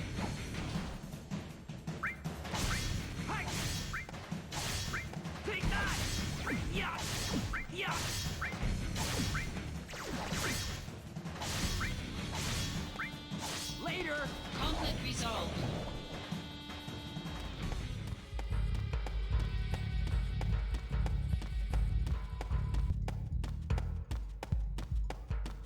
Activating combat mode.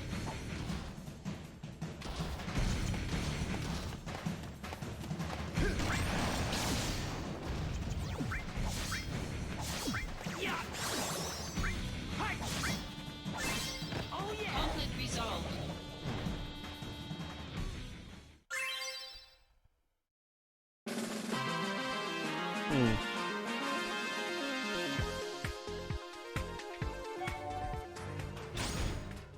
Item Fusion Tome.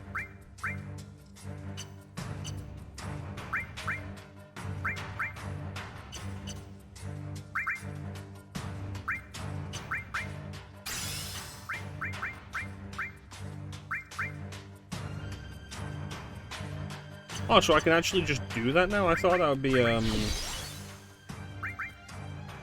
thought it was something that was unlocked through story progress.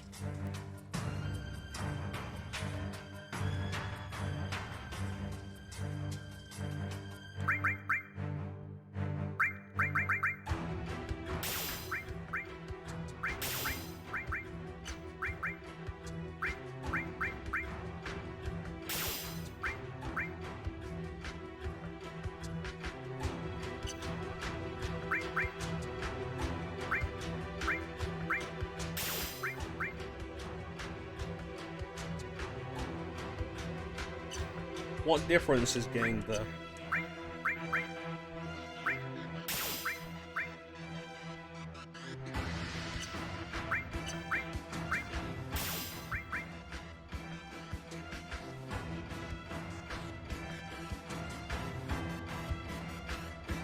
That becomes regen, which is actually of interest.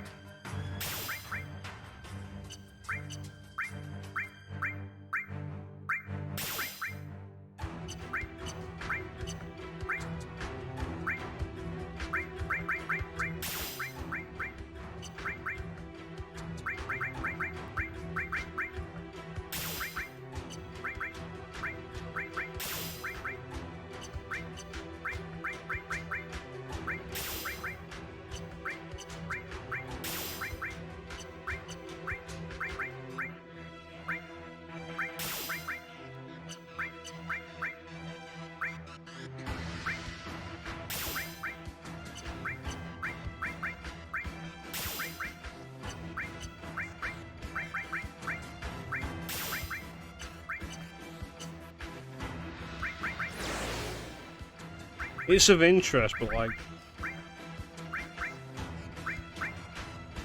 gonna have to spend more time with it.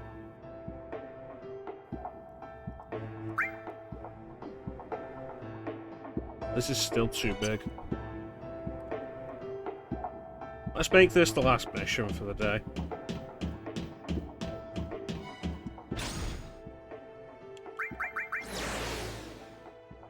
%. 4 hours doing missions, and we've done 16%.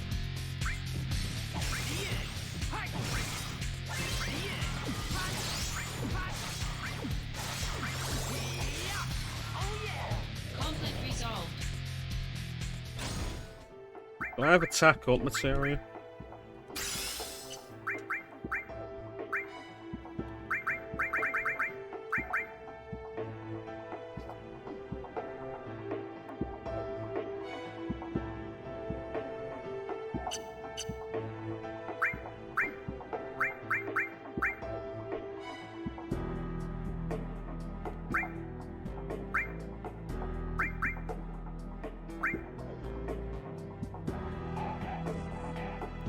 Yeah, and it's frustrating that this is how you unlock the super box.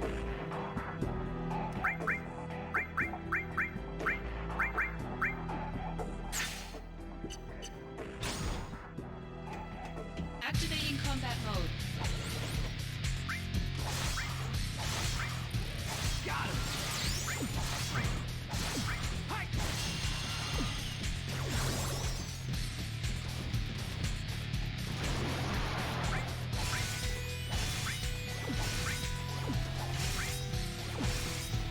Conflict resolved. Activating combat mode.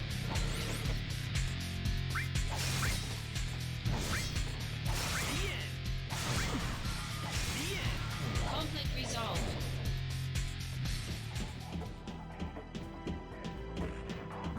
Activating combat mode.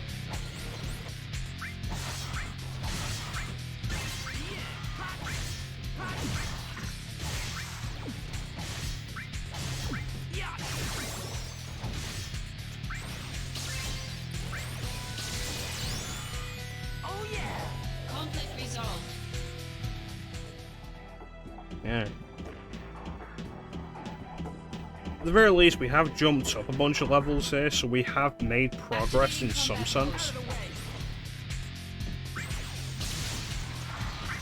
I know I changed back to attack before that last battle ended.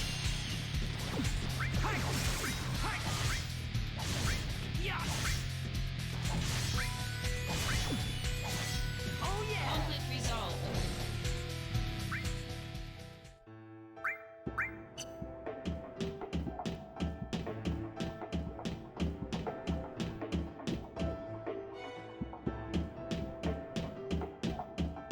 That's the goal. Activating combat mode.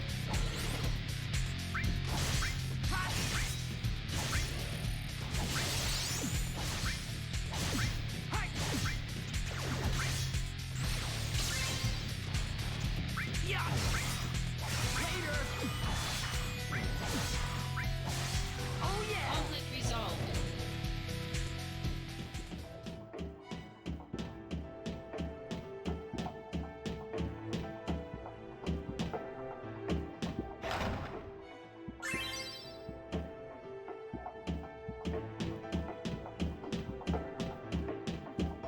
I wonder.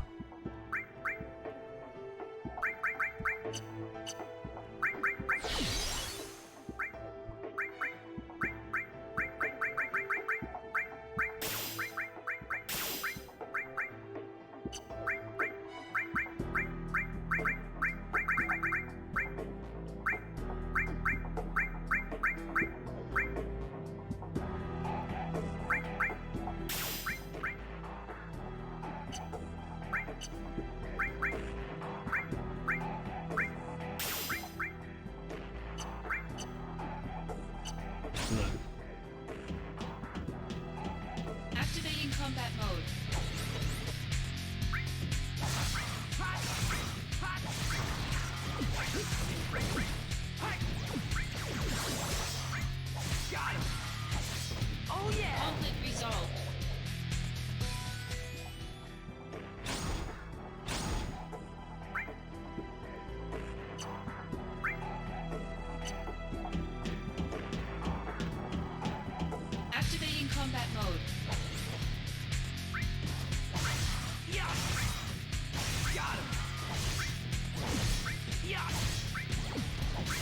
Now I'm thinking about Star Wars Lethal Alliance. Conflict resolved.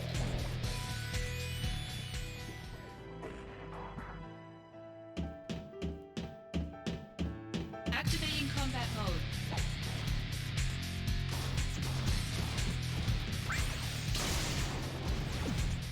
Modulating phase.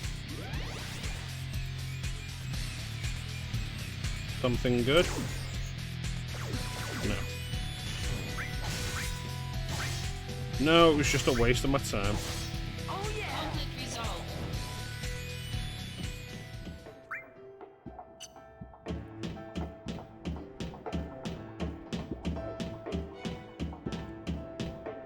Three chests here.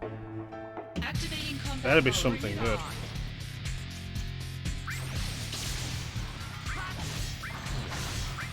Yeah, back during Star Wars month. Conflict We resolved. did the PSP version for a little bit.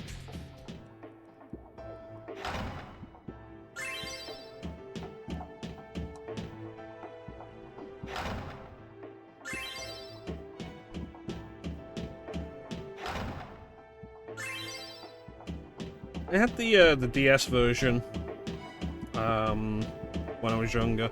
It was one of my first DS games. My parents got me my DS Lite, and it came. We got it with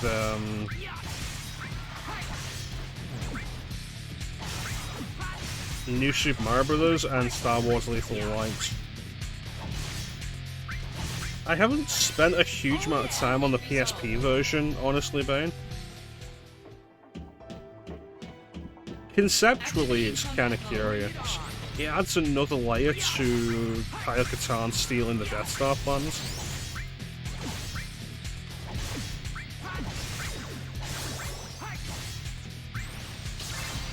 The idea is the character you play as, Rihanna Sarin, found the location of Death Star plans, and then Kyle goes to Danuta to steal them.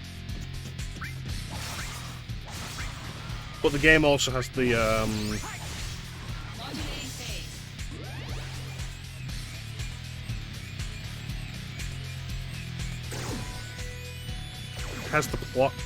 the plot contradiction of Kyle Katarn having a beard.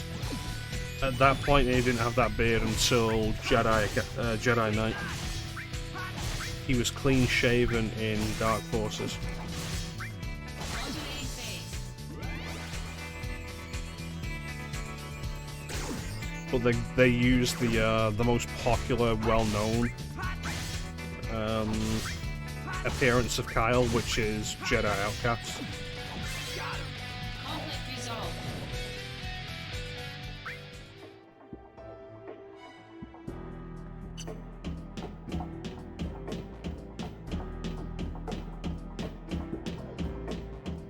Yeah, I did the I guess Star Wars Lethal Alliance was like one of the two games I had on my DS for a while. I did a lot of Lethal Alliance on DS. It's pretty fun. It's fun enough. Got some decent little mini games as you go through it with touchscreen and stuff. It's engaging enough. I don't know how well it would hold up now. Is this the end? I'm trying.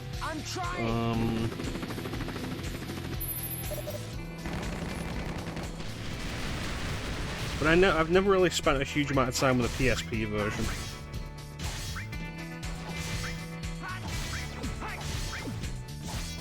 Conflict resolved.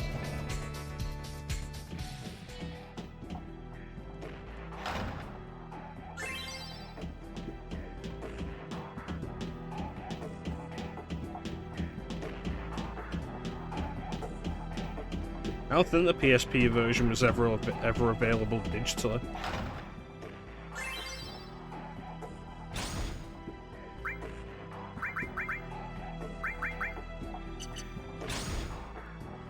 Activating combat mode.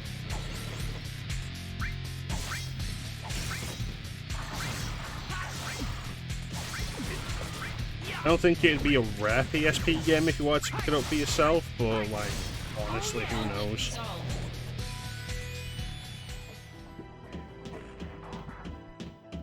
The way some games have just jumped up in price for no good Activating reason. combat It's mode.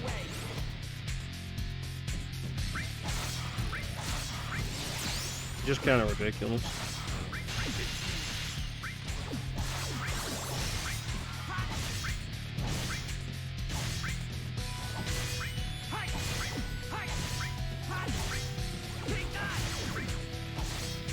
Conflict resolved.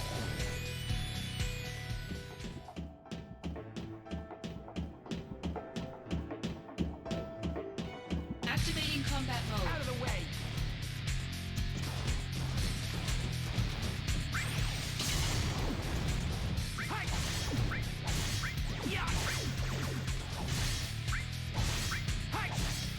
Conflict resolved. Who knows? Maybe I'll do a full playthrough of it on something at some point. Activating combat mode.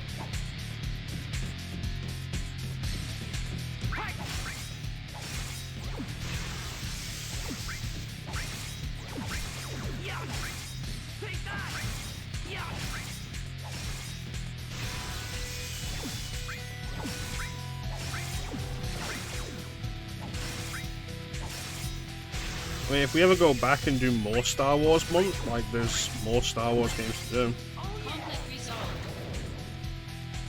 so that's not unreasonable.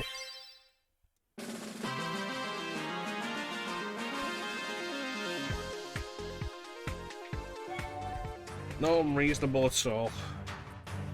What does that keychain do?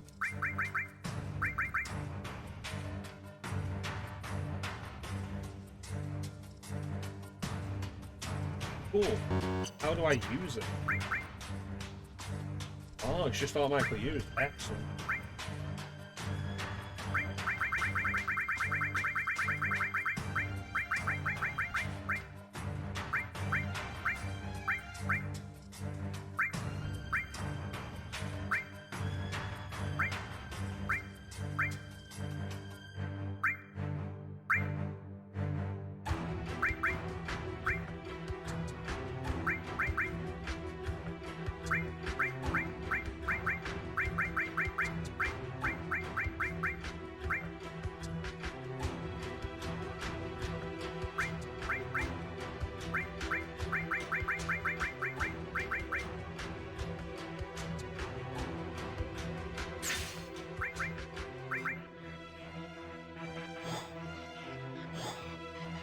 That seems reasonable.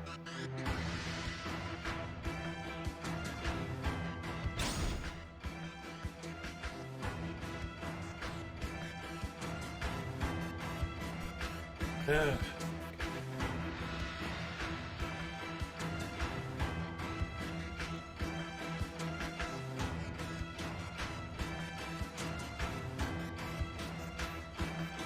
Well, I don't want to play this game anymore today. We've made progress, like, we've leveled up a good number of times.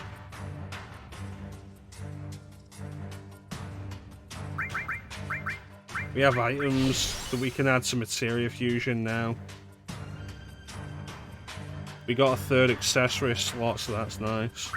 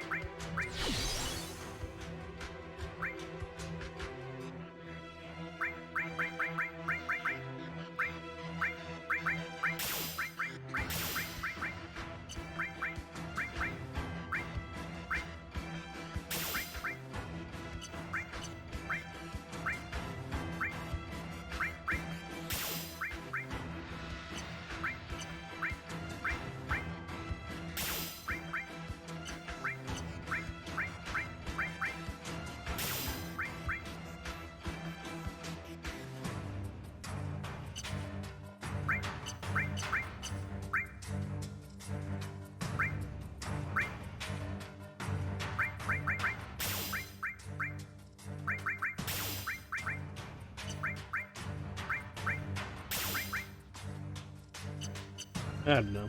Something to experiment with.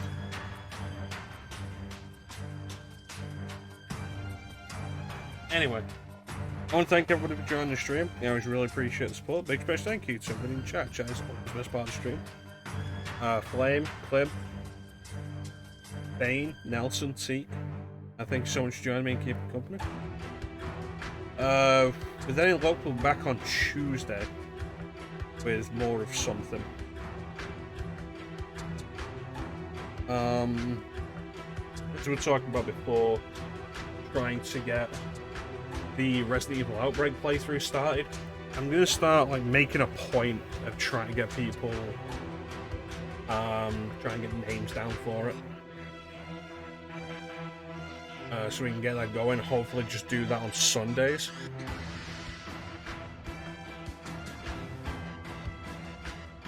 And then once that's done,